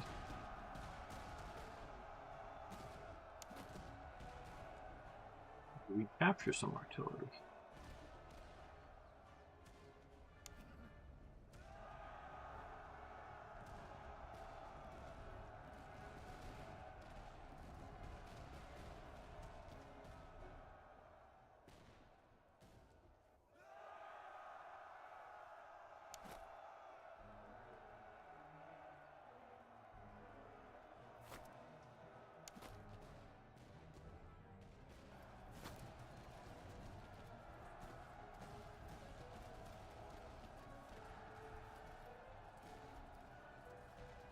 Well, if you're doing nothing else, let's go take the hill. Facing the wrong way. That's the only reason this bar hasn't gone, I think, fully down, is they're still attack. The AI could be better, obviously, there. Okay, well, we swept through the forest here.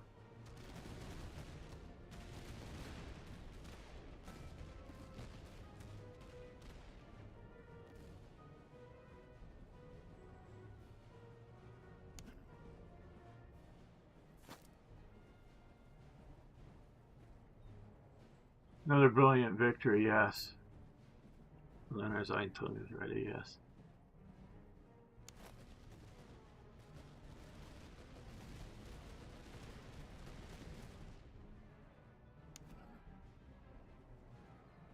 Well, got ammo, so let's charge.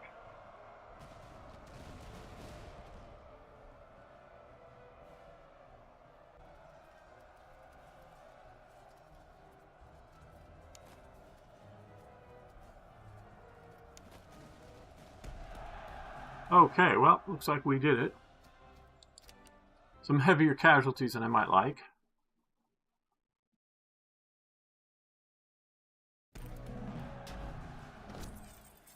Okay, lots of gold for some reason. I'm not quite sure why. But... okay, so we've had particularly heavy casualties there. We will need that. So ammunition, we've used up some. We still have some. I think we will go with conscript here. Okay. So, like I thought, we are really low on some ammunition in some of these units.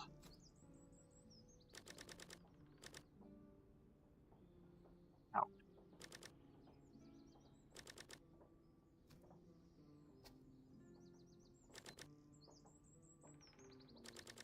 More in the town, it looks like. Okay, tampons. Tampions, whatever. Tight-fitting barrel, yes. This is... yeah, I don't know why that is some sort of special needs thing, socket bayonets.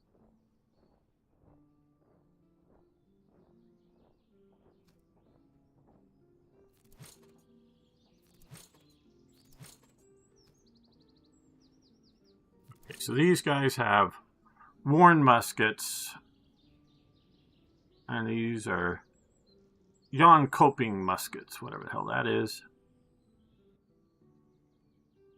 35 seconds to reload, 35 seconds, 120 yards, 100 yards, 16%. So we will do that.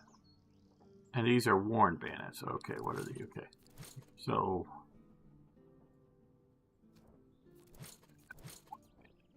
let's that.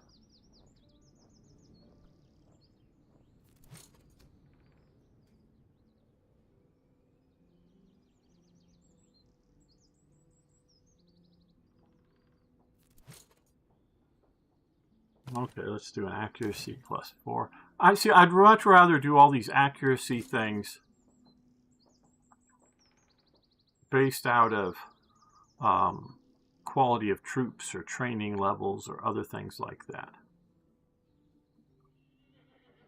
Okay, well,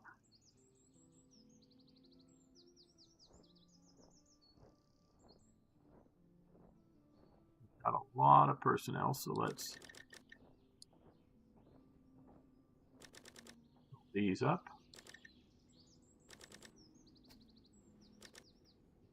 Out of personnel. All right. Now these units I think we can upgrade. Russian Grenadiers, Prussian Veterans. But right now, oh, okay. Well, no. First, let's upgrade these guys.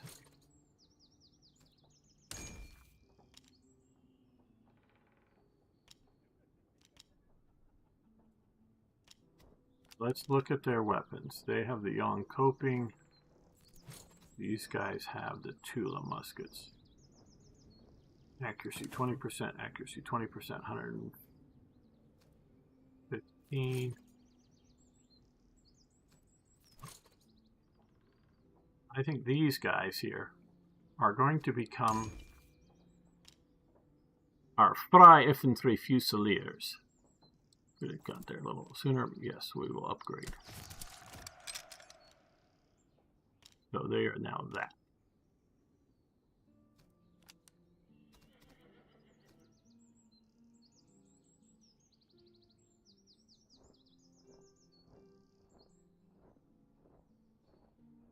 We will see how that goes. This unit here,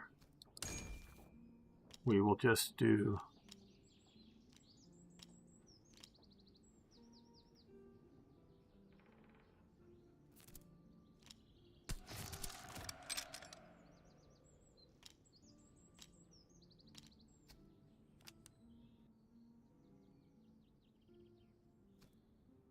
here. Let's see if we're, no, we're not. I don't have enough to upgrade these guys yet. These guys we do, but I haven't decided I want to do that. Okay, let's go to town.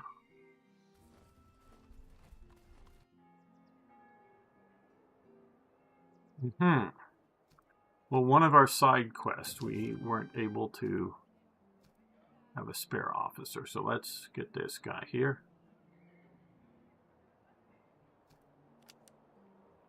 Okay, so it's available. Barracks.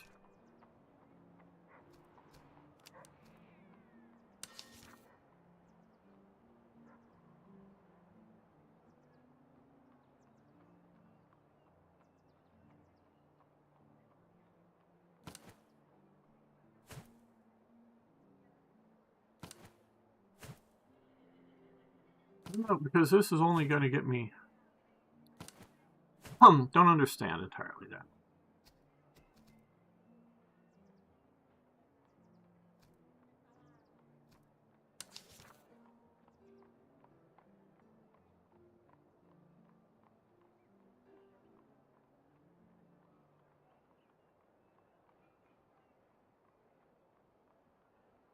Foreign musicians.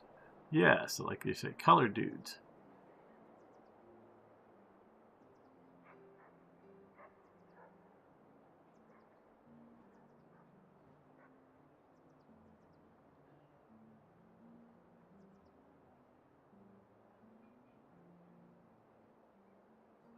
Well, 60, 125.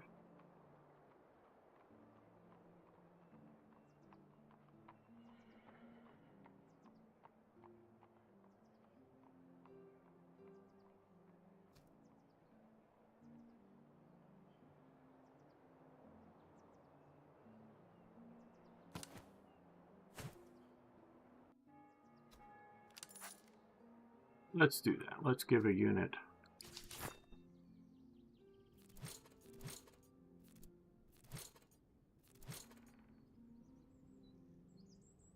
We also need to get more barracks. Okay.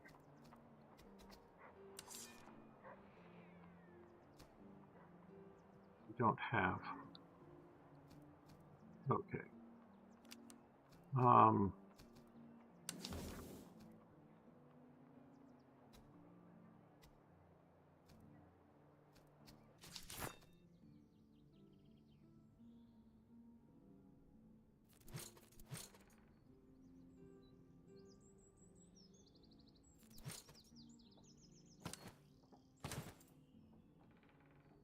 All right.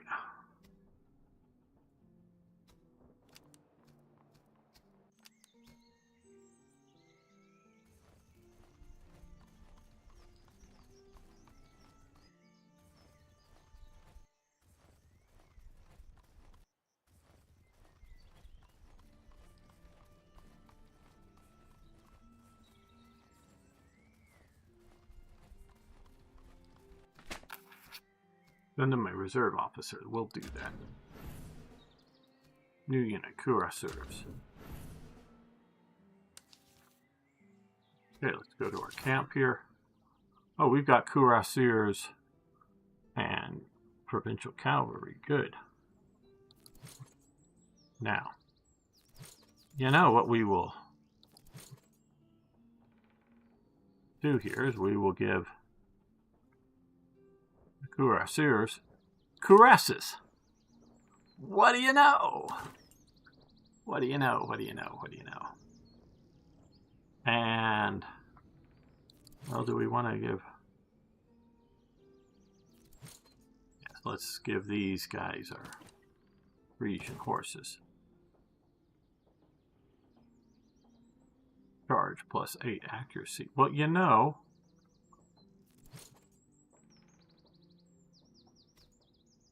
These guys don't have any accuracy. Oh, we can't do that. Okay. So you can only go into like an infantry unit, I guess. I like accuracy.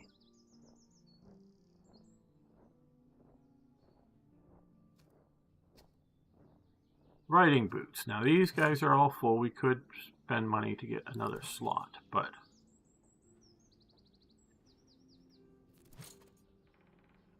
They got a little plus from the horses, so we'll give riding boots here.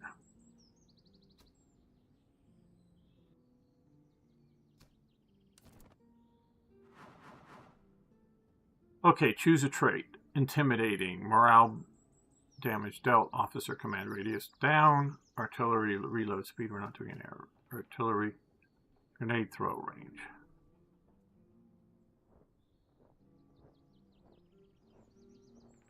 Have any grenadiers? Okay, we'll skip that for the moment. Let's come over here. What does he have? Options. Stamina for that. Brave. We'll do stamina.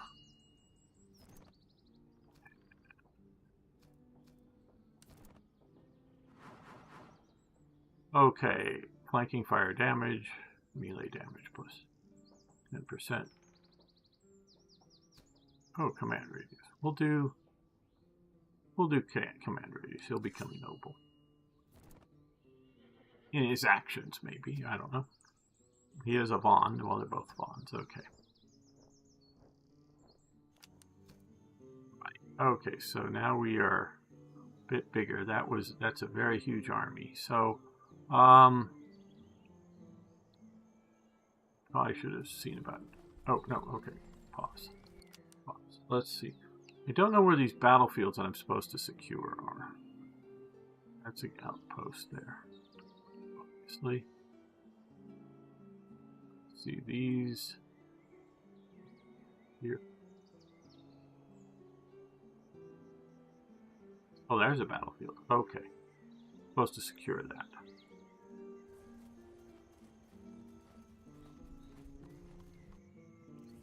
Here. Ah.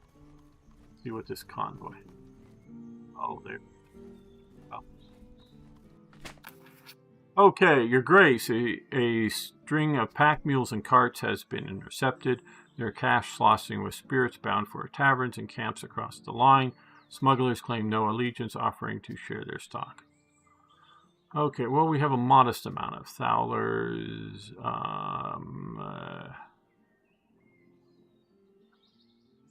We're going to seize it. Okay. We're going to quickly come into camp. Accuracy down.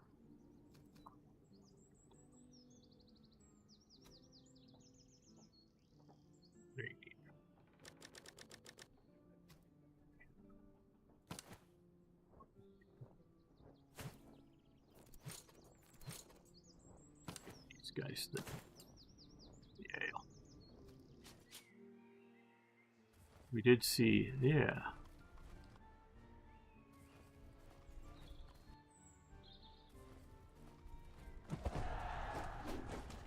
Oh, Griefenberg battle.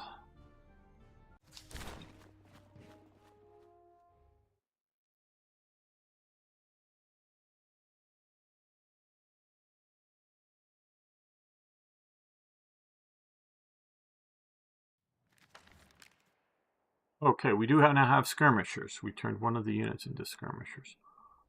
So, all right, we have a town here.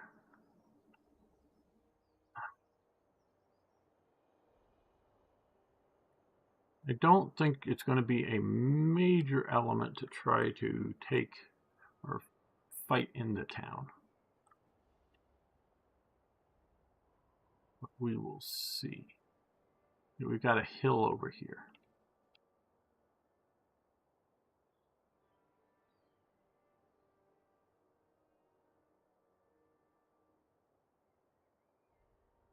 Okay, these guys. They're going to march for the hill.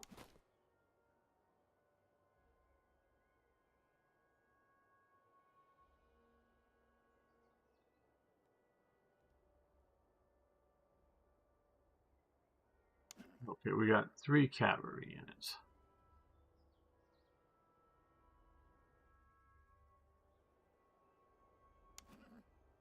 These are our dragoons, so they've got some muskets. These are our cuirassiers. They don't have any muskets. And these are provincial cavalry who don't also yet have muskets. Okay. Let's get our cuirassiers. Put them over here. And our provincial cavalry to back them up over here.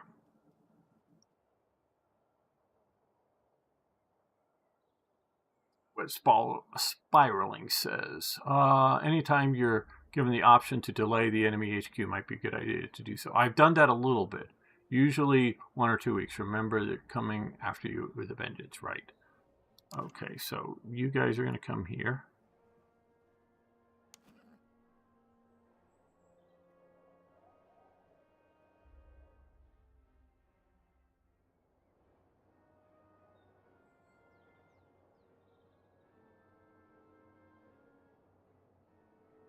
Okay, I think we're good with deployment.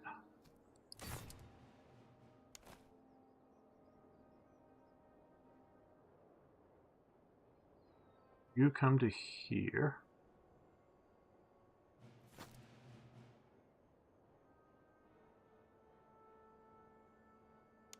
You guys come way out over to here. Confuse the enemy as to what you're doing.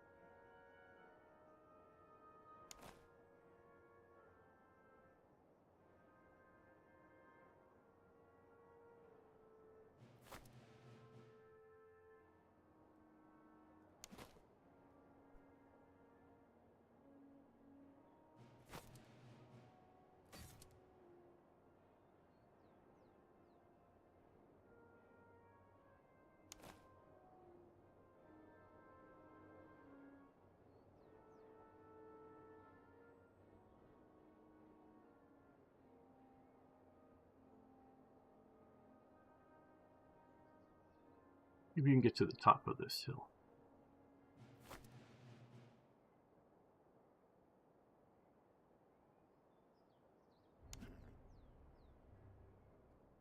Here.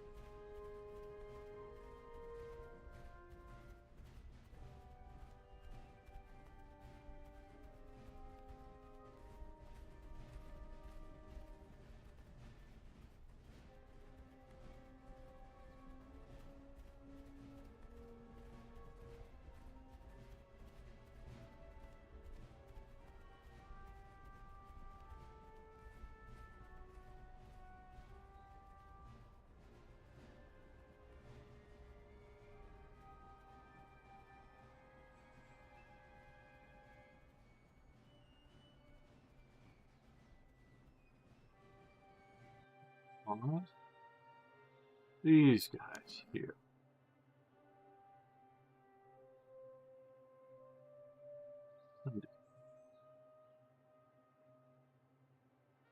Three.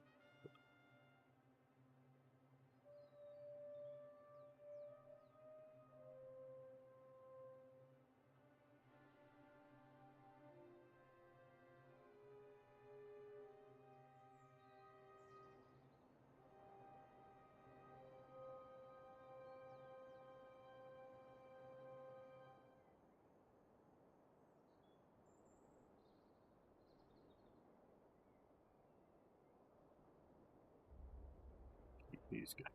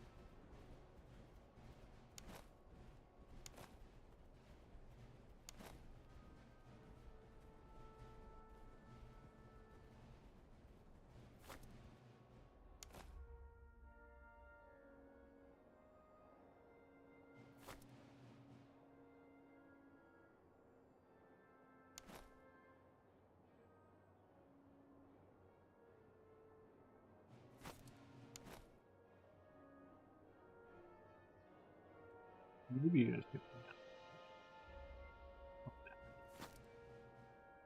can get there fast enough.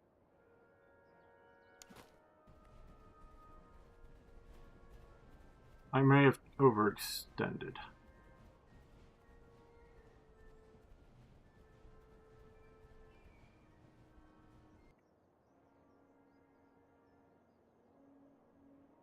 See this cavalry moving around. Let's 2 ranks.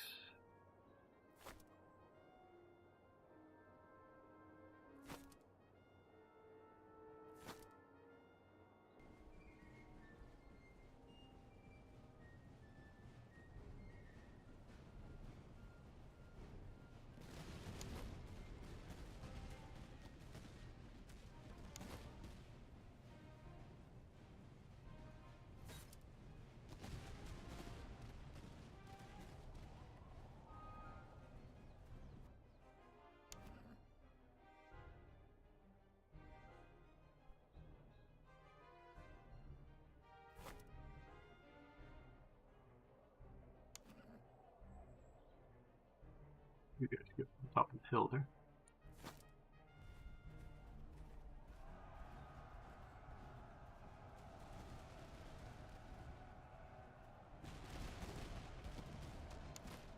Oh, pause.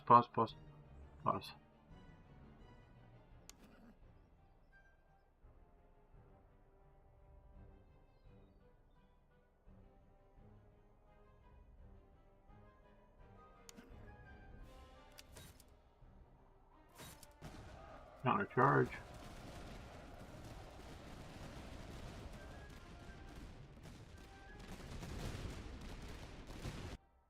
Okay, since they've now charged and driven them off, you guys come to here.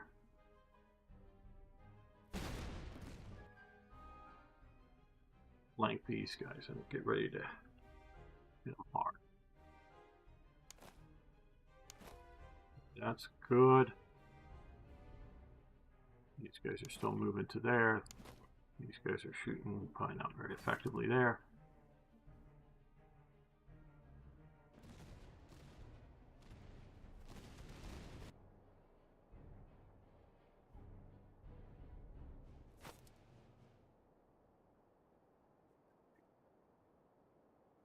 Oh.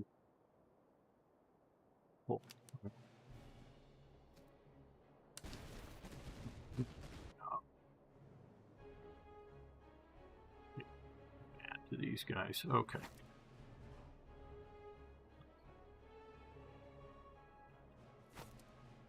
Okay. Little command confusion there. These guys, I wanted to come up to here like this.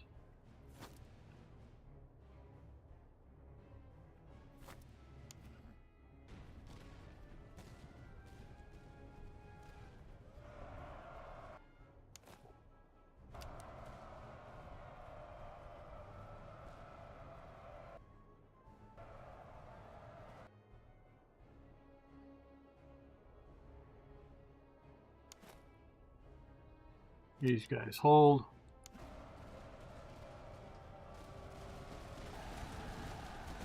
He just got hit hard.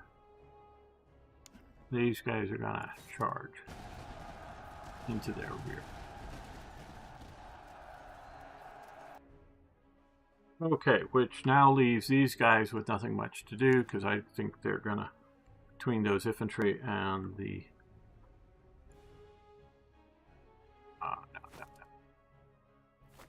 like that. That's how I want to do this. Come up to here.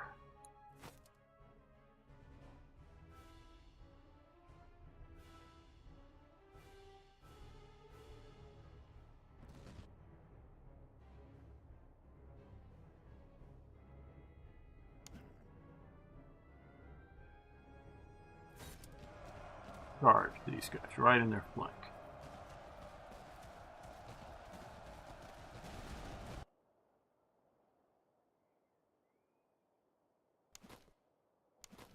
Both are concentrating their fire there. These guys are also concentrating their fire there. Good. These guys are sort of blocked by the town. These guys are firing there. Okay, so far so good. I like this way this battle is happening. Retreating out. These guys here,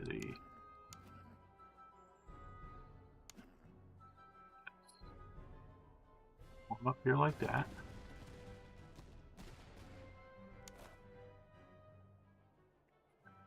You come and form up like no.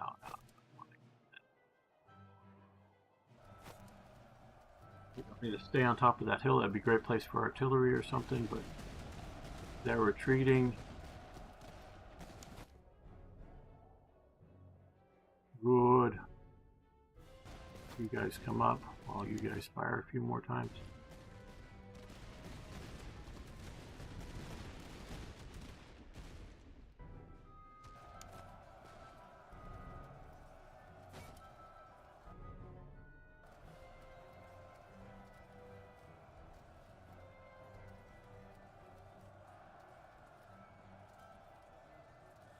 They're like maybe coming back into, oh, they're charged back into this battle.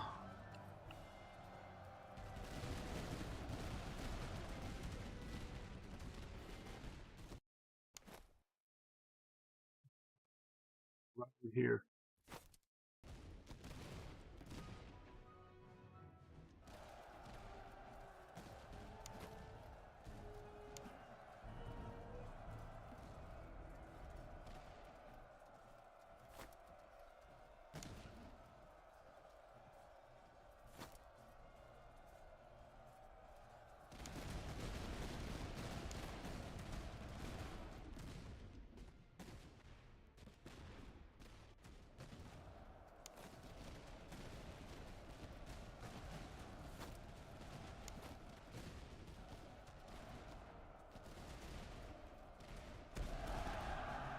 And another victory.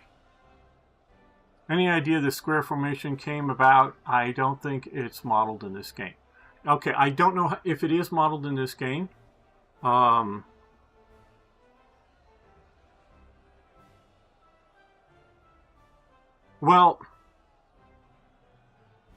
okay, the square formation. Well, everything evolves.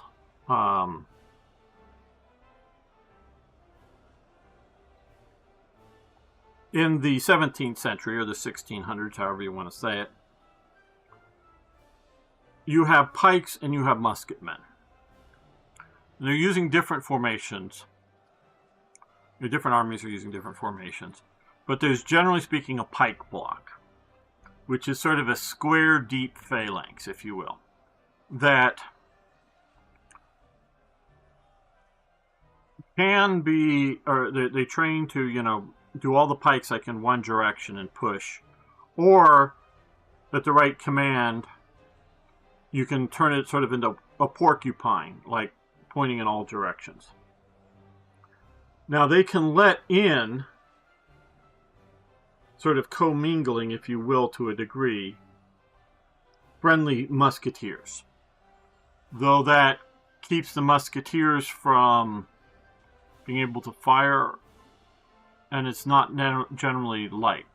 So generally speaking, you would try to move the musketeers around behind the pike blocks, or to their flank,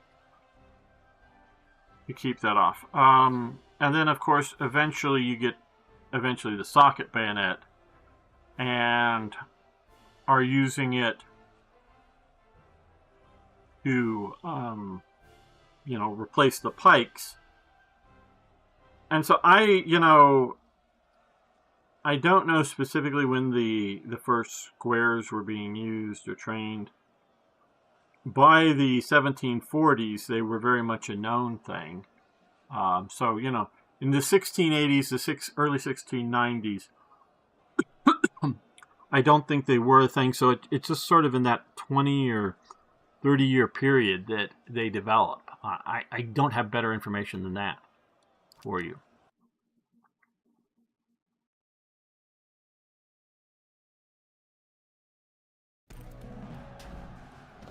Okay, so we got some cash money.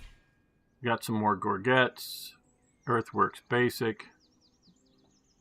We need to get some artillery, some better socket bayonets. All right.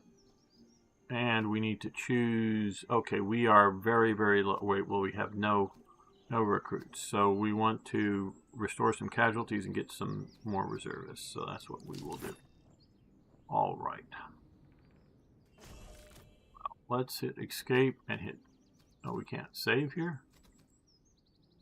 Okay, we'll resume. Let's get out of. No. Oh, now we can save. Okay.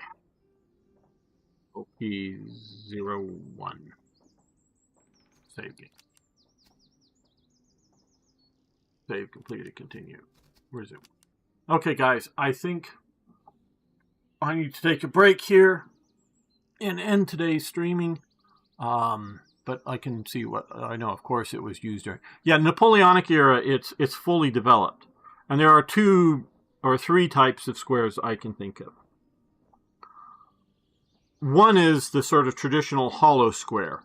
It is basically a battalion that you obviously forms a square, in that there's equal number of platoons on each of the 4 sides or flanks or whatever, front, back, left, and right flank. And then there's the rally square, and that is a move of desperation. Generally, it's around the colors, the flag, and everybody just bunches around it. And so it's not the other end. They Died with Their Boots On, I believe, is the movie. If you ever want to watch it, starring Errol Flynn. He plays General Custer, or Colonel Custer. It's sort of at the beginning of it, when at West Point, one of the cadets is asked, give the commands for forming a square, I believe what it was. And so, he goes, and he knows from rote memory, first platoon, turn, right face, second platoon, left face, and doing all the commands that it takes to take from like a line of infantry into a square. And sort of, so ordering all of that. A rally square is what you would do is say, if you are in line of formation and all of a sudden here comes the cavalry, or you're already hit by the cavalry and you're trying to, instead of run away or retreat, you are rallying to the center. And it's just an attempt to make a square, but it's a dense pack. You may very much have a few wounded in the middle of it, but it's sort of just rallying around the flags and everybody pointing their muskets out away from them. the third type of square, which I thought of just as we're doing this, is one that Napoleon, I believe, used in Egypt, in which it was like a grand square or whatever. And when he was moving, I think, down to Cairo from, Alexandria or whatever, but moving down to Cairo, the Mamelukes and whatever with their cavalry were all swarming around him. So what he did is he formed his whole army into a square. And so each battalion was still in a line of formation, but some battalions were facing forward, some battalions on the flank were, either right or left, and the rear battalions were facing to the rear, and he stuck all of his supporting elements, his wagons, his artillery, his wounded, whatever, in the center, and they were moving across the desert in this formation. So the guys in the rear were, in essence, I don't know if they were literally walking backwards, but they were, keeping their, I know you don't see me gesturing, but keeping their muskets sort of pointed and maybe walking sort of to the side. So if ever, the enemy was charging them, from the rear, they could stop and, fire their muskets and have their bayonets ready. And same with, forward and to the side. So that their whole army presented as a square. And I think that was only used then because the Mamelukes and whatnot had very, very poor musketry and were really only dangerous as a large unit, as cavalry charging.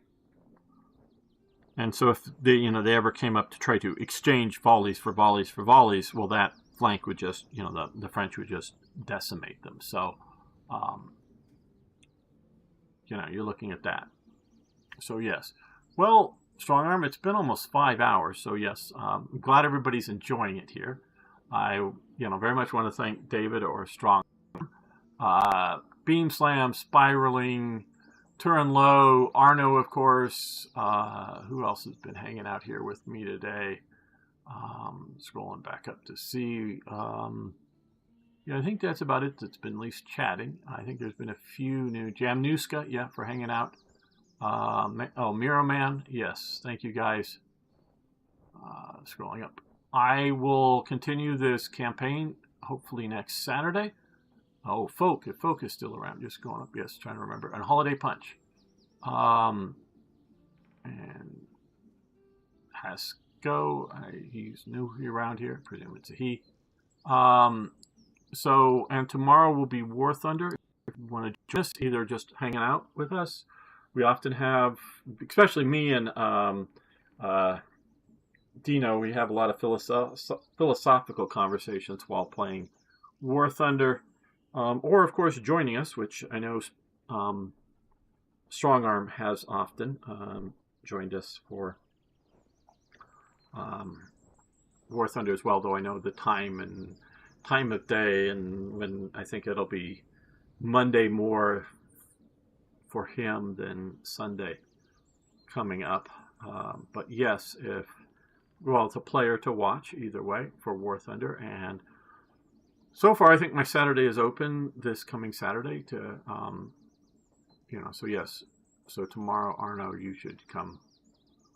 And we will be killing tanks and all that stuff. So, yes, I'm enjoying this game. I know I'm railing against the sort of money/mana system because I look at that. We're recruits. Okay, yes, we're getting recruits placements. Now, also in the time scale of this days and weeks, no, we would not be getting any new recruits as far as any of my knowledge or experience on 18th century early, flintlock era muskets, which, okay, quick definition to me. The 18th century starts when? 1689. The 18th century ends in 1789. So it's those 100-year period. Then there's the French Revolutionary and Napoleonic Wars era, long title, and that's from the 1789 to 1815. And the 19th century starts in 1815, is sort of the end of the concert of Europe, the meetings that Metternich was doing while Napoleon was doing his 100 Days thing, through to right about the start of World War I. That's really, to me, the 19th century, so till 1914. The 20th century starts really in the, with the beginning of World War I. So that's how I divided it up. And the 17th century is before, and I really don't have start dates, end dates. But so, because, yes, we can talk about, the 18th century is, the literal date, but really sort of the political setup, 1689 to 1789. Everything changes. I mean, the big change in 1689 is the fall of the Stuart regime in Britain, with coming with first the Williamite, the Dutch king, if you will, taking over with his English wife in England, anti-French. Again, back to that.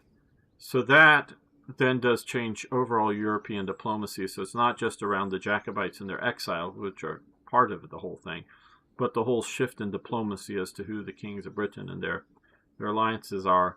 And then that collapses with the French Revolution. Any other sort of definitions all really fall in it, because you see a massive fashion change with the French Revolution for both men's and women's fashion. Men's heavily being pushed out of Britain fashion, and women's being still pushed out of Paris. The change, because you can look at Beau Brummel in Britain, who comes to a not so great end, but he's sort of the fashion guru in Britain, and the various, I don't know who specifically is women's fashion, but women's fashion are being still very much, but a massive change because of the French Revolution.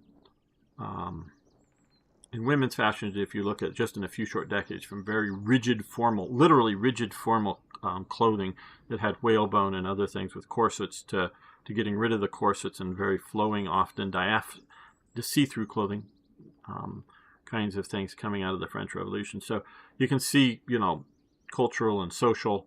Cultural, I meaning sort of things like fashion. Social, I meaning like social hierarchies, the nobility being killed in France, etc.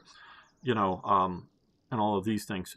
So, you see these breaks, and then you see other 19th century kind of stuff. So I'm, very much, I study history, as you can tell. So I really see history in these sort of periods. And yeah, there's definite precursors to the change. I mean, they don't literally just one day they're, going one way, and the next day everybody's dressing different. It's flowing. There's, flowing through this whole period, whether it's clothing or military or politics or whatever. It all flows, but that's sort of the big breaks. And this is right just at the start. I would put it in the second half, the 7 Years' War, the second half of the 18th century. You're getting much more rigid and formal clothing by the time you're getting to the American Revolution. Uniforms are cut tighter and whatnot. They're baggier now, and they were even baggier in the 1740s kind of thing, the jackets and whatnot. So you're seeing all these flows. And yes, see, now we're talking, we often, big hats. Well, big hats were quite useful because, especially like in Scotland and other cities, is because people threw their shit out the window, and you would rather have the shit all over your hat than all over you. So big hats were a thing, and not just for the rain or whatever. Now, as the period goes on, you get more and more formalized turning up of the hats for the military and for gentlemen. And by the time of the start into the Napoleonic era, you get to the bicorns. So hats have become, because this starts out as a round hat with a round brim around it. So, very sort of flat.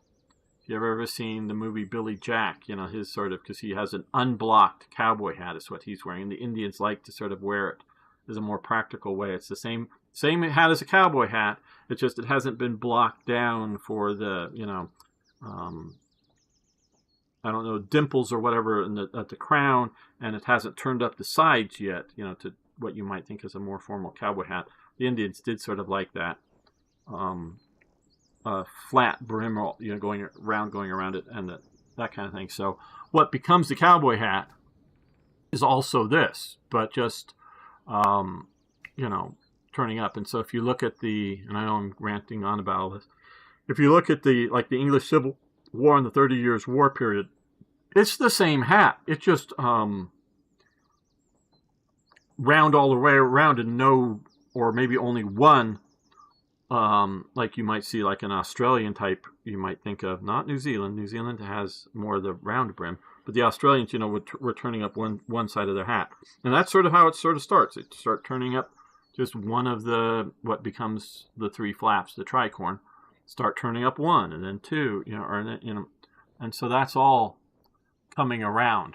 So yes, I know this I know history more than just talking on and about World War II. I know all this stuff, and it's not just king this and battle that. It's a lot of societal changes.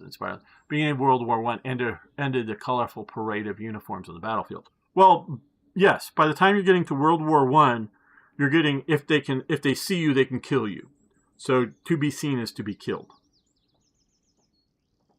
And so you want to not be seen, pop up and, peer over the entrenchments or around a tree or whatever it is, and see an enemy and then lean out and shoot him. Where, starting at the beginning of World War I, just at the very beginning, if you read like Rommel's book, he is still moving along with units that are in essence very much linear faction, linear tactics that I've been using in this combat. He is still using, but they are, much more crouching, much more laying down kind of things, as opposed to standing up and presenting a big target. And they're using volley fire at the beginning of World War I. Obviously by the end, that's entirely gone. So that grim reality, muddy warfare, but even when you weren't in trenches, like, Lawrence out in the desert, or Kitchener, or whoever, moving up through to Jerusalem, you're getting the idea that if you see them out, they could obviously in the desert, you may be way, way, way out of musket range, and do you even bother trying to shoot your field guns at them, kind of idea.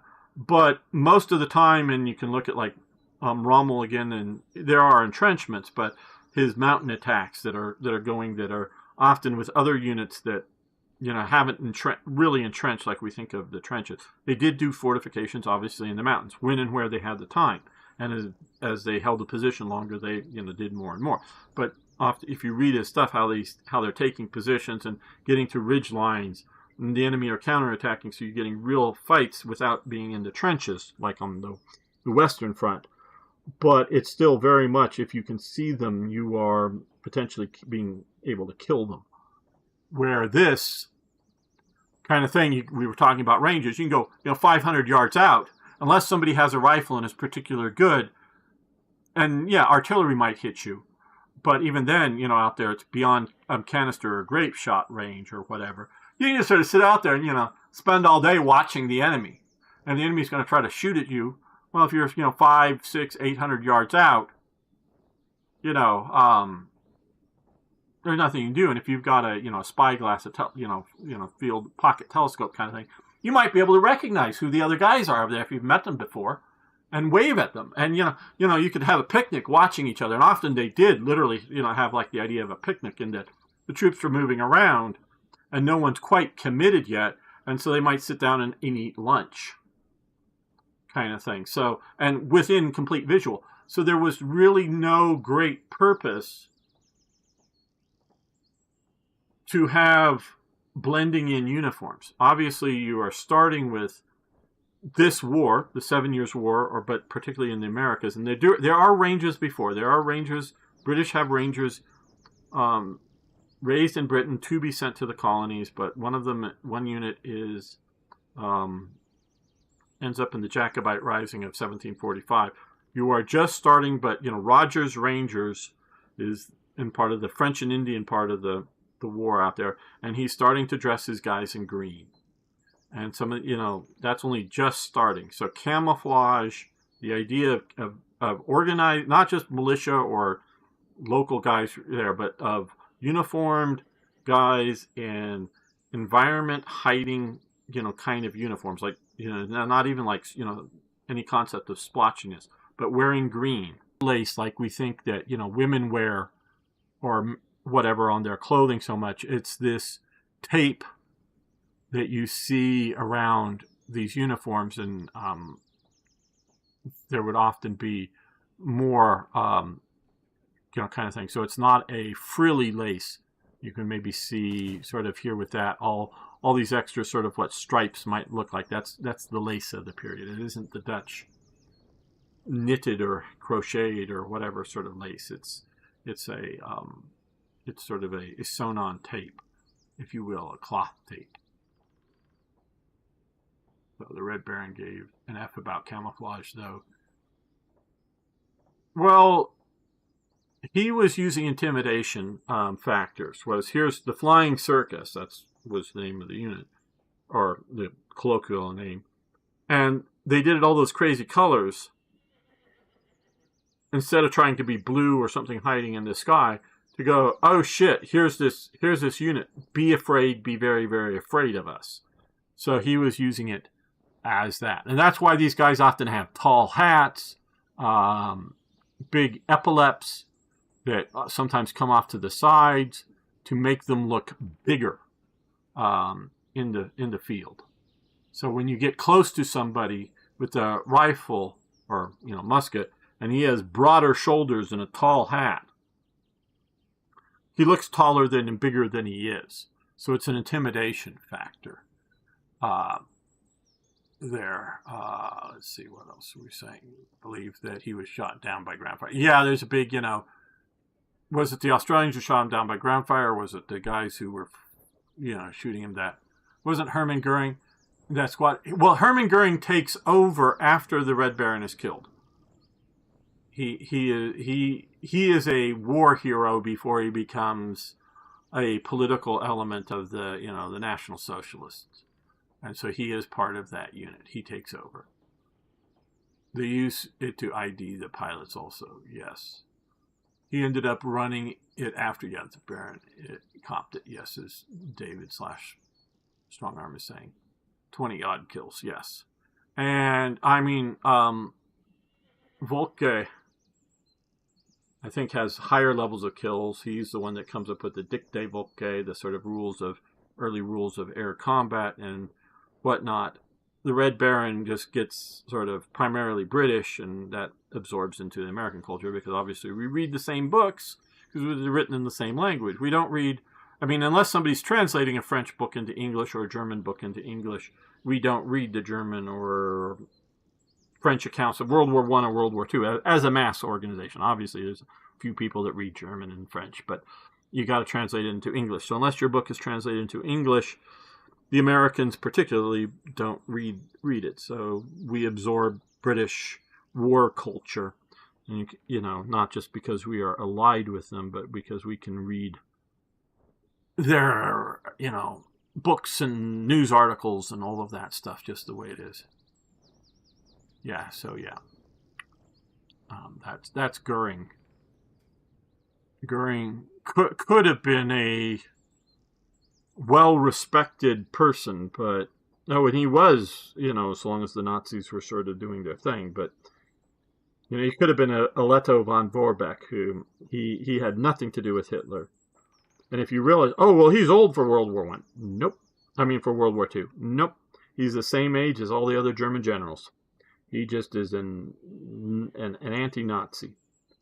And he is a general. Yeah, he is a general. But he has no command. He sits out, there's a photo or two I have, just digital copies of, where he's meeting with current serving, fairly high-ranking German officers. But he's not trusted by Hitler, and for good reason. Letto von Vorbeck is asked by the Nazis, in essence by Hitler, to become the ambassador to Britain. And he says, hell no, basically. Just sort of put, Britain's main opponent from, Africa as being the ambassador. And you go, nope. And that and other sort of indications is just, nope, I'm not serving the Nazi regime. But he was around, and very fit, and obviously a very, very good commander, but he just wouldn't have anything to do with the Nazis. And Goering could have been that, but obviously we know Goering wasn't.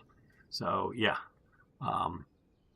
Okay, and Turinlo says only had 20 different aircraft types in the air at the same time, being able to ID friendlies. Oh, yes.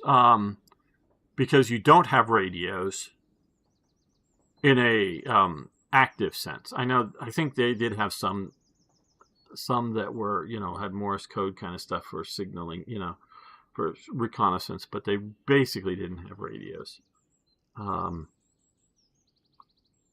And so even for like something like the Flying Circus, even if you're all flying the same airplanes, to know who's who, and so who's doing hand signals and other stuff, who to follow and whatnot. So yeah, all important. Oh, well, that's very easy. Why Goering was pretty bright. Why did he make such poor decisions? Stress and addiction to drugs.